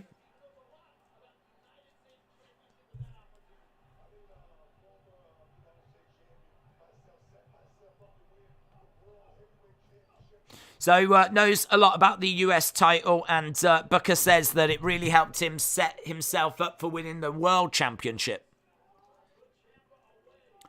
AJ on his feet, Tommaso over in the corner. AJ charging over, collides into Tommaso, picks Tommaso up. Oh, look at that, drops him down on his neck. Picks Tommaso up again and plants him down. 2. Shoulder up by Tommaso. Shoulder up by Tommaso. Miz pacing around. Sasha, do not let me down, says Ashton. Theory is modelling.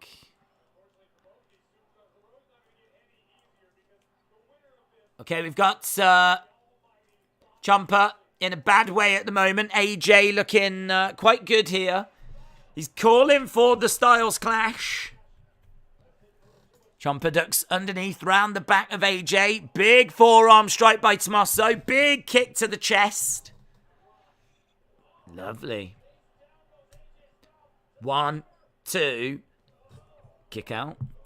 Theory needs his father, Johnny, wrestling. Mr. Kennedy was on Midwest All-Star Wrestling a few weeks ago. He has got several irons in the fire. Where is Sasha? I don't know. It's believed that she's coming back, and it was hoped that it would be tonight. Tommaso charging over, grabbed, rolled up there by AJ. He's looking again for a Stars Clash, but Tommaso kicking him in the head. AJ goes back to the corner. Big boot by AJ. Nice suplex. Tommaso goes into the corner. Come on, AJ, says Legend Killer. Ciampa will look tiny next to Lashley if he wins, says Manny. Lister Jericho said Sasha was there, but she walked out again. She thought the lights were too bright.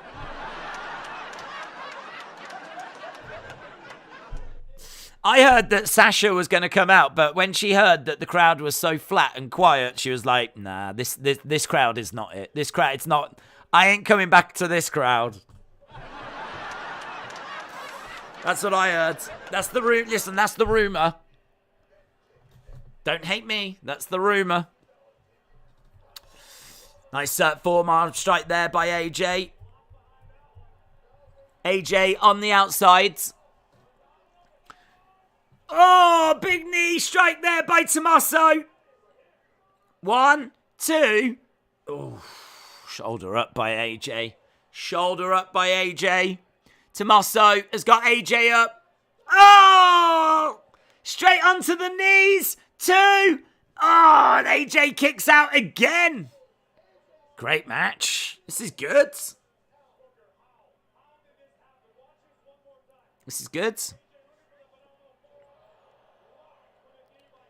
Lovely. That's a lovely knee strike there by Ciampa. Boom! Sasha is flat and quiet, says Unbroken. Is used to flat and quiet. Brendan said, is it me or is this Raw dragged? Feels like the show's been going forever. Statement is sleep is overrated. At least said, a lot of the roster need to go to the dentist to get their mouths cleaned out. Beamer said, Raw is a wrestling show now. What do you think happens in the main event? A statement gets made. It's a tag team, though, so it's going to be a statement in the tag division. Forearm. FTR come out. FTR walk out. They rip up their FTR shirts to go back to being called The Revival. It's going to be amazing. Styles going for the clash. He's got him. Oh, I tell you what, it was sloppy. It was a sloppy, messy little affair, but 1, 2. Oh, and The Miz. The Miz puts the foot on the rope. Listen, The Miz. Miz helping Tommaso here. Tommaso was done. He was dead in the water. Crowd are, well, they're trying, God bless them, they're trying to boo. They're trying to muster up all the energy they can to boo. But, strike there by AJ to The Miz.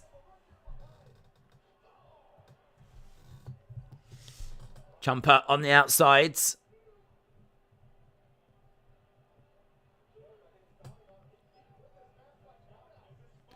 He is trying to win this match by count out. Still count is up to 5. Oh, Miz holding on to the leg. Holding on to the leg. 8. 9. Oh, didn't think he'd make it. Oh, knee strike by Tommaso. He's going to put him away. Ah! This could be Tommaso. 1, 2. Wow. Tommaso Ciampa wins. Thanks to a lot of interference by The Miz. Boom. Tommaso gets it done. Baby. Let's go, Ciampa. He did it. The boyhood dream came true. Ciampa beats AJ Styles. Can you believe it?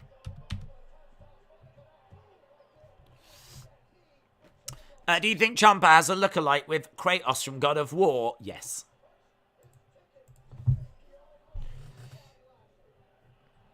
Ciampa wins. It's going to be heel versus face next week.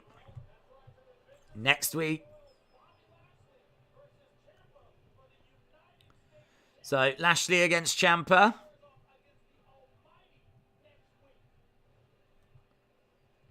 Okay, where are we going now? Are we going backstage? Yes. Very good. We've got half an hour to go. Oh, here's Bobby. The Almighty. Lashley. Did he say just Lashley? Oh, no, he calls him Bobby. I didn't hear him say Bobby Lashley. I heard him say Lashley.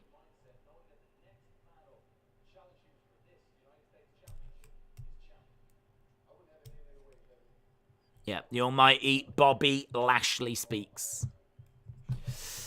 Bibbs. Bibbs is here. He's proved he's a brawler. He's proved that he's tough.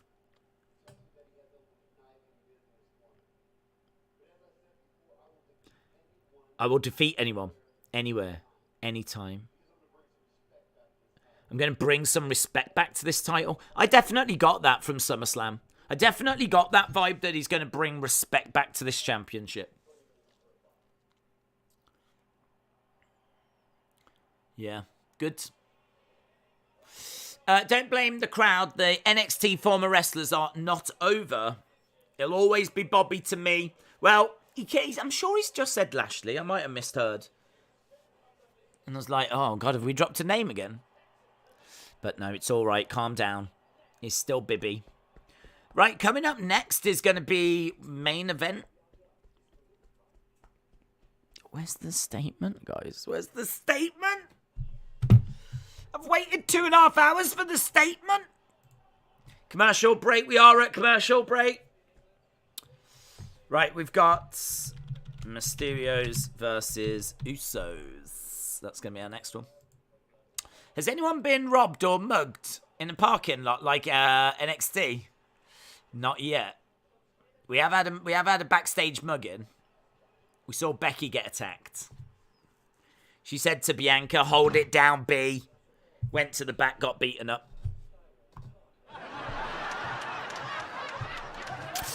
Where is Raw tonight? It's in a library. It's in a library. And that, do you know what? It's their own fault. If you are going to have Raw in a library, the Texas State Library, then you've got to expect a very poor reaction from the fans. So that's on them. With Bayley and her squad returning, I hope that Sasha and Naomi show up on SmackDown. There's only 25 minutes till Raw goes off the air. Add commercials. It looks like Mysterios Usos main eventing. Will we see a surprise title change or heel turn? I can't see the Usos just winning. I can't say that I can see that happening. So I think they could win and retain. But is that it? We've got to see a turn. We've got to see someone come back. There's got to be something. Roman's got to get involved. I don't know. AOP or Ascent. Imagine if the Ascension come back. If they came back, everyone in the crowd would be like, who are these? How many people in that crowd now would remember the Ascension? I mean, you're going back a good few years there.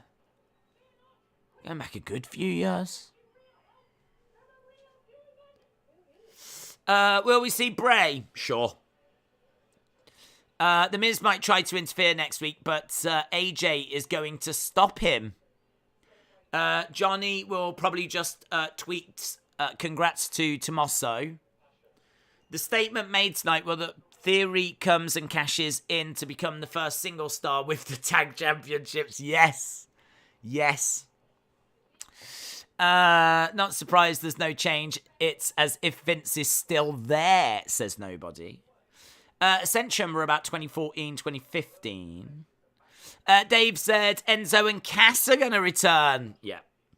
And Corey Graves is going to get back in a tag team with Neville. We're going to get that as well.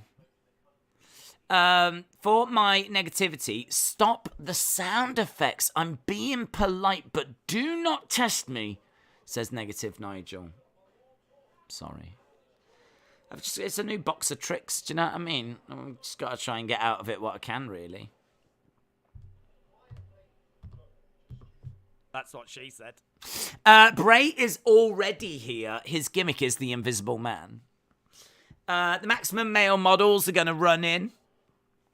Oh, if they do, they're going to go like that, do you?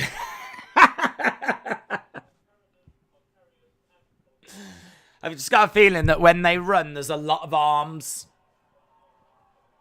A lot of this. A lot of, like, dogs paddling. I'm down for seeing them run down to the ring. I'm watching Monday Night Raw, says Legend Killer. Shout out to you. William says penis. Ciampa won 2 matches tonight. You know that Triple H is in charge. Habib said, another spoiler, no disqualification match. Judgment Day will interfere, so as Edge. Last time I saw Ascension was when JBL cut a promo on them, while the APA, NWO, and DX all beat them up. I think that was a dream. Solo Sikoa. New women's tag champs and men's tag champs as well. NXT 2.0. This is the first Raw I've watched the whole show in over a year. Fabulous Disaster. Have you enjoyed it? Have you not enjoyed it? What are your thoughts, please? With 24 minutes to go. See, this has not been a bad Raw. It's felt solid. And they've given you tons of great matchups and great wrestling.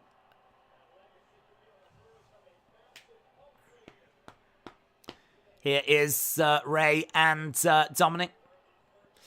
Bray Wyatt returns, but as a maximum male model. Yes. Yes. Now, I would love that. I'd love that. I'd just love to see Twitter's reaction to that, to be honest. Bray Wyatt selling water. In all fairness, he was doing pretty wacky stuff in the Funhouse. Talking with puppets and everything. So him being with maximum male models, I feel like he could make it work. He's in maximum male models, but when you make him angry, he becomes the Fiend. That's how it works. He has a strop. He doesn't become the Fiend. He proper embraces the model thing. Because you know what models are like? They're known as being like quite difficult to work with.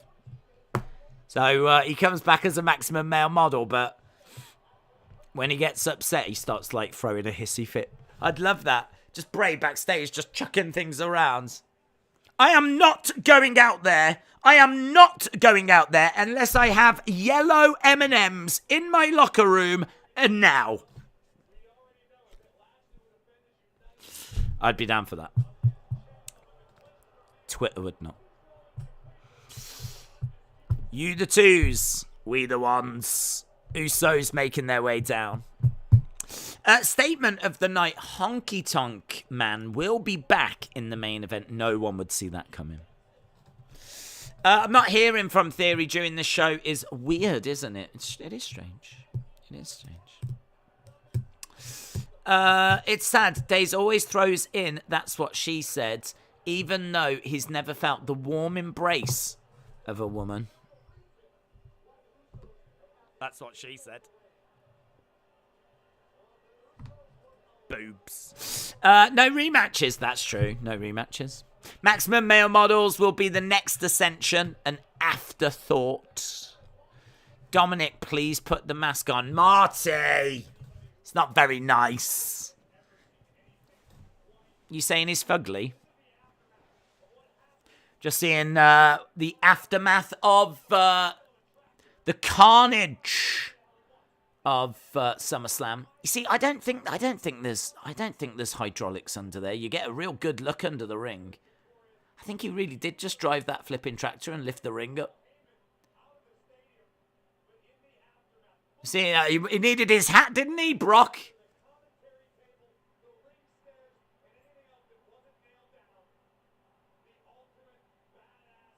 It was cool, wasn't it? It was cool. A tip of the cap to Nashville for their support. So I think they're just bringing clarity to that moment. Because, I mean, that moment was trending and everything. A lot of people thought it was Brock saying goodbye.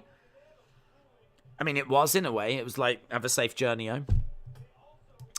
Here we go then. Usos against Rey Mysterio and a child.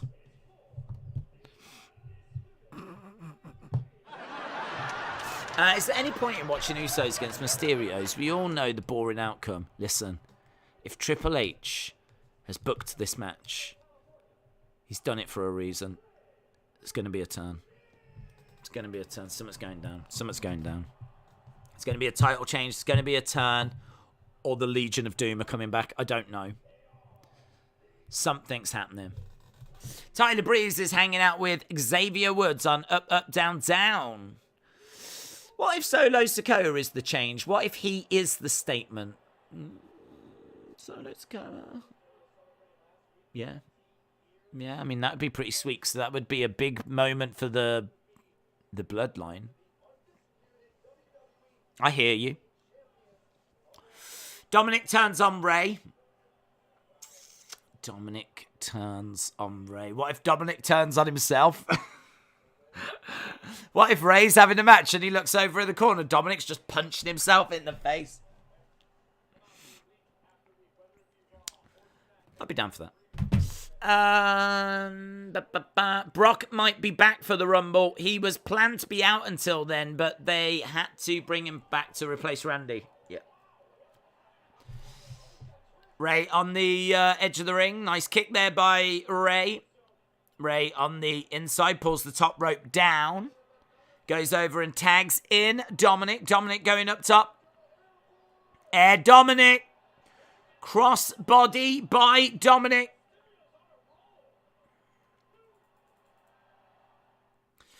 And we go to commercial break. Some lovely stuff here by Ray. Energy, fast-paced. It's nice to see him in the main event. It's nice to see Ray in the main event. If Dominic turns on Ray, his finisher could be called the 916. Yeah. I heard that Hulk Hogan's going to return tonight, says John. I hope so. Young Bucks are going to invade. Yes. Yes. That would be great. The kids love that. Me on Team Bloodline because you the twos and we the ones, says Wrestling with Triple T.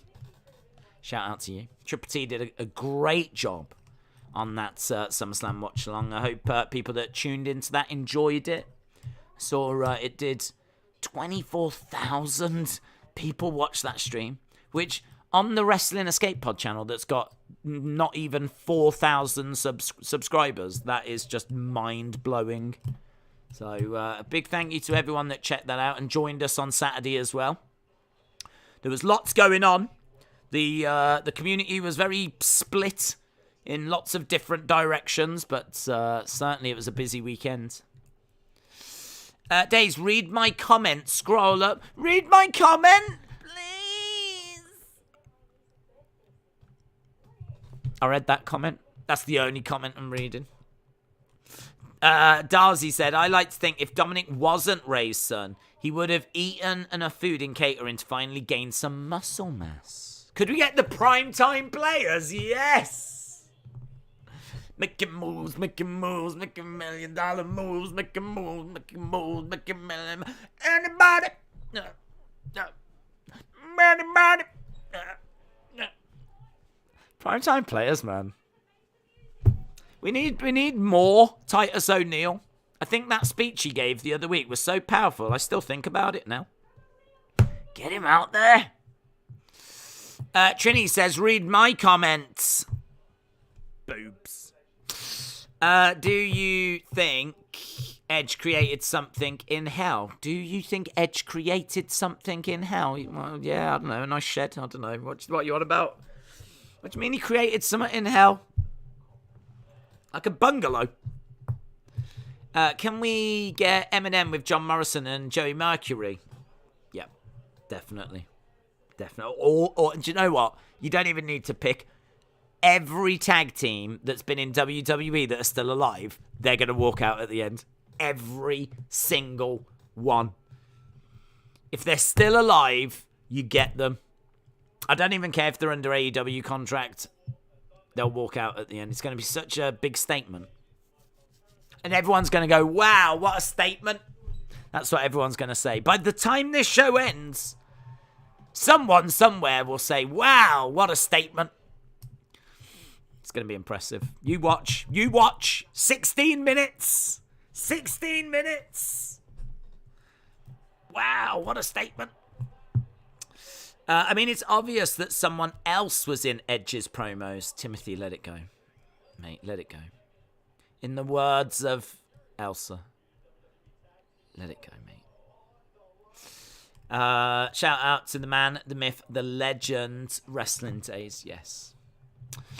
What if the statement is one word? Damn. Even Demolition. Especially Demolition. Who seem to be cosplaying as the natural disasters these days. Fair bit of Tim. I mean, in fairness, do you know what I mean? I don't blame them. They're retired, going around doing fan conventions. I met them, and they were wonderful.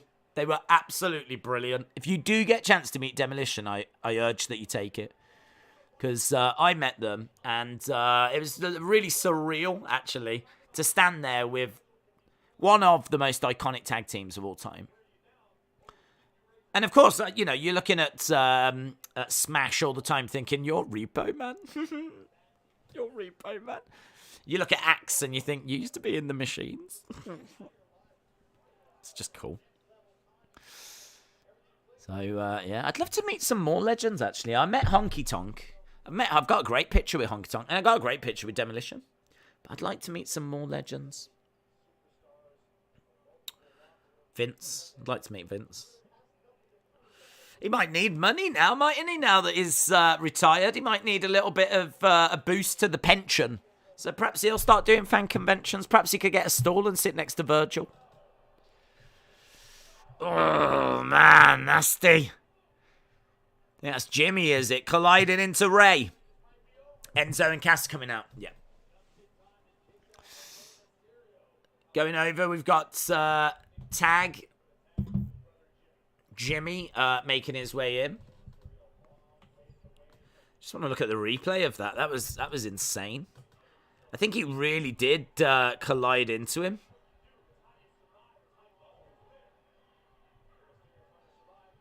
He's in the corner and... oh, man. It's so good.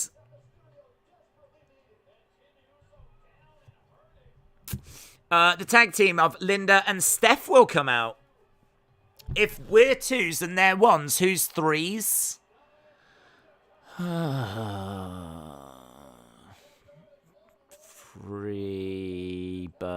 The fabulous Freebirds. They're the frees. Freebirds are the frees. Nice net breaker there by Dominic. Another one as well. Oh, he loves it. He absolutely flipping loves it. Naomi is going to come out and help the Mysterios since she doesn't have a tag belt anymore. That'd be a statement. That'd be good. What if Naomi and Solo Sikoa come out and it turns out they've been having an affair? I think The Fiend and Beth are going to return, says Ron Tay. Usos. Dominic going for the 619. Couldn't get it. Over the top goes Dominic. He gets caught by the Usos. Usos have got Dominic. They drive him into the ring post. Dominic goes down. I mean, Triple H is sending a big statement here. He has got a blank sheet of paper in front of him, like this blank sheet of paper. And he's gone, main event. Dominic Mysterio. Dominic Mysterio in the main event. Exactly how it should be. I think we can all agree that Brock Lesnar and Undertaker need to join Maximum Male Models, yes. Do you think Everton will finish? Where do you think they'll finish? And who are your top three to get relegated? Who have they brought in? I think a whole season under Lampard, they'll be all right. Bottom end of the table. Maybe in the relegation battle, but I think they'll be all right. I might worry a bit for Brentford. Might worry a little bit for them. I feel like you get these teams like that come up Survivor Series and then survive a season and then go. I've got wrestling on the brain, and then go straight back down again. So my gut feeling is that it's going to be difficult for Brentford. I think Palace are going to do well. I've been really impressed with Vieira. So I can't remember the teams that came up. Was it Bournemouth, Fulham and Forest? I mean, at least one or two of them are going back down. I'm going to say Bournemouth go down. Bournemouth go down. Maybe I've got a feeling Forest will stay up. I've got a feeling they'll stay up. I think Lingard was a great buy for them. So I'm going to say Bournemouth, Brentford. Bournemouth, Brentford. I think Leeds could struggle. They've lost Phillips, haven't they? Leeds. I'll go with those three. I'm worried for Leicester. We've not made any signings. It's going to be mediocre. Yeah, you shouldn't get relegated, though. You'll be in trouble if you sell Maddison.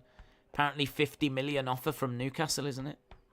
Darcy said, Usos win and then biscuits and gravy. What do you think about Edge, Beth, Fiend versus Judgment Day? I wouldn't be against it. Don't mind it. Funny you brought up the primetime players. Is Titus injured?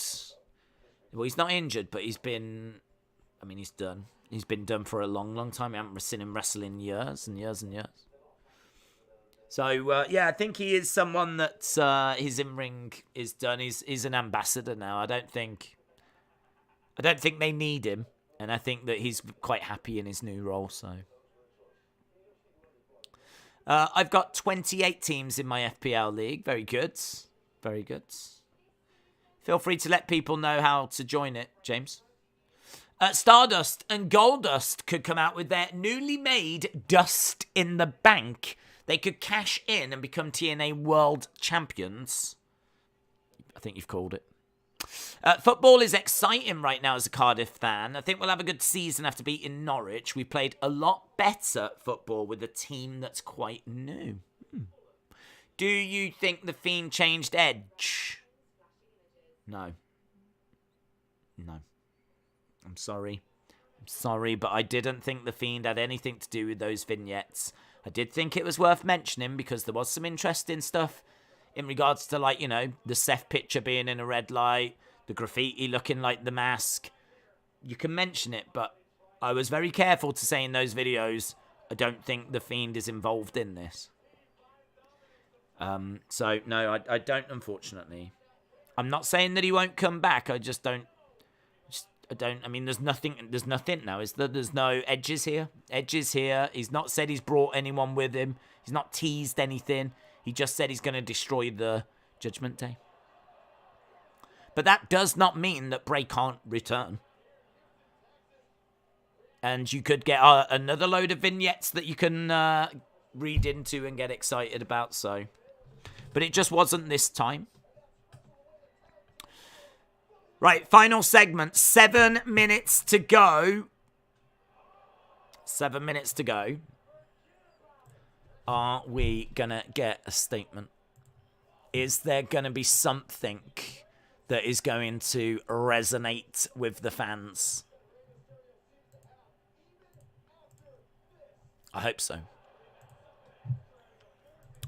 Right now, we've got Rey Mysterio down.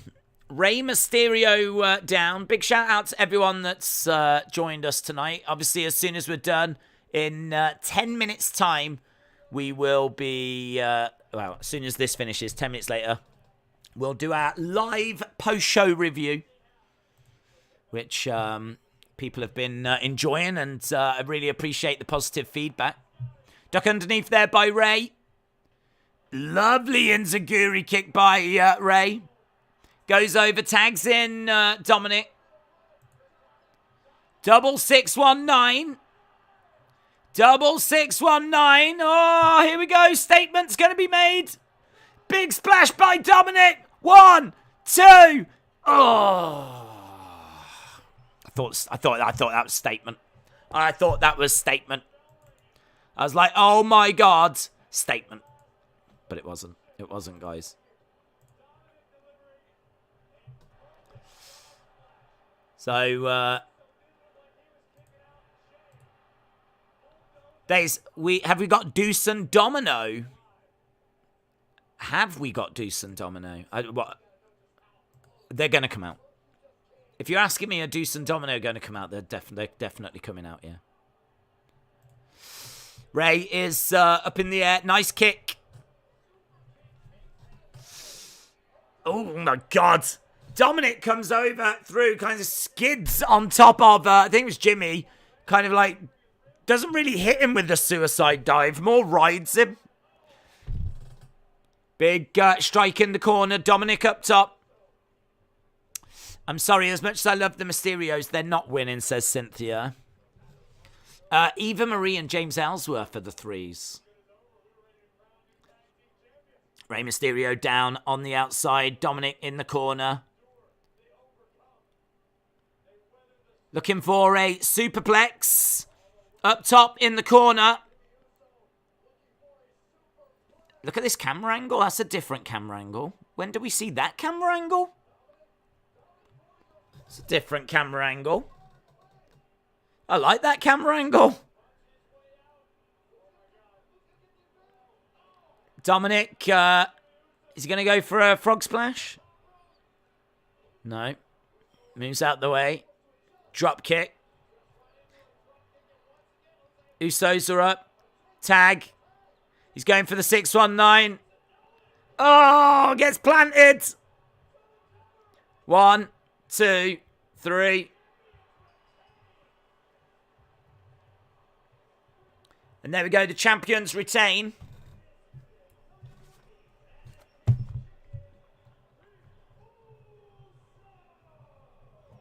So, Usos win. So, Dominic's pinned. We've got a few minutes. He's going to turn. He's going to turn. He's going to turn. He's going to turn. A Deuce and Domino about to come out. Someone do something!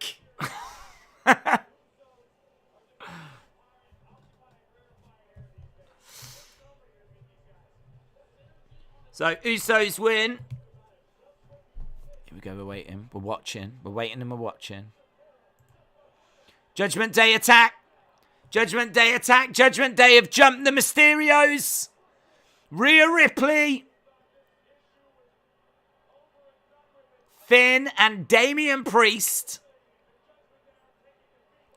Rhea Ripley's got... wow, she's got her legs wrapped around the neck of Dominic. This is sure to bring out... you think you know me. This is sure to bring out Edge. Edge, look at him. Oh, racing down. So we've got big strikes. We've got Edge and Edge going after Damian Priest. Clothesline. Priest goes to the outside. Boot to the midsection. Plants Finn Balor. Edge looking out at the fans, getting fired up. He said he was here to destroy Judgment Day. Edge in the corner. Oh! Edge accidentally spears Dominic. Edge spears Dominic.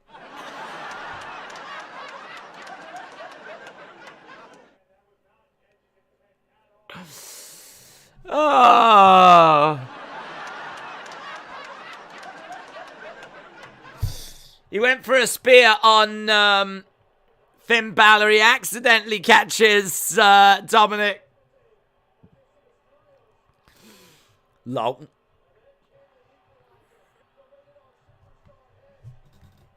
So, Edge spears Dominic, heel turn. Is that going to come now? Are they? What's going to happen? How are they going to coexist?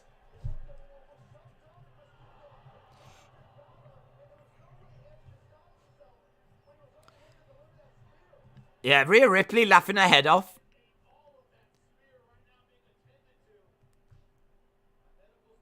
Medical staff are trying to tend to Dominic. I mean, they are rubbish medical staff. What are these medical staff? Look at the medical staff. The medical staff are there going, you all right? Is everything okay? I mean, I am not trained in anything. I don't know what to do. All I can do is ask questions. Do we need to keep him stable? I don't know what to do right now. Look, she's that woman's holding his hand and she's like, greatest medical team ever. Greatest medical team ever. I'm sorry, Ray, do you know any first aid or anything? Because listen, I lied on my CV. I'm totally out of my depth. I had no idea when I said I had first aid training that I'd be right here, right now. So does anyone know what to do right now? And all the time that's playing out, you got Dominic on the ground going, "Ah, the pain, the pain." Greatest Raw ever. Greatest Raw ever. It's not a bad Raw. It's not a bad Raw. I'll have no hate for this Raw. But was there a statement made? For the love of God, cut his hair. That's what they should be doing. That woman in the ring at the end, she should be like, look, I'm out my depth. I said I knew first aid. I don't, but I am a fantastic hairdresser. If anyone's got any scissors, I can at least sort this mess out. I can't deal with what's going on, like, you know, here, but I can definitely sort this out, yeah? Give me my bag. Here we go, look. Take a little bit off here for you. That would have been good. So the statement was, do you know what? The statement was, we're not going to rush anything. That was the statement. The statement tonight was, you can't always get, Rome wasn't built in a day. That was the statement. That was the statement. Rome was not built in a day. The statement was, bear with us. Be patient. Good things come to those who wait. That was the statement, yeah? But not a bad Raw. It was still pretty good. Right. I'm going. Doing the post-show review. Appreciate the support, guys. Hope you enjoyed it. And as we said, we will be back very, very soon. In about 10 minutes, we'll do our 15-minute review and then 15 minutes of seeing what you lot thought of tonight's show. So I'll see you in a sec. Thanks for watching. Bye for now.